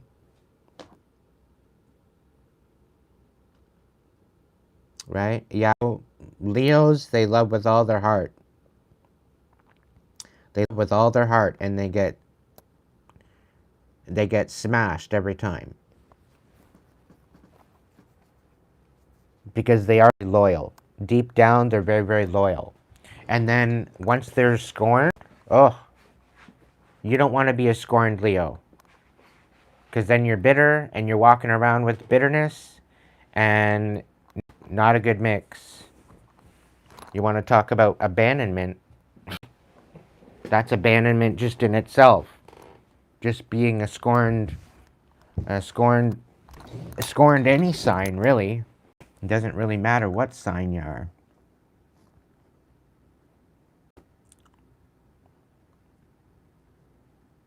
So stay true to you, my dear. There's a lot more value than you realize. You need to look in the mirror and love every wrinkle, every curve, okay? Your inadequacies and your adequacies. You got to love every bit of you and step into that. Know that you're more powerful than what you actually realize and what you've been made out to be. Don't pet the cat backwards. That's funny.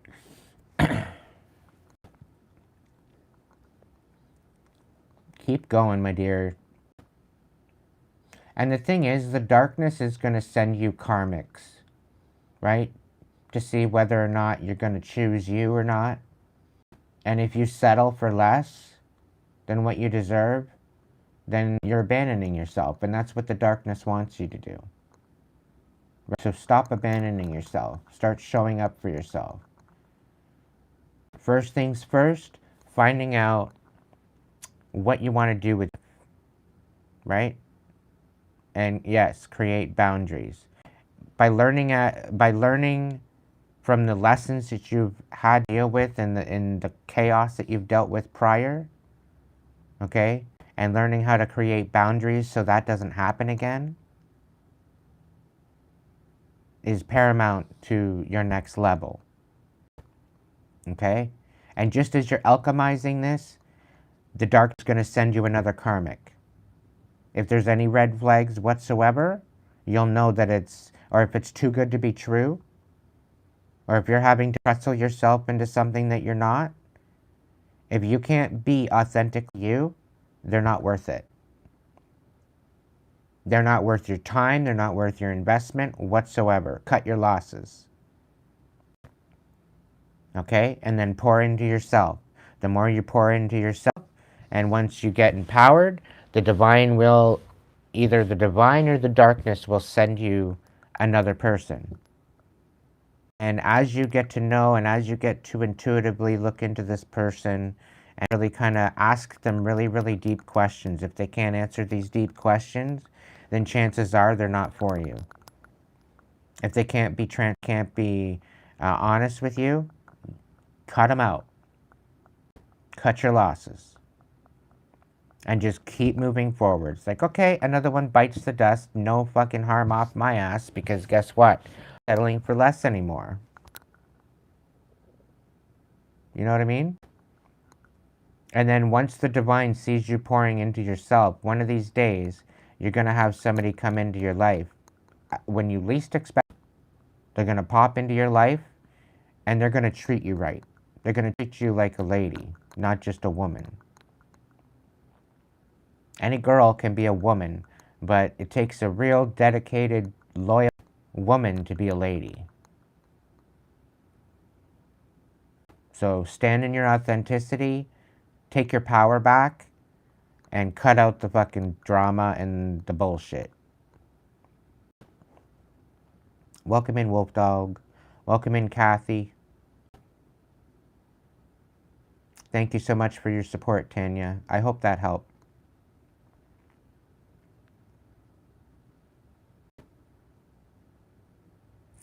Thank you.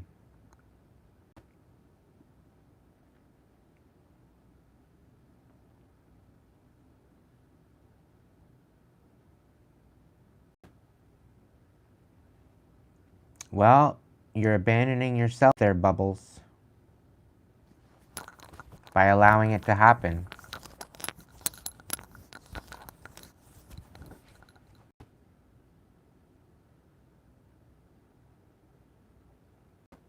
Anybody else up for a super chat or super sticker? Check out the pinned post. It's $1 a card. And if it says otherwise, I'll throw extra cards or whatever, but it's $1 a card, a super sticker for general message, or a super chat for a question.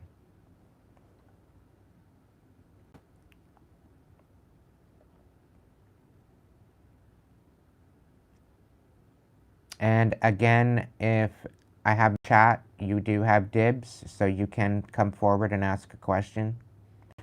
That's one of the perks of being a member. When I open up the table, you have dibs, whether you've had your message per month or not.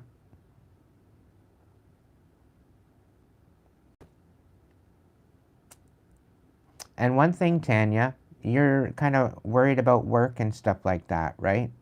What's a couple things, 3 different things that you wanted to be when you grew up? And don't make it a factor of money. Don't make it a factor of whether or not you're capable. Don't make it a factor of anything. Just what you want to be when you grew up. Think back when you were a kid. Think back when you were young.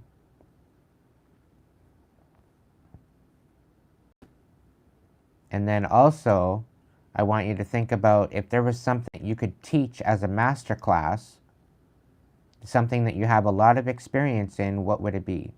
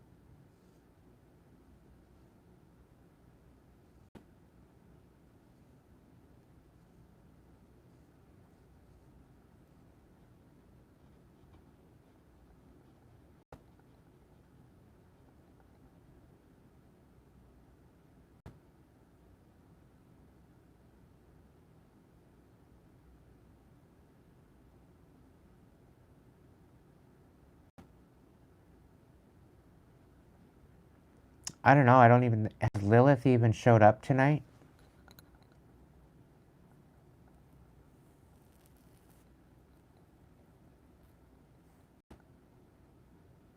I don't even remember seeing Lilith in the chat tonight.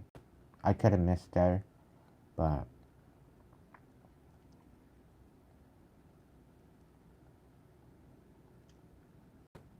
hopefully everything is okay with her. I lost 5 subscribers earlier, all because I take a day off.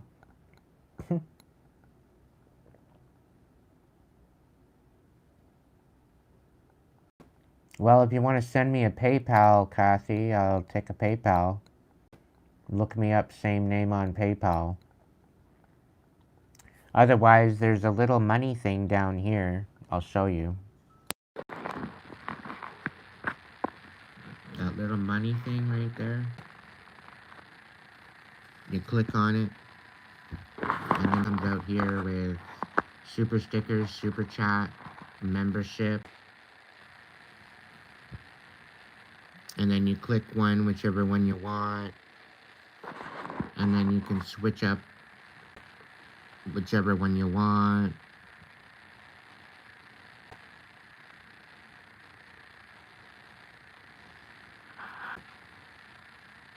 Thank you, Fiona. But yeah, it's a little money thing, and then you go super sticker.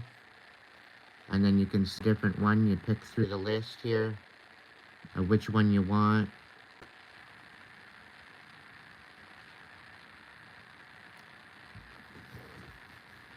Simple stuff. More simple than what most people think.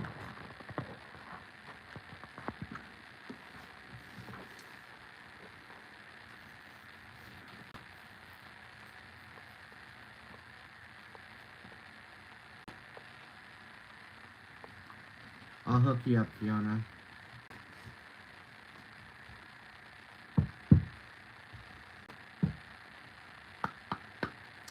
What's the best blessed message, Fiona?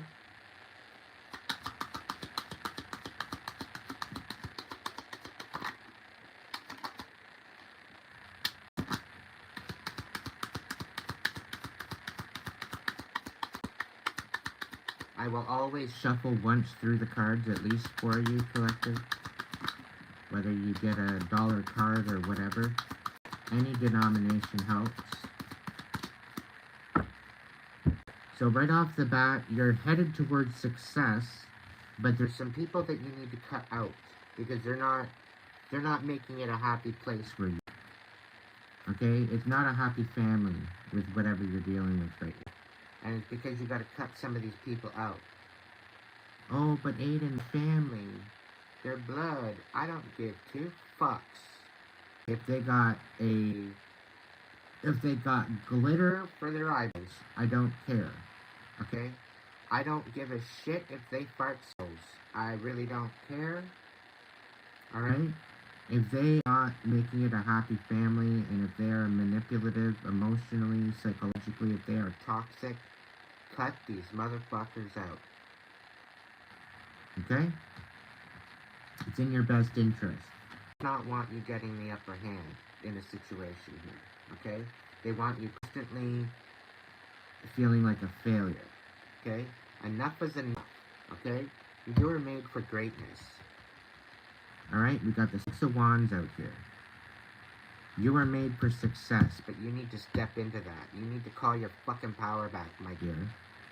This is bullshit for what you're dealing with. Yeah, it's a lover's situation that feels that there's unfinished business. You could be dealing with a Gemini. You could be a Gemini.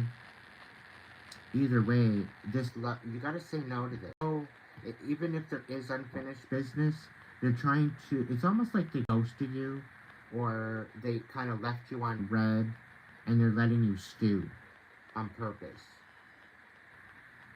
Like, you're a toxic motherfucker that's trying to ruin what you want for a family. Now, if this isn't specifically family members, this could be a past life that you let go of, that you're not having a very good time with. And they're ghosting you specifically to manipulate you. Trying to get you to not have the upper hand. Trying to make you feel guilty for cutting them out. But you're made for success, Fiona. There's definitely something here about you needing to call your power back and rise above this shit. Because you deserve better treatment than this. This is not happiness. It's not well-being. It's not any of that. And it's all because of some stupid third party. They want to have their cake and eat it too.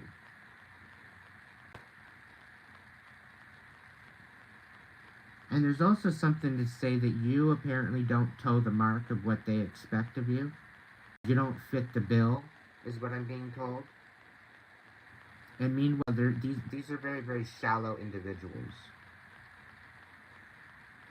Okay? They expect you to be a certain way, and it's like I'm getting a pretzel in my head.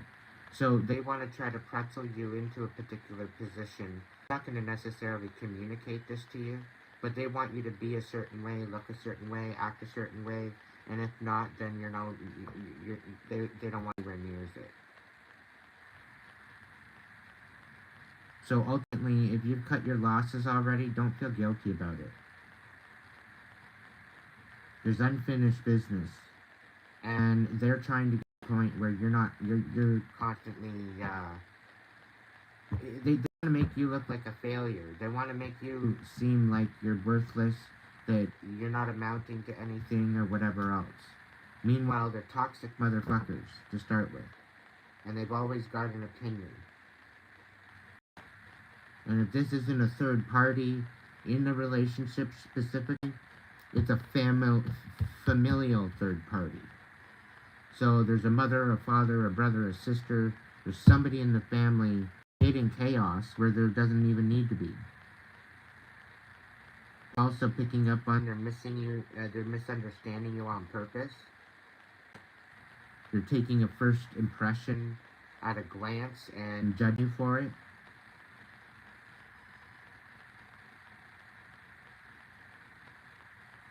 And I'm also picking up on the fact that you met someone and you were kind of down and out and feeling sad, and they're basically telling you to suck it up.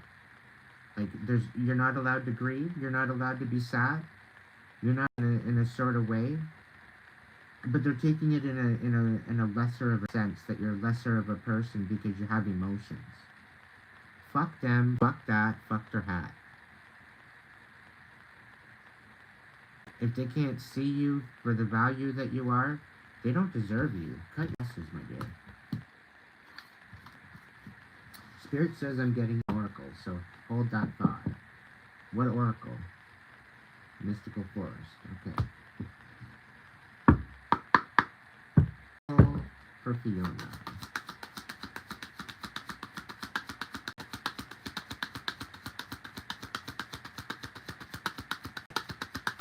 Yeah, that's what I thought. Remember who you are. There's a deeper world out there, Fiona. Don't push or force your way through life. Finding balance, even in the dark times, will open the depth of compassion in everyday moments. Remember who you are. Carry stardust in your bones, your ancestors' wisdom in your blood, and the whole universe in your soul. Know yourself, and nothing will bring you down. Okay? So don't forget who you are, trying to be something that you're not. Alright? You deserve way better than that shit. Stop settling less, people. Like, it's almost irritating. And not to say you're irritating me, Fiona, but to settle for less and to not live up to your best potential, you're selling yourself short and you're settling. You deserve so much more than that. You know? We have to try to empower ourselves through the chaos. And the only way that we're going to do that is stand in our power, call our power back, and cut out the fucking losses and the drag and the stagnants.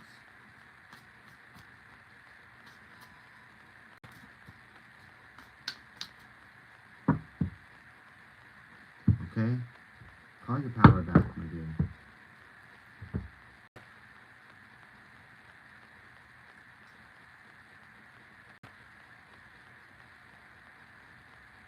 Tanya, are you still here?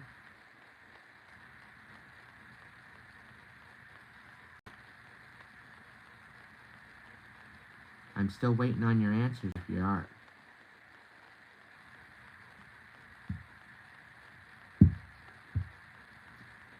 If you were to teach class, what would it be? And what are 3 things that you wanted to be when you grew up? The sound's gone again? And what are 3 things that you wanted to be when you grew up?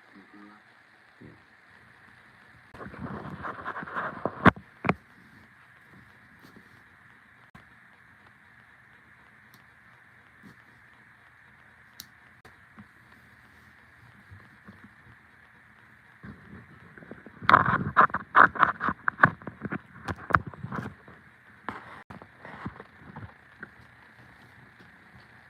Alright, is that better?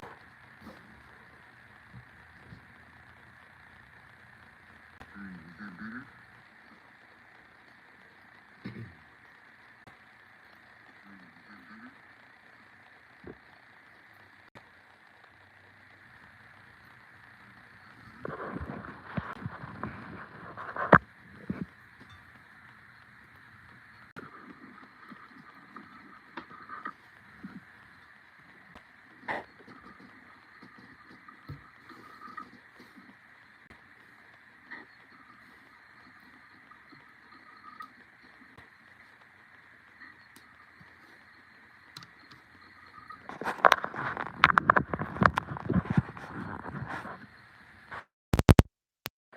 How about now?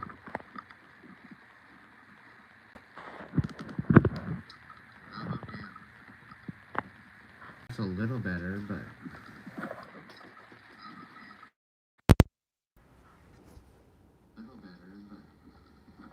I still sound like I'm in a fucking tin can.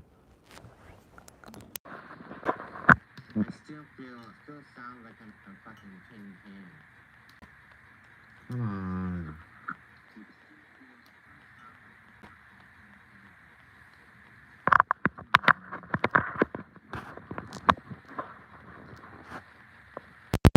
Maybe that's better?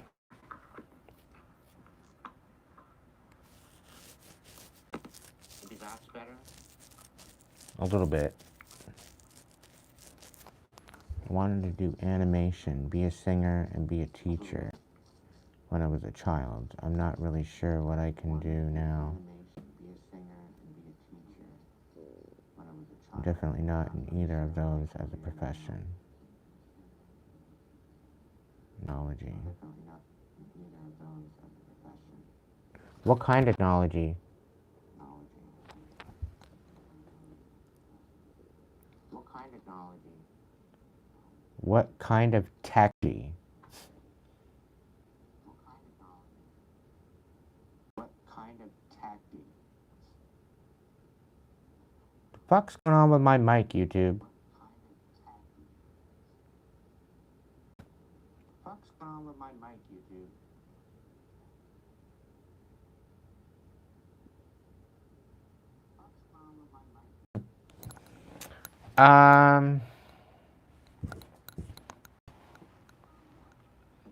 Something tells me you have a kick-ass voice. Something tells me you have a kick-ass voice.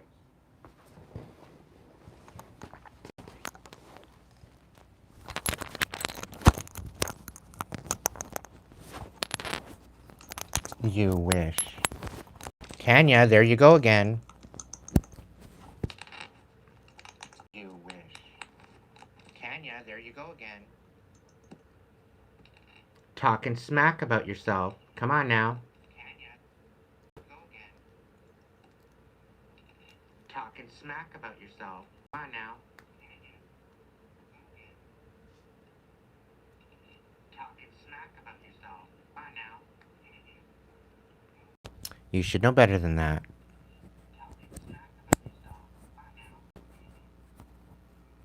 You should know better than that.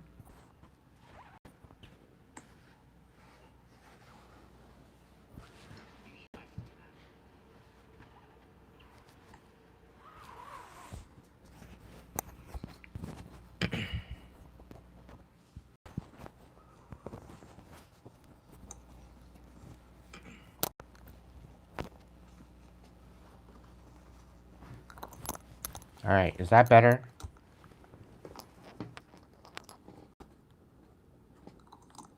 All right, is that better? Yes. Okay. Um,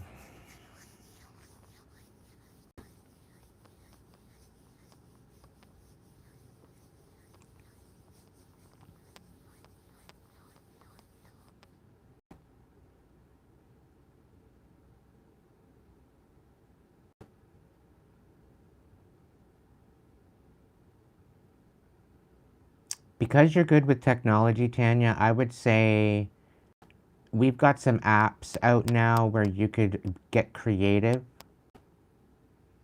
and you can use your voice to teach people maybe certain life lessons, um, maybe you're teaching kids about self-love or different things that you've learned over your life. And you can still use and teach and integrate anime. Maybe it's teaching how to protect yourself, like stranger danger kind of thing. You know what I mean? You can think outside the box, but I'm having a feeling you can integrate all of this together into one bit. You need to get outside the box and get creative.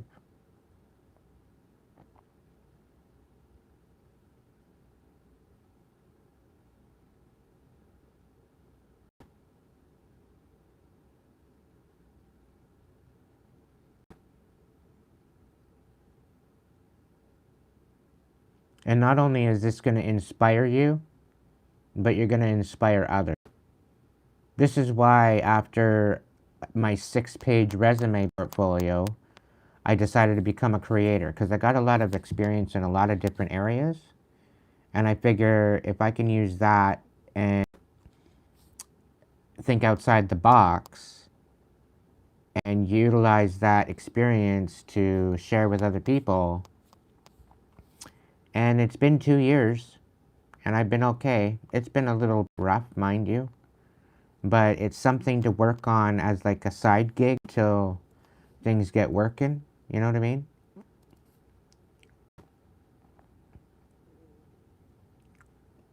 But empower yourself. Think outside the box. Get creative.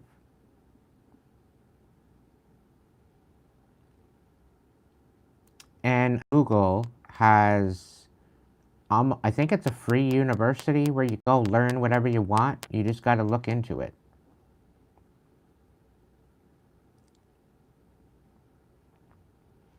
And you learn anything you want through Google. So take a little bit of a class here and there and work your way through it.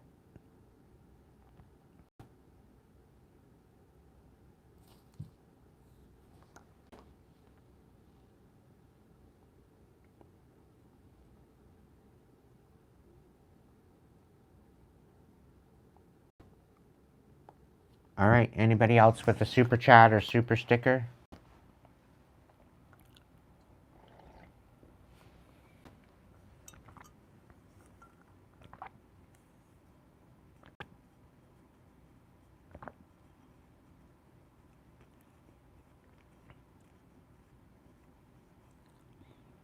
Tanya, don't be thinking everything's got to be perfect.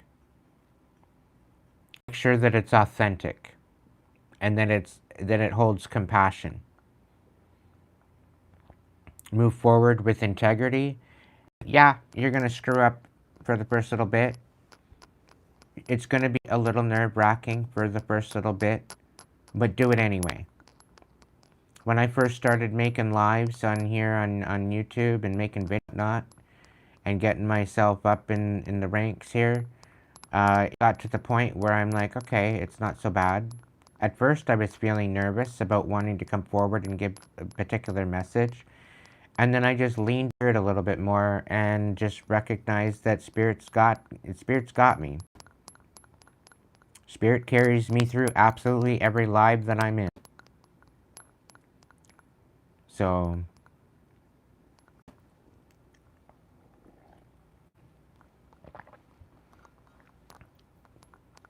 aw, thank you, Fiona. Is there another question or another message you'd like?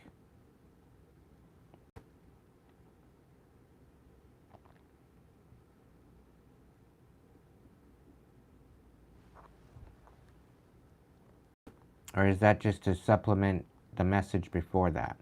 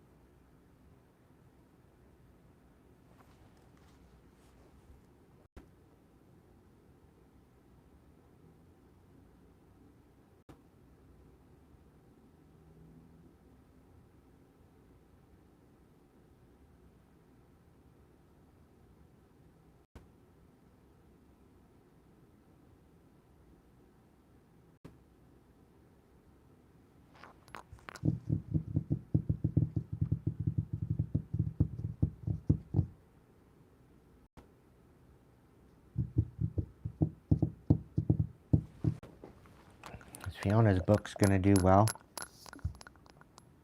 Without a doubt. That's the 8-ball. But I throw some cards for you.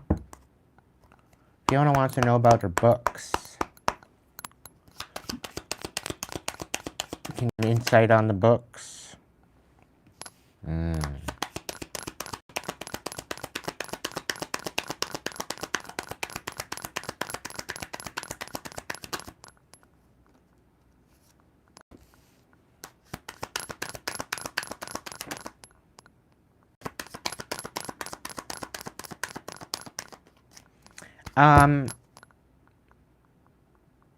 Ew, really?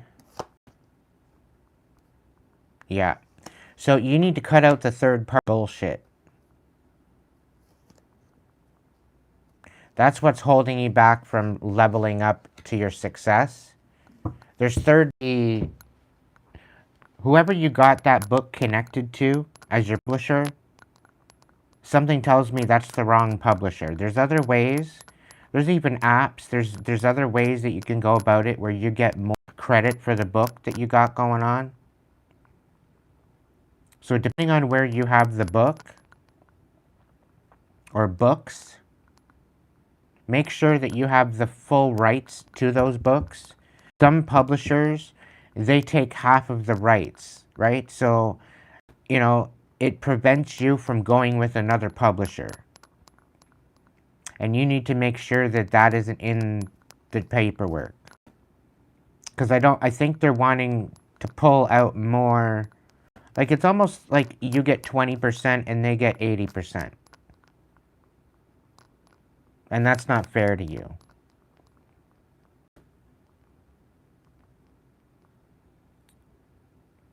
Have a good night, Renee. But somebody's trying to manipulate you and lying to you. So read the fine print. Because in order for you to move forward towards your success, because you're not getting the upper hand with these books, and this is probably, it's kind of stagnant for you right now. And I don't think the demographic that you want to have the book or books to be substantially prosperous, I don't think they're in the right niche, or I don't think they're in the right, what's the word I'm looking for?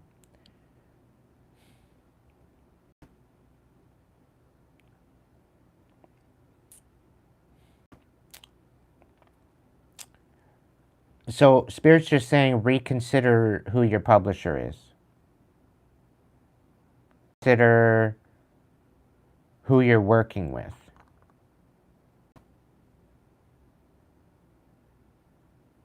Okay, because I don't think you're getting the upper hand that you deserve for the pushing for what this book is, what these books are about. Does that make sense?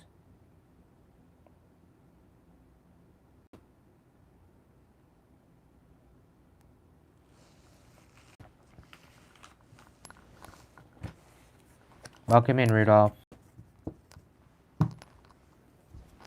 If you're going to sit here and ask for a free message, then no. If you're going to sit here and spam my chat, then double no. And if you're going to continue to beg me, then absolutely not.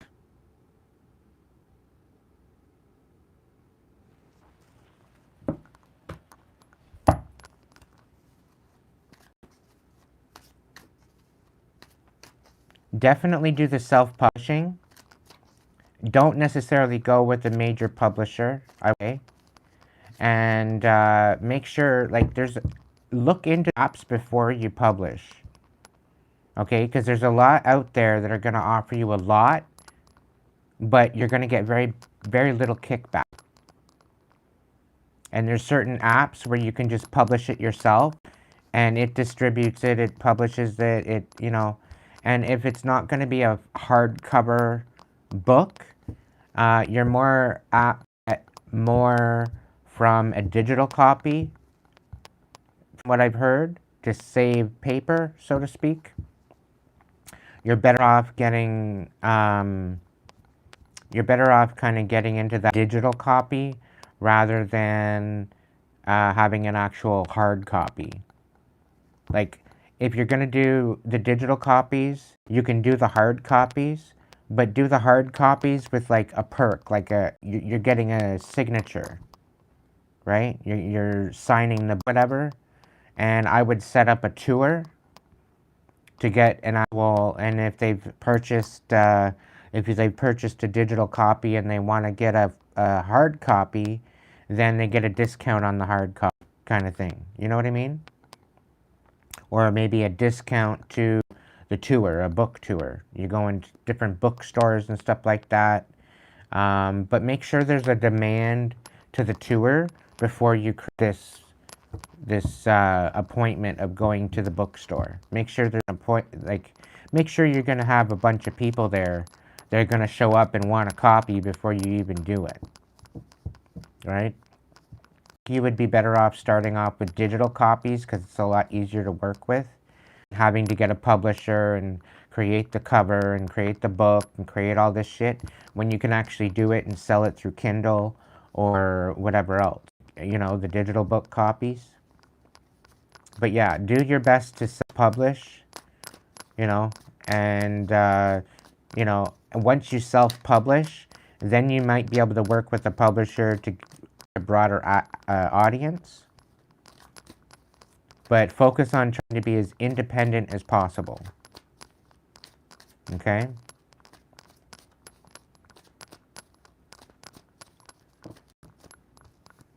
Hopefully that helps. I know I've been wondering whether or not I want to start writing my book.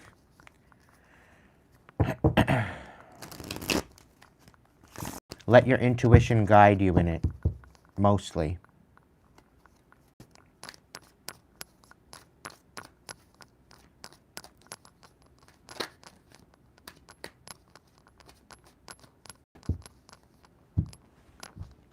It's illustrated children's.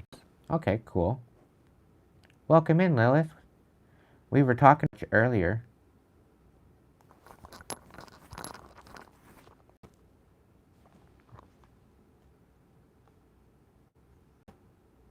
Yeah, but I've got like 3 different pieces that I want to write, and I don't know which one to start on. Yeah, you were in the conversation, wondering where you were. Nothing bad or anything. We weren't talking shit about you or anything like that. But yeah, like I've got 3 different series that I want to start, and I don't know which one to start with. I don't know whether or not I want to start with my memoir, my life story, or start with my fantasy novel. I'm not a fucking clue at this point. So it's all up in the air. I'm waiting on Spirit to throw some sort of a bone and some sort of a direction to kind of go in.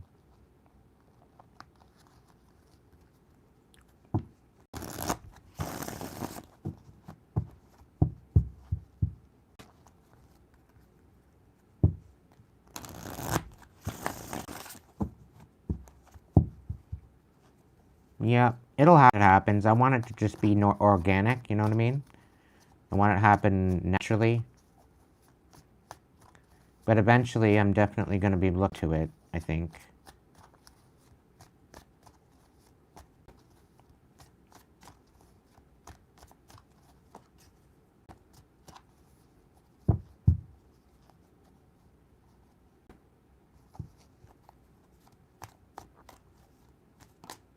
Alright, I'm open to another message if you got a super chat or a super sticker.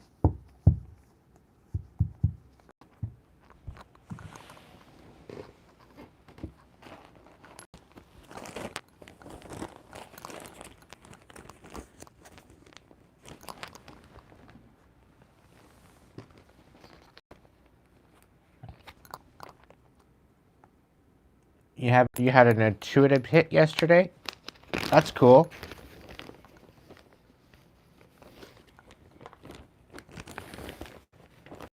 And what did you take from it? What was it,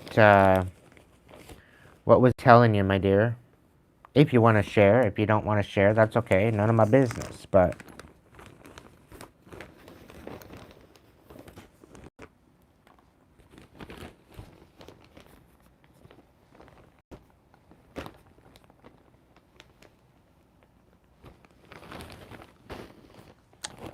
Welcome in, Beans. I'm doing okay. I got the table, You got a super chat for me? A super sticker? Any denominational work?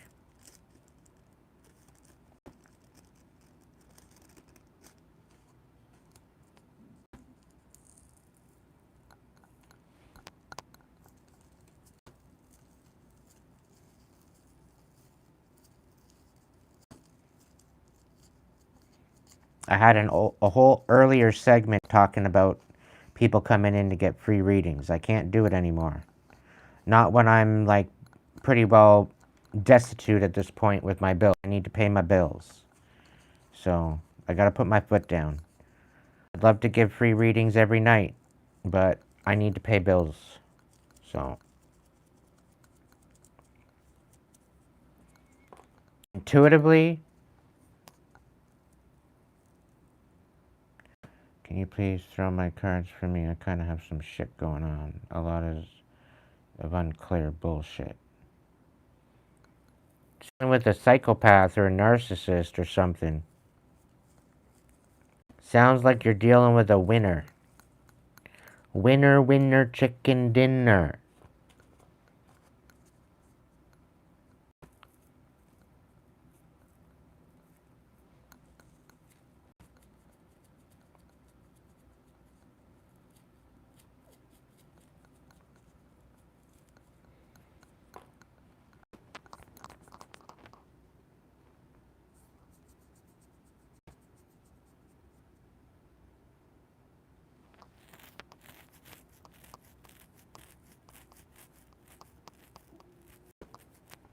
Ooh, that's a big, that's pretty heavy, Lilith.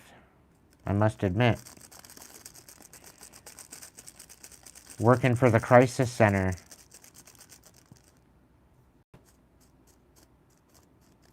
It's a noble feat, but eh.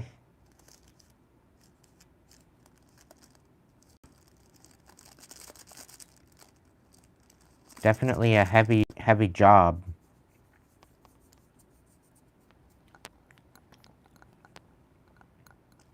Beans, you can let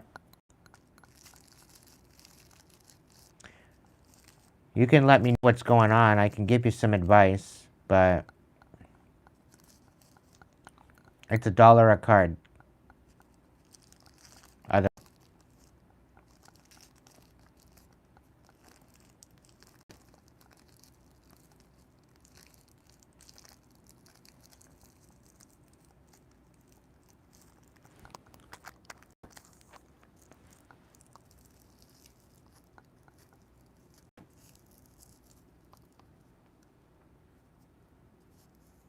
Anybody think it'd be good at it? And I think it helps to life. Yes, it does. Thank you, Fiona.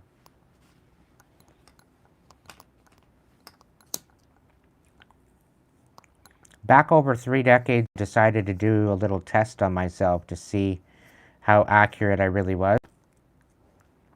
And I went out to a festival and I was doing readings, and I did like over 25 readings, I think it was, 25 to 30 readings. Came back to an average of 85% accuracy. So,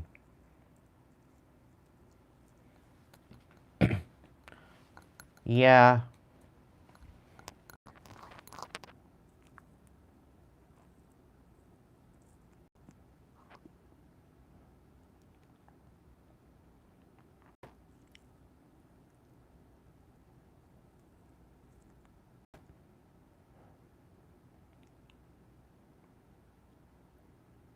Hey, Beans, are you still here?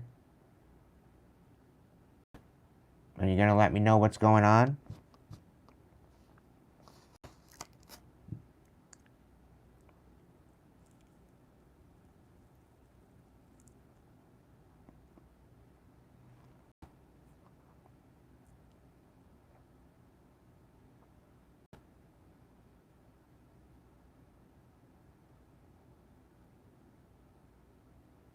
Sweet dreams, Fiona. I hope you have a good night. Stand firm, my dear. You got this. Good luck on the books.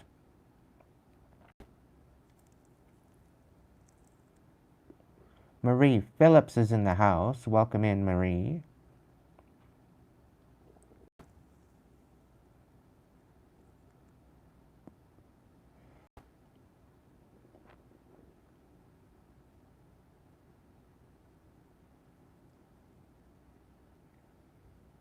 See? People coming in asking for freebies and oh, and then they leave. As if I'm nothing. Isn't that funny how that works?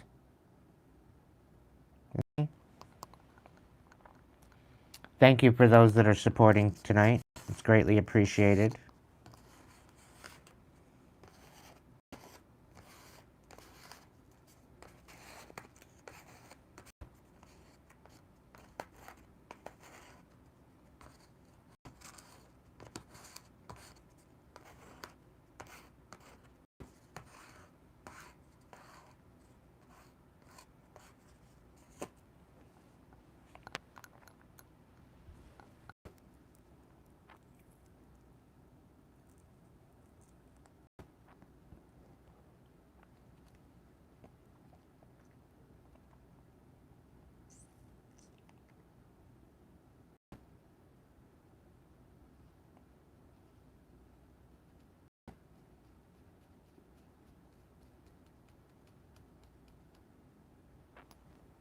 I'm open to a couple more readings if you guys want.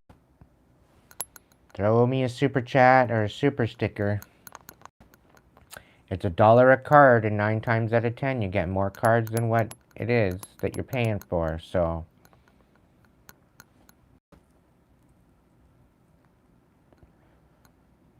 I don't mind barking you a deal.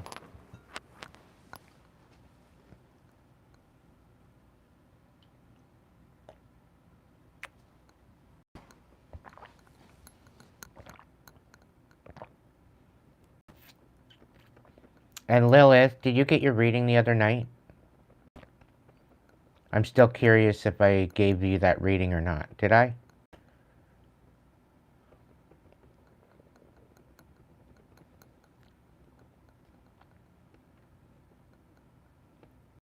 Part of me says that I did, but I don't know.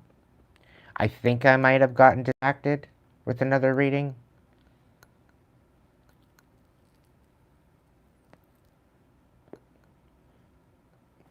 But this whole idea of you helping out people that are like crisis line or something like that, I would say do it, but on a part-time basis. I wouldn't do that full-time. Because dealing with that all the time, ugh.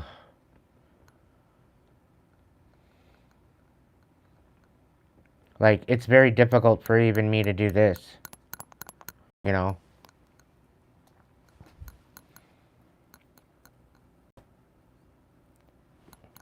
But the people that I've pulled back, the people that I've helped, it does make a difference. But it is very draining. And you're having a hard time empowering yourself to rise above the bullshit, just even in yourself, right? So focus on empowering your particular point that you feel that you're grounded and that you're solid, and I would say go for it. And it's not like that you haven't learned your lessons that you need to learn. It's more or less applying those lessons and raising your boundaries and standards to the point where it's not happening anymore, and you're calling your power back and you're staying strong. And like, it's just applying the lesson and standing on it, right? Just kind of like, here I am, I'm trying to set a standard and stand on it. You know what I mean?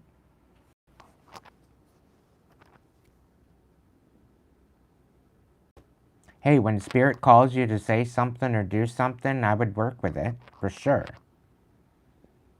But do it organically. Let it happen naturally. You know, this could just be somebody walking down the street. You know what I mean? You bump into somebody that's going through a hard time. Maybe you guys were put for a particular reason, and maybe there's some sort of evident kind of knowledge or wisdom that you can share with them to help them up a bit. You know what I mean?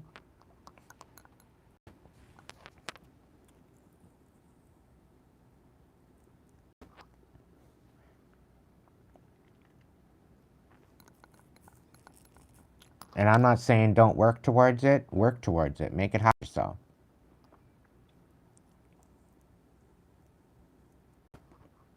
But even for me, for the longest time, I didn't feel worthy enough to have a channel to do this kind of stuff at first.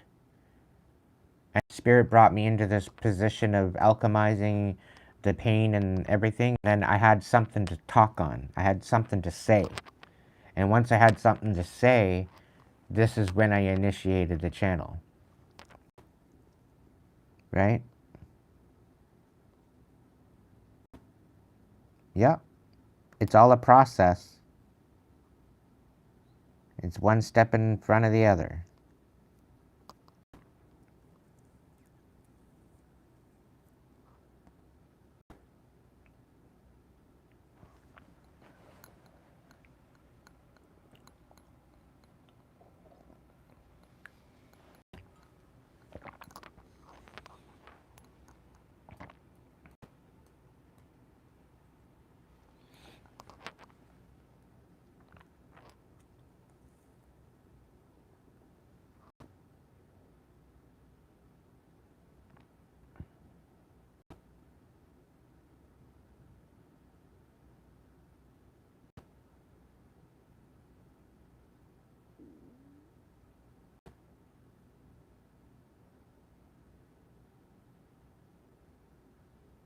Mm-hmm.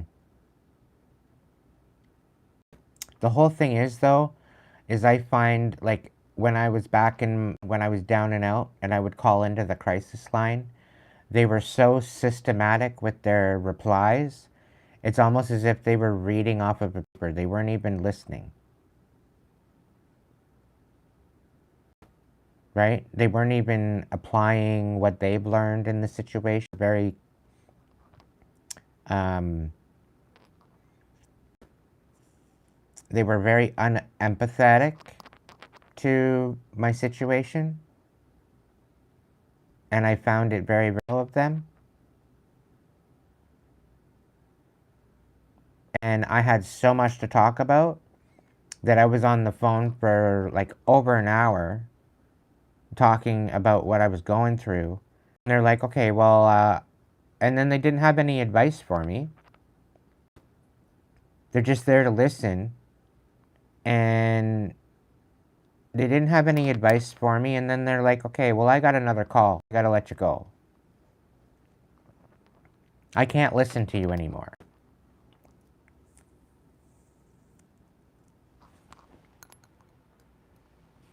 So it's like, wow. Nothing. Why did I bother wasting my time calling you? And then that's kind of what actually got me to come to YouTube. Because it's like, I could do a 10 times better job, give them advice to help them win, to rise above it, at the same time as hearing them out, validating their situation, and help elevate them at the same time. Help elevate them at the same time.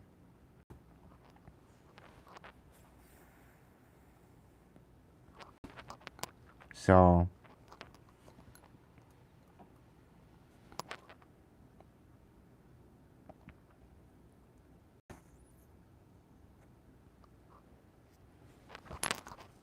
I think over here, they fast track you into different help modalities, like appointments with professionals. Well, that's pretty cool.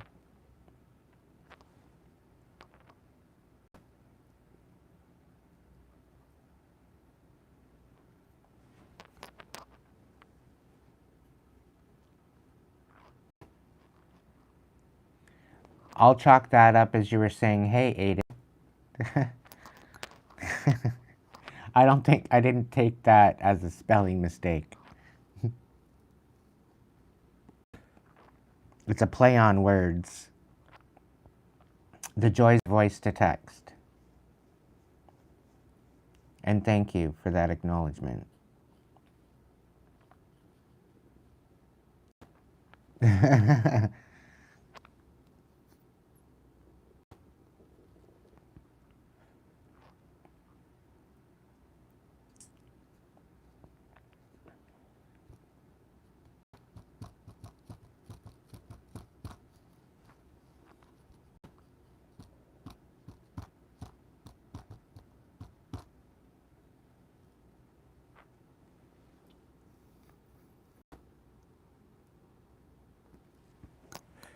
And the thing is most people that are coming in here and wanting shit for free, they're not willing to take accountability for their own shit to begin with.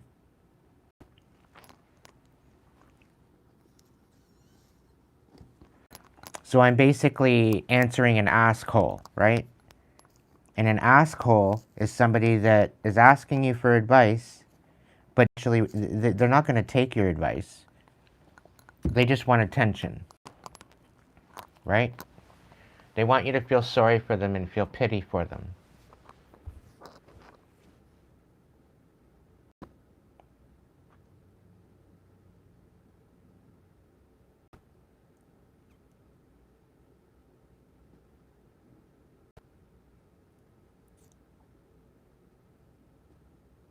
Yeah. That's rich. Yeah. And the thing is with assholes is that you give them the advice and then they'll come back and bitch about how much their life has gone to shit even more. And had they actually listened to your advice, they would have been up and out of there. They would have been better off for it. But then they're coming in, and it's almost like they're trying to hold you accountable for them not taking your advice and bitching at you because you don't want to help them anymore. It's like, give me a break. Like, get out of here. You know, like, you don't even want to take my advice to begin with, and yet you're asking me for more advice? Hold me accountable for the shit that I told you before that you didn't take, and now you're in worse case than you were before? Like, come on now. Blows my mind sometimes with some people, how they are. And had they only took your advice to begin with, like, mind blown.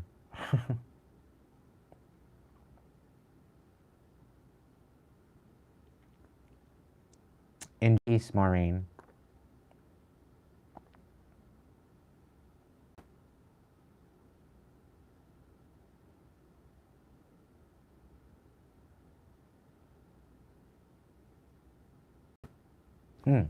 Okay, Spirit. Spirit wants me to do a couple more oracle cards to end out the night. If you guys don't have any more super chats or whatever, you guys can somewhat, well, not really interrupt the live, but I'm going to do a couple oracle cards here.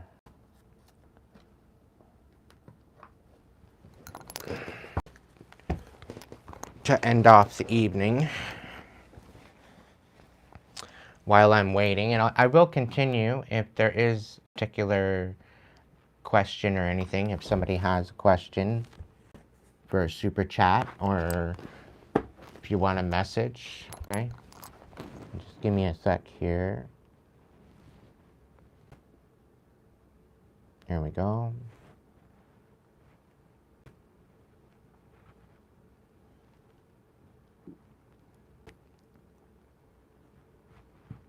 I'm going to step into the wild unknown archetypes.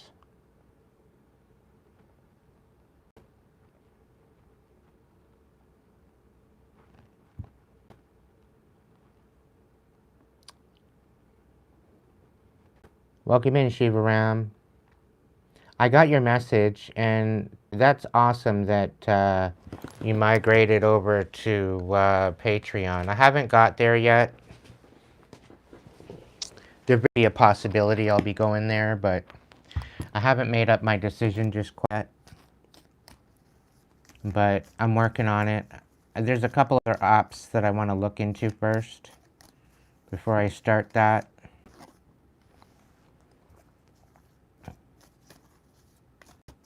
But thank you for your dedication.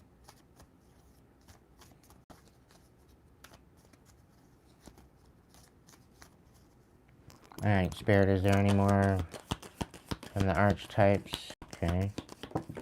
Whoa.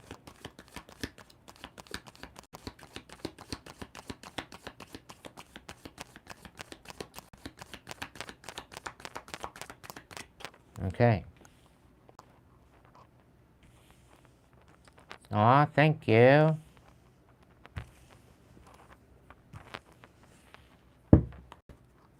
Thank you, thank you, thank you.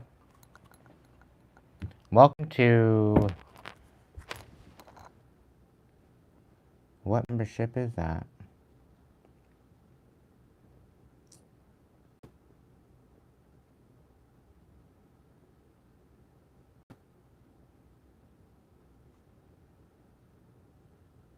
There you go, V. Welcome in.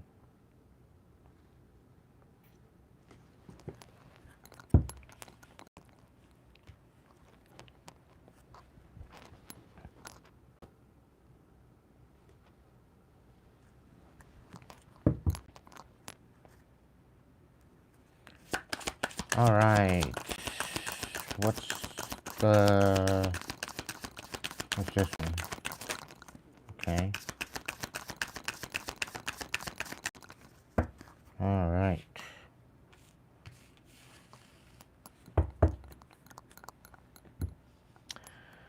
Alright, we got a bunch from the, so we're gonna look into them here. The flame, the maiden, I'll go with the maiden first. Maiden, the warrior,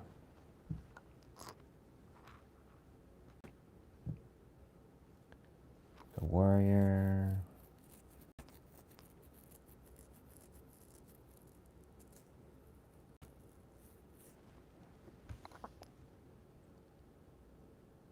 there's a flame.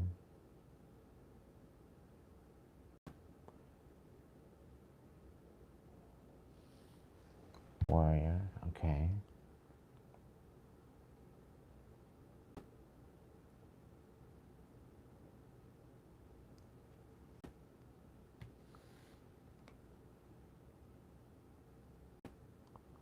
Okay, the flame, the offering, vessel, where's the vessel?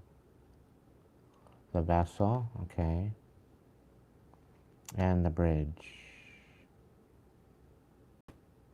The bridge, the bridge. Okay, so that's before that. The places, okay.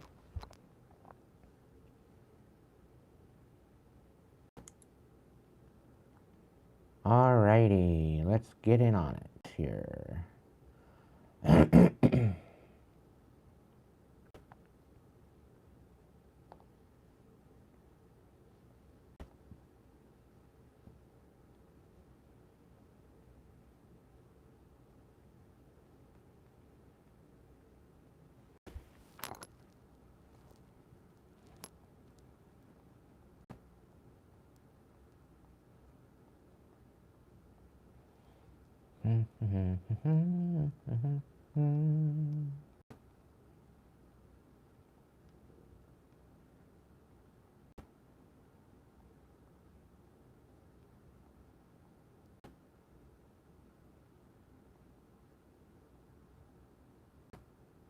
Okay, the maiden. The maiden archetype is the epitome of innocent arousal, naivety, and precarious purity. She's compelling and addictive because of her flawless and youthful glow. She's the first archetype in the trifecta of Maiden Mother Crone, and rightfully so, because she has so much to learn. The maiden is perfectly positioned for trouble to come her way and subject her to challenge that leads to the next phase of womanhood. She must grow up, yet hesitates at the threshold, enamored by the charms of youth.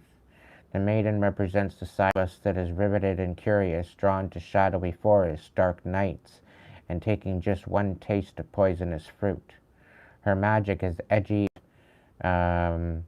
includes both shame and delight. Let yourself fall down the rabbit hole, young one. Chat membership chat level. Welcome in. Welcome in, welcome in, welcome in. Thank you so much for joining us. When in the light, It's curious, it's enchanting, it's sensual of vitality. When in the dark, it pretends, projects, denies, and fantasizes. Go deeper, Persephone, Alice, or the princess figures. All right. The warrior. We often envision the warrior as an armored figure with sword in hand moving blindly towards battle, yet the deeper aspects of this archetype bring us face to face with death itself. The warrior precariously at the edge of life and death, trusting the eternal to guide the sword's blade. The warrior's work requires presence, alignment, and purpose. If when the warrior loses its center, meaningless conflict, violence are their default response. When this card appears, it is important to question the battle at hand. It is likely a great one, with deep roots and long-standing tensions. The actions that you take will stay with you when the dust settles. So choose wisely, brave one. As you draw your sword, realign with the eternal wisdom within, then surrender to the battle. Fierce clarity, purposeful action, resolve, resilience. Dark, it threats savagery, abandoning mission and values. So right off the bat, like there's definitely a fight coming up. There's something to fight.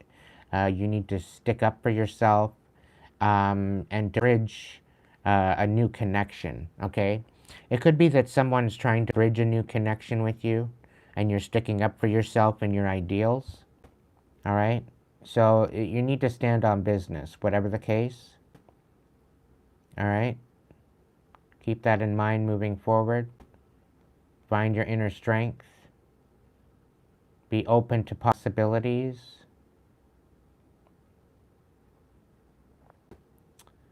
All right, let's keep going. Let's go into the bridge here. The places.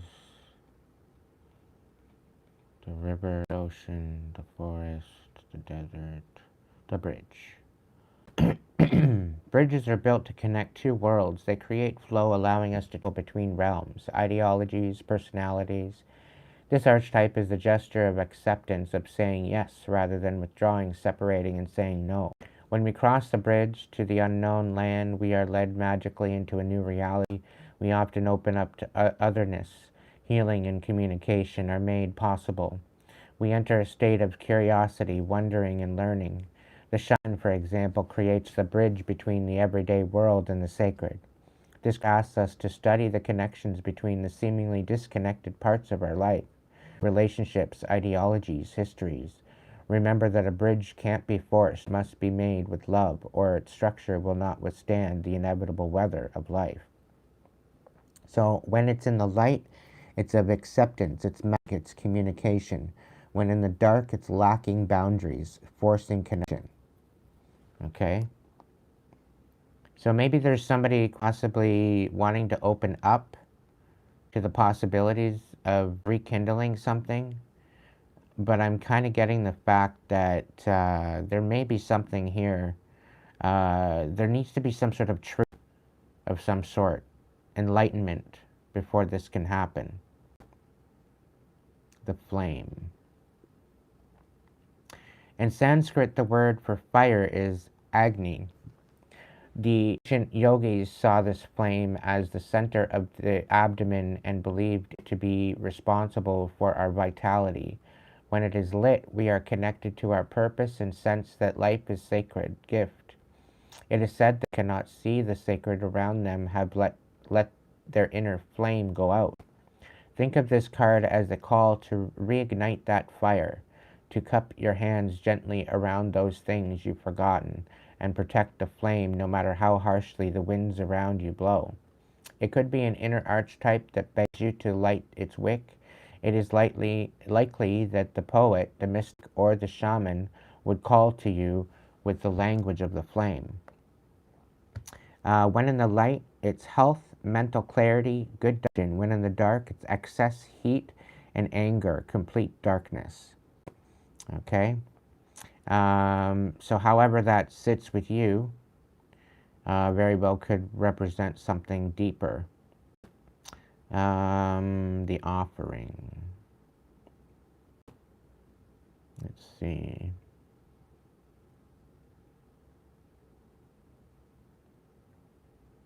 The offering.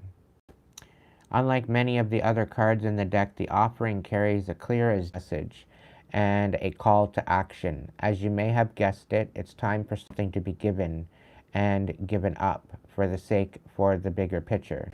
If nothing comes to mind immediately, though it is likely it will. Take time and meditation to consider what must be offered and who is to receive it.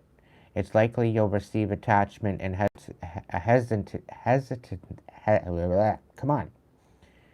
hesitancy.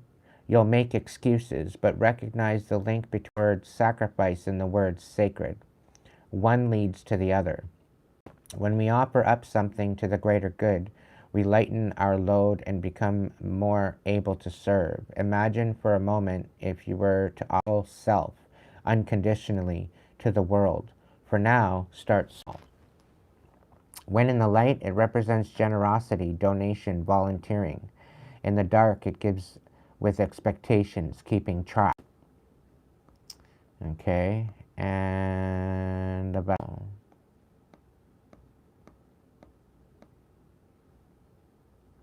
The vessel may be of the most powerful archetype form on earth. It is everywhere. Cups hold liquid, stoves hold fire, our bodies hold organs, our homes hold families. Through the simple act of separation, the vessel protects what it can. Nests protect the eggs, saving account protect our earnings. Even the planets are contained within their circular orbit. When this card appears, it's time to assess what is being held together and how is the vessel too tight, too loose, broken, empty, full, or perhaps there's no vessel at all and the contents spill in every direction. It's natural for structures to be formed and eventually fall apart. The vessel has a life cycle that must be honored. It is time for you to build, break, or you must find out. In the light, it's stable, it's strong, it's graceful. When in the dark, it's trapped, being in the bubble. So ultimately, there's definitely some sort of a bridge of innocence that needs to be maybe reconnected with.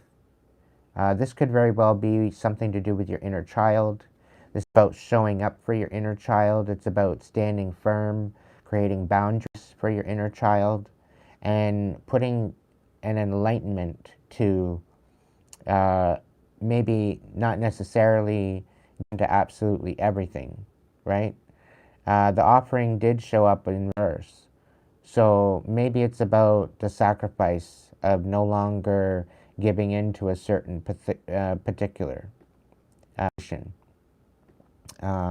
This could represent, shedding light on a situation.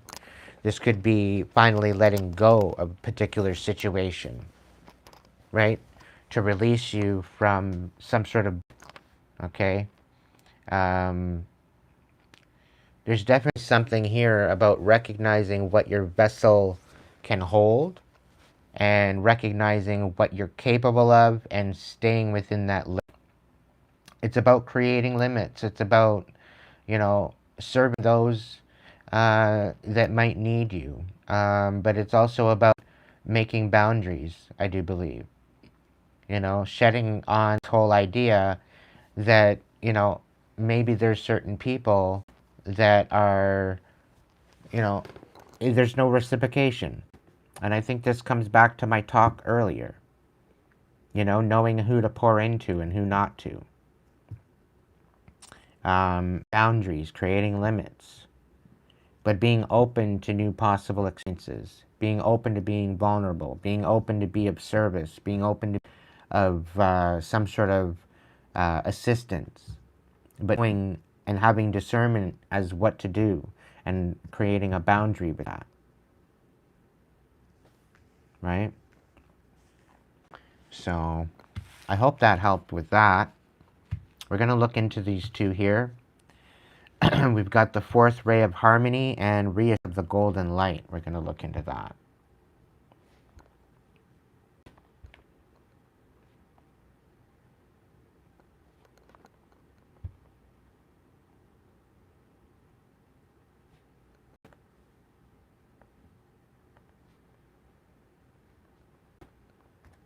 Really? Why do you even give us that option, YouTube, if you can't put it, if we can't pull up the chat? Like, what in the actual hell?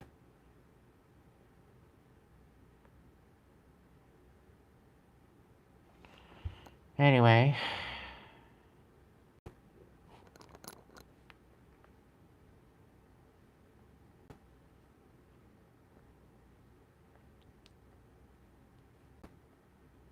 Let's see.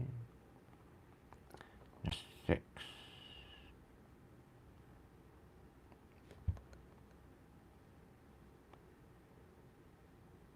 Alright. So the fourth ray of harmony comes to you now with the qualities of beauty, harmony, and balance. It empowers you to complete a spiritual initiation. Any conflict you experience now serves your divine purpose. It will become the fuel you need to be born anew. Something negative will be transformed into something positive. The Archangel Gabriel helps you to receive the blessing of the fourth ray of harmony now. I'm also picking up with these other cards up top and with this one. It's like somebody wants to come in and bridge a new bridge with you. Somebody wants to have some sort of action with you. But I'm kind of feeling like they're having a hard time showing it. They're trying to find the enlightenment in the way of coming in, but they don't have any offering. They don't have anything to give you. But there's some sort of truth or some sort of recognition or there's some sort of something that they would like to enlighten, like information. Like somebody wants to talk, somebody wants to speak, somebody wants to bridge a gap between you and this other person, right? But this is, it's about maybe opening up a communication to bring enlightenment to a particular situation. But don't really have much to offer you other than this enlightenment.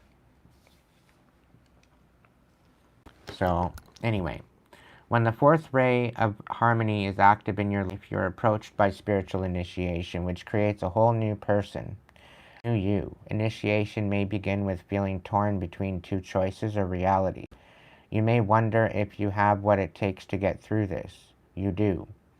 As you discover your strength to be patient with the process rather than trying to come prematurely, eventually you will outgrow the conflict altogether, emerging as a wiser, more powerful you. You will have gained a positive outcome from what was once considered to be a negative situation. The fourth ray of harmony becomes stronger in your soul. Avoid becoming scattered, out of balance, or swinging from one extreme to another in thoughts, actions, and emotions. You will need to keep grounding, being moderate rather than all or nothing in your life choices. This will create your successful outcome more swiftly than trying to force something to happen immediately. The challenge and the gift of the fourth ray of harmony increase sensitivity to beauty it engenders. Music takes a whole new emotional depth. The beauty or chaos in your environment and even the colors that you wear has impact on you than usual. You can use this increased sensitivity to your advantage by choosing art, music, colors, and so on that feel good for you. The mainstream is operating in a fear-based energy.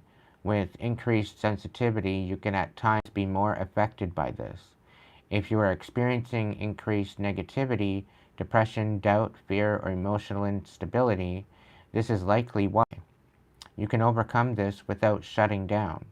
When you sense it happen, respond with a loving discipline. You might meditate, journal, dance, create art, listen to music, exercise, have a bath, or spend time in nature to move back to balance. This ray has a special connection to the arts and guides you to create. You are encouraged to trust your own creativity, to enjoy it, and use it to help heal yourself and perhaps you. When Archangel Gabriel enters your life, there will be an emphasis on the use of sound for healing and balance. So the words that you use, affirmations for example, and the invocations will be very, very powerful. So will music. You may use sound to help balance and restore your energy. You'll know when it has worked because you will feel happy and find life simpler. You may not immediately solve an issue, but start doing what you need to take care of yourself, knowing resolution is on its way. Invocation: accept of my own free will the blessings and grace of the fourth ray of harmony. I call upon the grace and assistance of the universe and Archangel Gabriel to help me find balance, wisdom, and creative in all areas of my life. I ask for unconditionally loving assistance to outgrow problems in my life. I ask for divine mercy, compassion, and tenderness to help me grow into all that I am destined to be. May the art and beauty within me find authentic expression in the world, and may I be held from within the grounded in my center as I approach the um, portal of initiation. May the unconditionally loving masters and angels that serve on this divine ray of light bring it to the hearts of all beings for the greater good. Through divine mercy, will, and grace, so be it.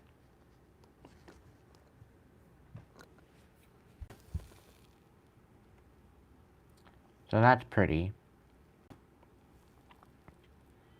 All right, 36.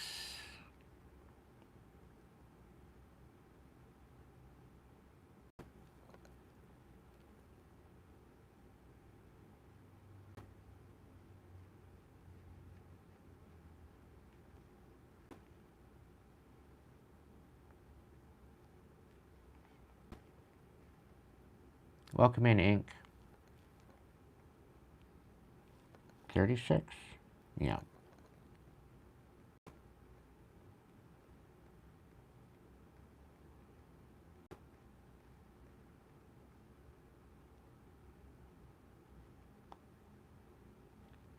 All right, so this is the we had.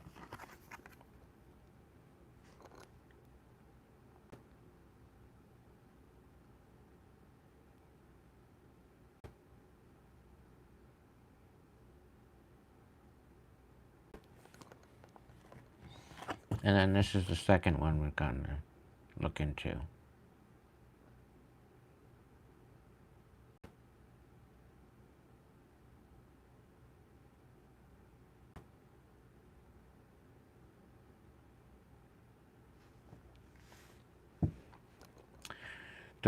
This golden light comes as a gift of grace and reassurance. It is an embrace from the universe, an expression of divine comfort, and a sign of hope. When the golden light appears, it is a sign that everything in your life, even the most troubling matters, is going to work out perfectly. They are held in the graceful hand of the divine, and will be resolved more swiftly and beautifully than you might expect. Light is a very real phenomenon, although you may only perceive it when you are particularly relaxed and your clairvoyance is already developed. However, whether you see it physically or not, it is real and powerful. If you could see it clairvoyantly, it would look similar to the golden rays of a setting sun. The same warm, loving glow is cast over your heart and mind when the golden light is shining upon you. If you are in a room when it comes upon you, wonder if a light has been switched on, as the glow is as noticeable as if a lamp has been placed in your room, its warmth illuminating the space. The truth, the grace, the divineness are always there for the asking. But there are times when we are in need of extra support. During such times, ironically enough, we can forget to ask for help.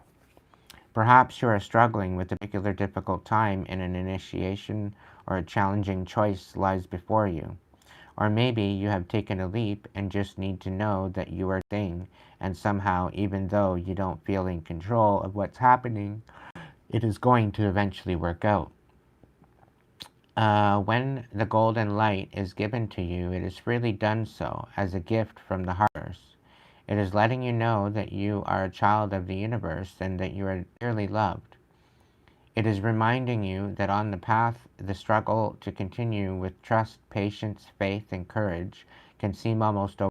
However, the universe is with you, supporting, loving, and believing in you every step of the way. You are not alone. You are never forgotten. You are always loved and encouraged to take your journey. You are reminded the universe is smiling upon you.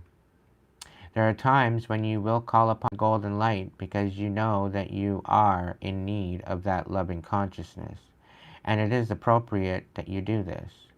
You can use this below. There are times, however, when you will just feel sent, see and know that the golden light is being given to you as a spiritual gift from the universe. Such is the case now as you have been drawn to this oracle. You are being asked to just feel peace, trust, know that everything is working out perfectly and you don't have to worry. Even though you don't know why you should possibly feel that, the golden light is wisdom and love. It knows that sometimes that's all you need to know in order to be at peace.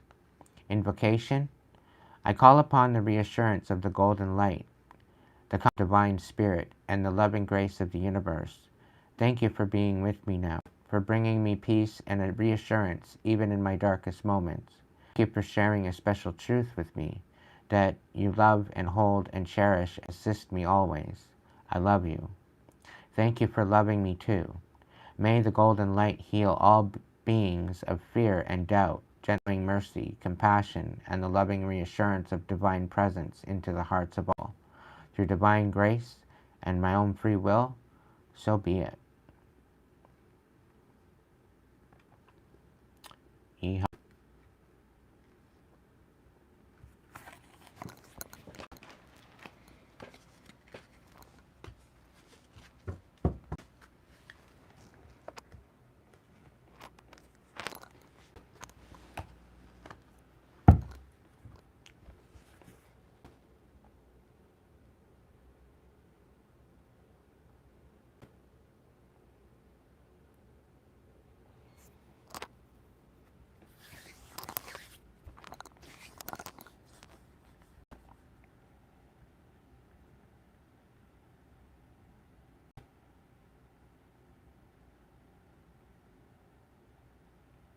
Thank you, Lilith.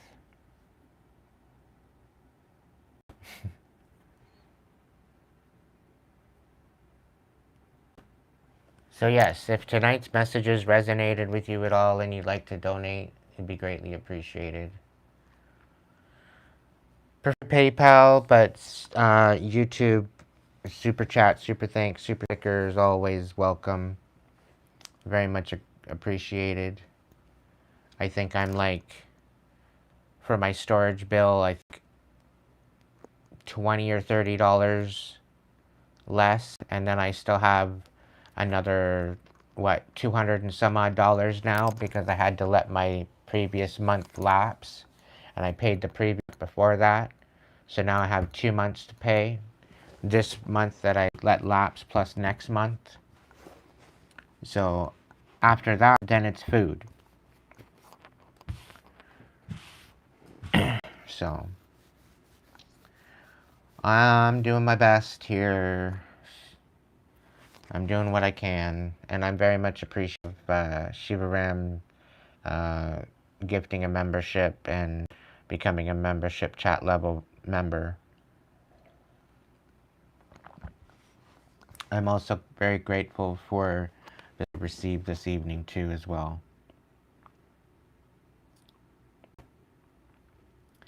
So thank you for all of the support members and supporters. It does not go unnoticed. I'm very grateful, very much appreciating the support.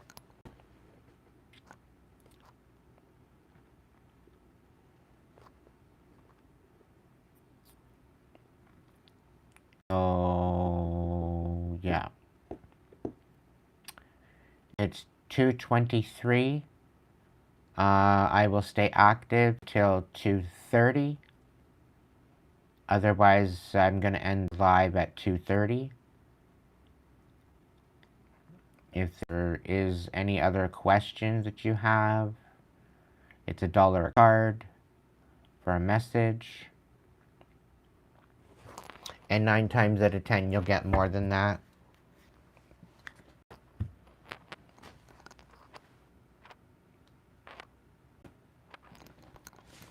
Than just $1 a card.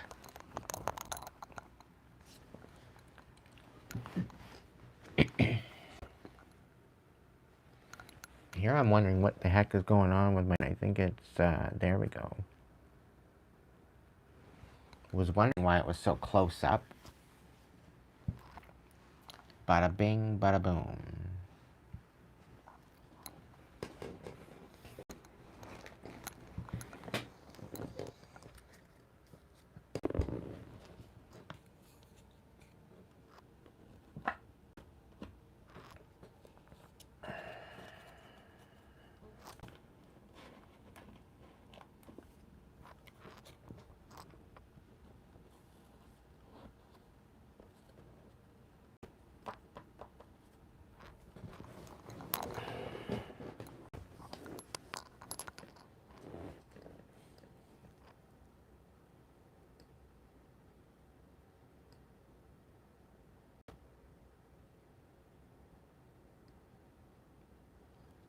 How's your job doing there, Ink? Doing all right?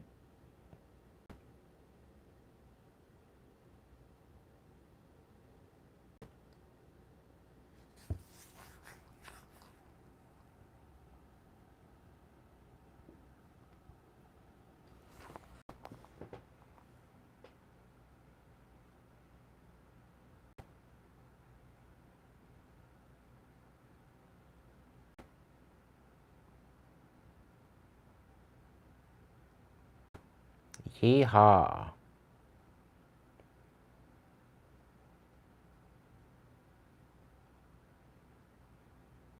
Congrats.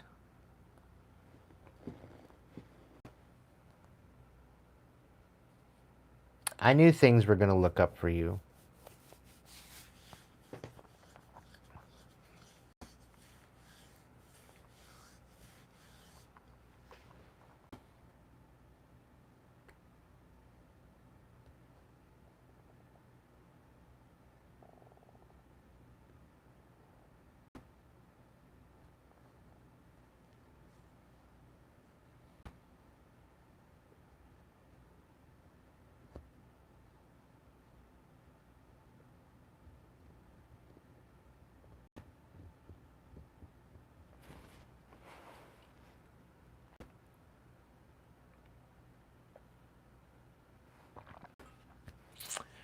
It's officially Howl's Eve. So, yeah. I don't know if you guys are celebrating or not.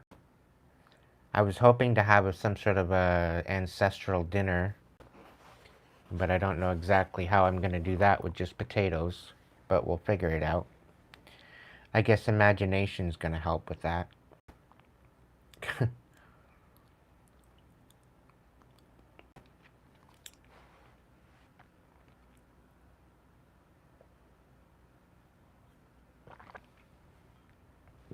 Interesting.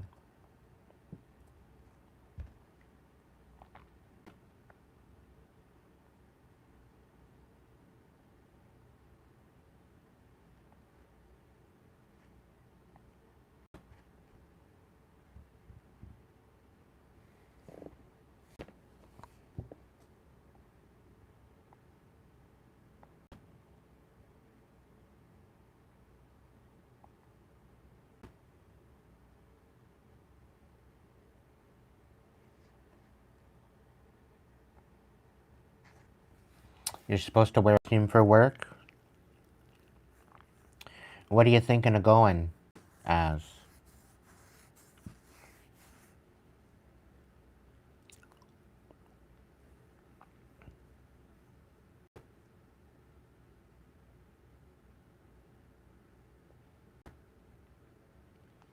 I already seen a couple reels and videos and stuff like that. And I thought it was kind of funny, but kind of degrading. But this old man, he went in just as himself, but he ended up getting a whole bunch of watches, old watches that he maybe have had, collection of watches, and he hooked them up in onto his belt. And he went around, and somebody went up to him and said, "What are you supposed to be for Halloween?" "I'm just a waste of time." I'm like, what the fuck? And he had a whole bunch of watches tied to his waist. Like, wow. And you can't go wrong with wrapping yourself in aluminum foil and going as a leftover, right?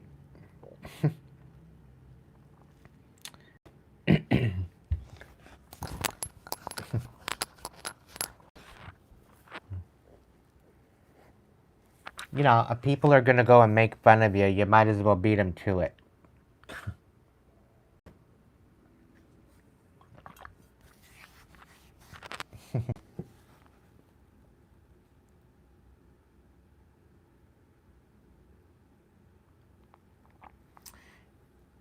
Be for 3-ingredient potato and dough.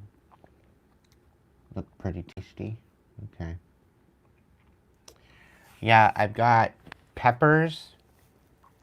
I've got a red pepper, cheddar cheese, and I got potatoes. So, I don't know. I might make fries tomorrow. A big batch of fries and kind of nurse them throughout the day.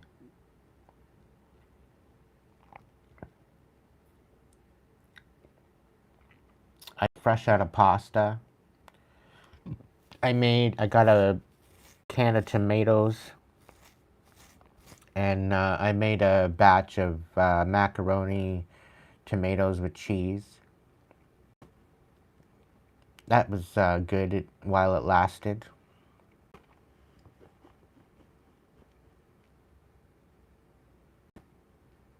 What's your question?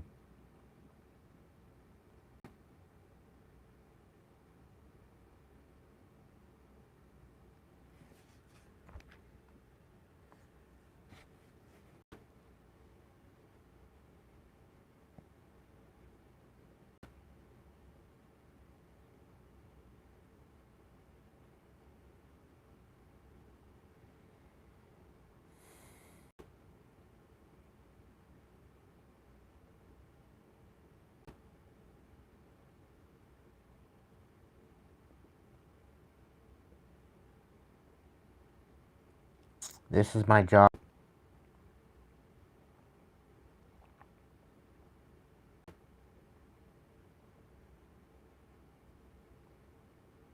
Otherwise, I won't be celebrating Halloween.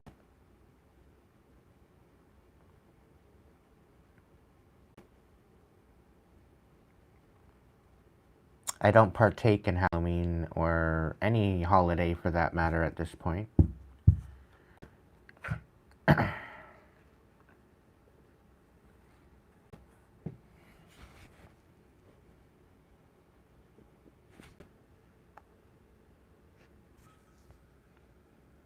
And did you realize that your opinion means absolutely nothing?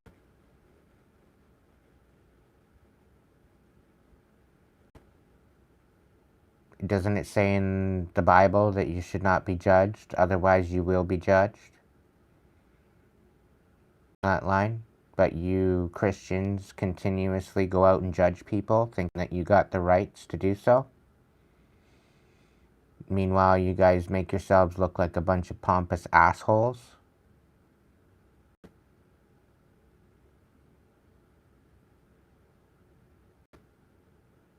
Bunch of hypocrites. And do you realize the God that you worship isn't even the real God? Do you know that?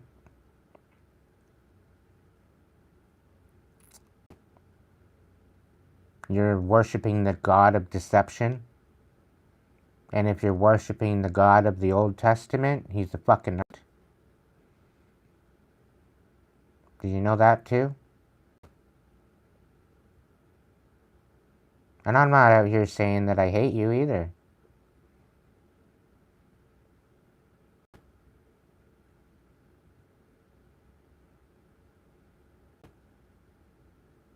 Quite frankly, I don't hate anybody.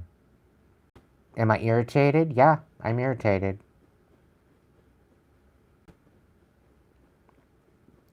But whatevs.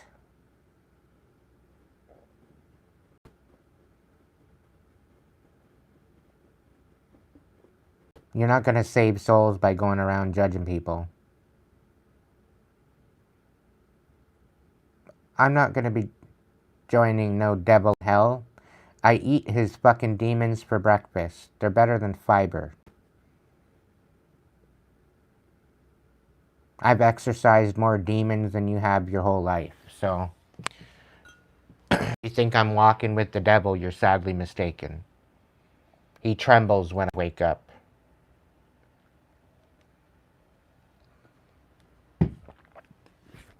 I would assume you need to pick your battles wisely.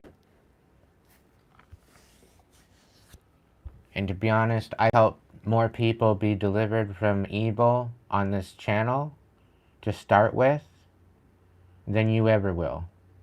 If anybody needs to repent, you do.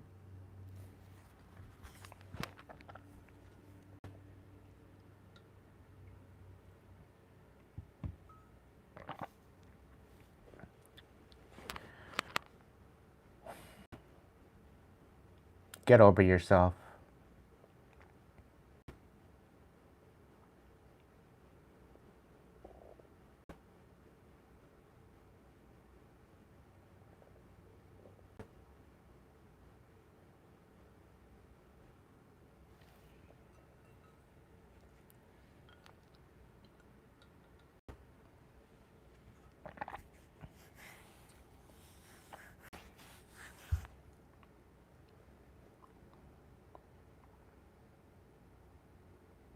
Right, Lilith?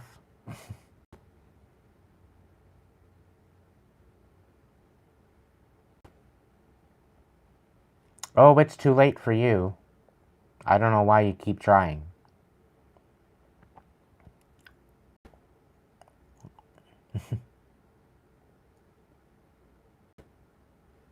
I'm really kind of snipping on the fact that T. Kent is a homosexual. But they're in the closet. And they're telling me to repent? Okay.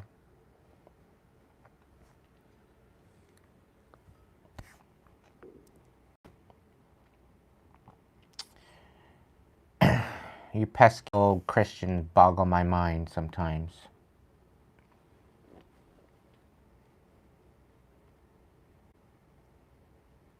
Yeah. The homophobes, 9 times out of 10, they're homosexual in the closet. And they're in shame for it too.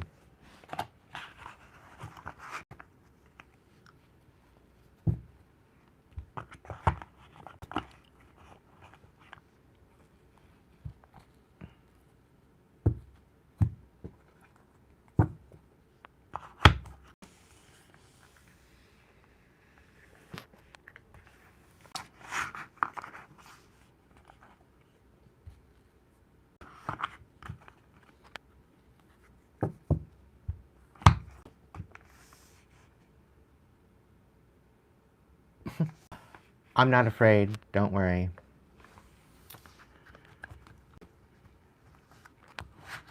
You are, though. You're scared shitless.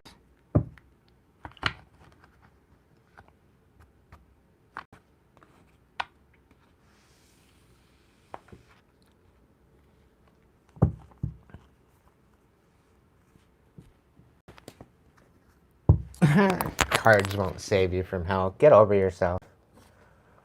Go find somebody else that actually wants to hear your whiplash.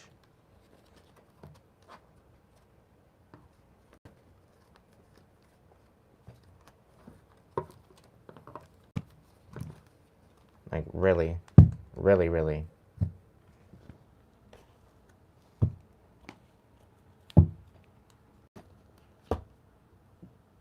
And tarot saved my life over and over and over again. So for you to tell me that it's not going to save my life, it already has.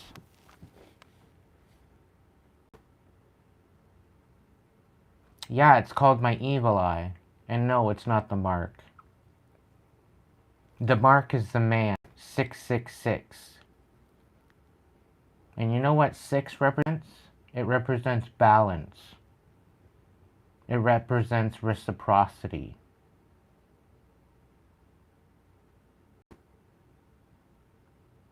And when it runs with 3, it represents reciprocity with the divine.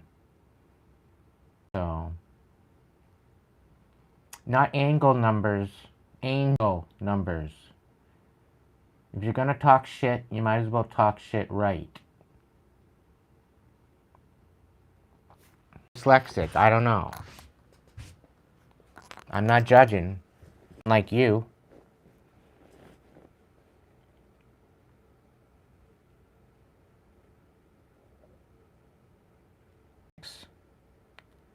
Totally.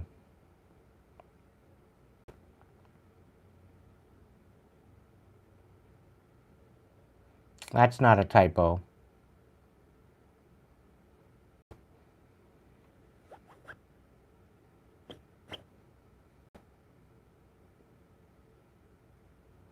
Okay, bye-bye. I'm done with you.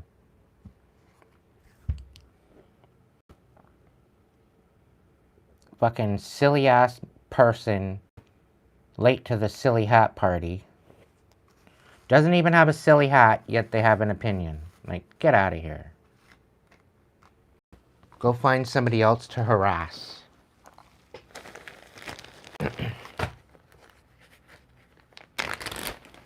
Anyway, I'm out of here.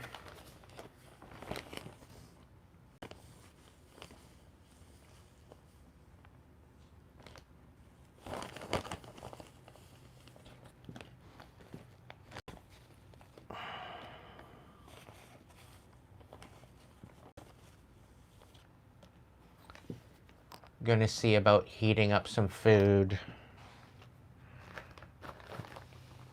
Some leftover potato.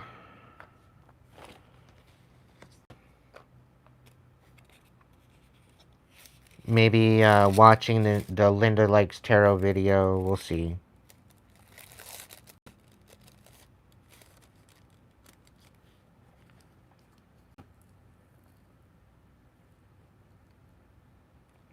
Right? The one-track mind is fascinating. It's kind of embarrassing how good they are, really. Unbelievably deluded.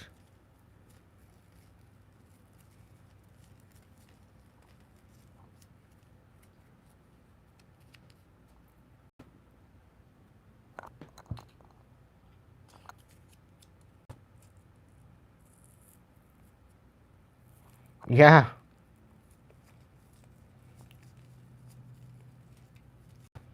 And you know, I kind of feel sorry for them for being so close-minded.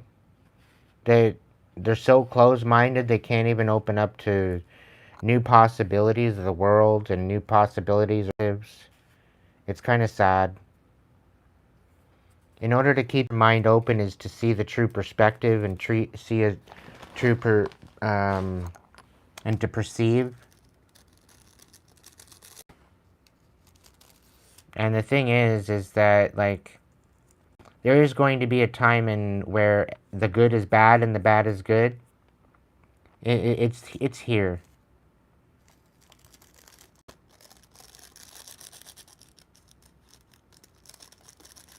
And it shows. Without a doubt, it shows.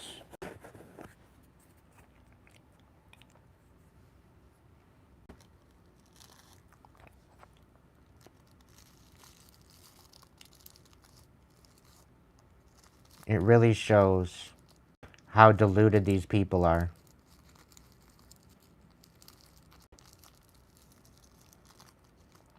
And pig-headed and stubborn. It's mind just boggling.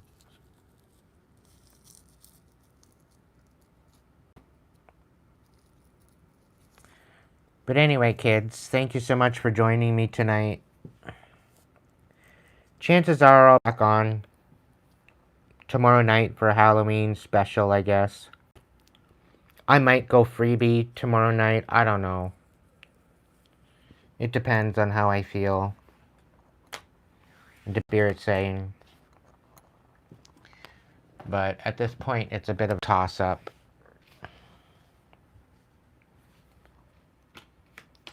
I might sit back here and just watch movies. Take another night off. I don't know. We'll figure it out.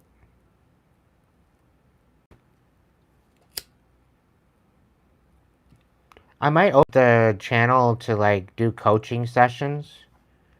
Do free coaching sessions, like life coach kind of stuff. I don't know.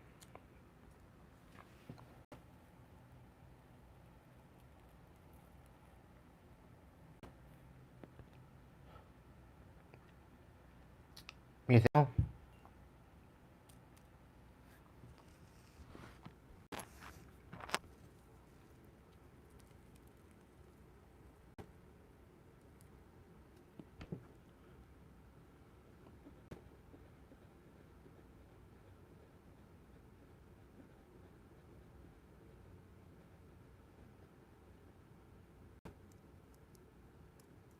Well, Lilith, you needed it. I don't blame you. I slept most of the day yesterday, too. And then I just went back, I got up and went back to sleep again, so. But the day before that, I was exhausted. I was really tired. So I'm like, you know what? Because I'm just tired, I'm just going to take a day off. And let them think that the magic is working. And then, bam, I'm back here again.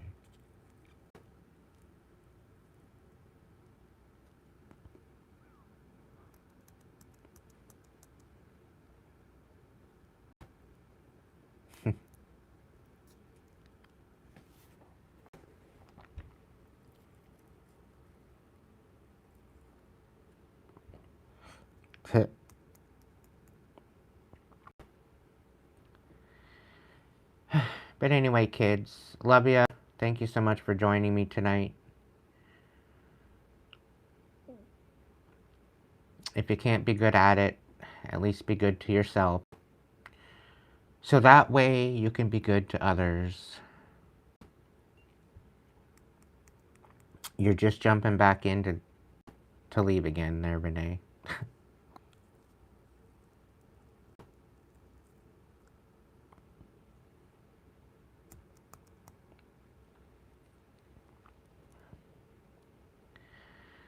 And I'll catch you later.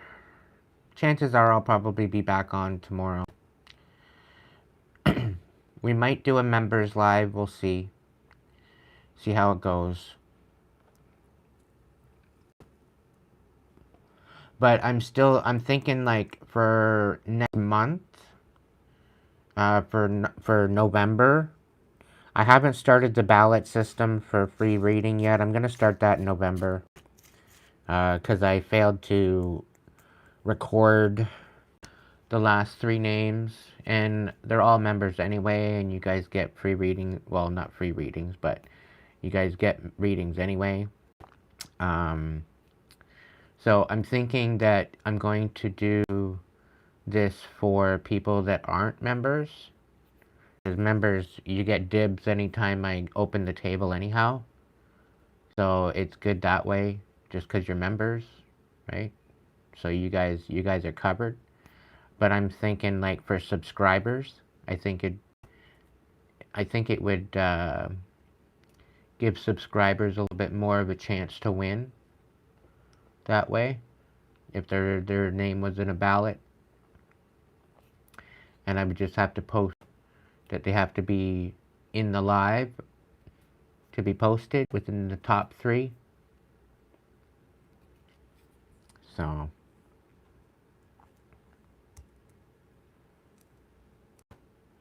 Linda likes tarot.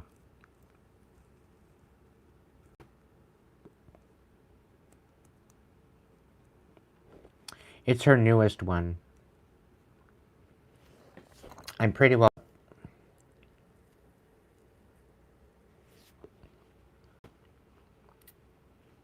She's literally my TV. I wish I could have enough to support her too. Because I'd like to be part of her readings club and whatnot too, but... I'm not making enough to do that right now, unfortunately.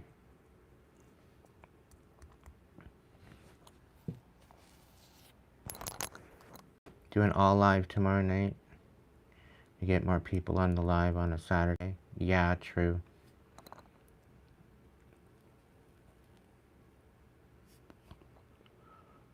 PayPals are graciously accepted because that'll help me pay my bills. I think I can let my phone slide until the end of the month when I get paid and pay it off. But then I'm gonna be broke again because I'm having to pay a month behind. So it's like, I'm hoping on a miracle.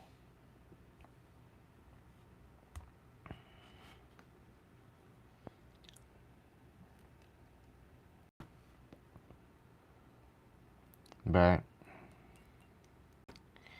anyway, I'll love and leave ya, and I'll catch you.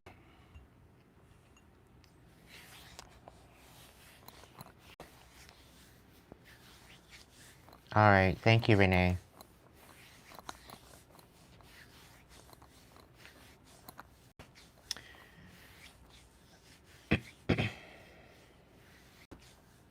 $267 a month? Yeah, mine's $230. I have just barely enough to get, and like I can pay it and do a payment arrangement. They offered me a free month, but they haven't applied it yet. I might call them tomorrow and see if they can apply it just for this month to help me out. Then I can put it towards my phone and pay, and then maybe get some food.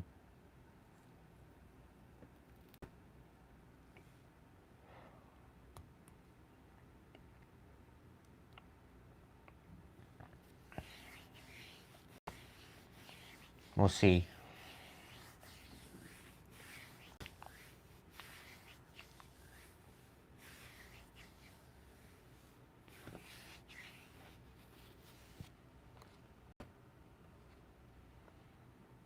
A Powerball? What's that? Is that like a lottery or whatever?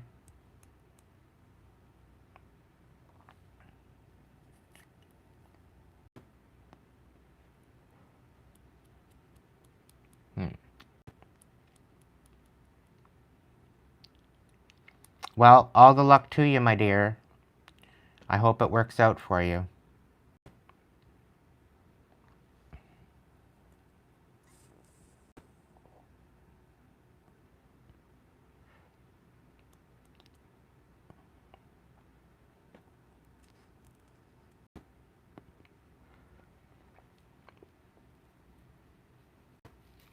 Alright, kids, you have a good night, and I'll catch you later, okay? Ciao for now.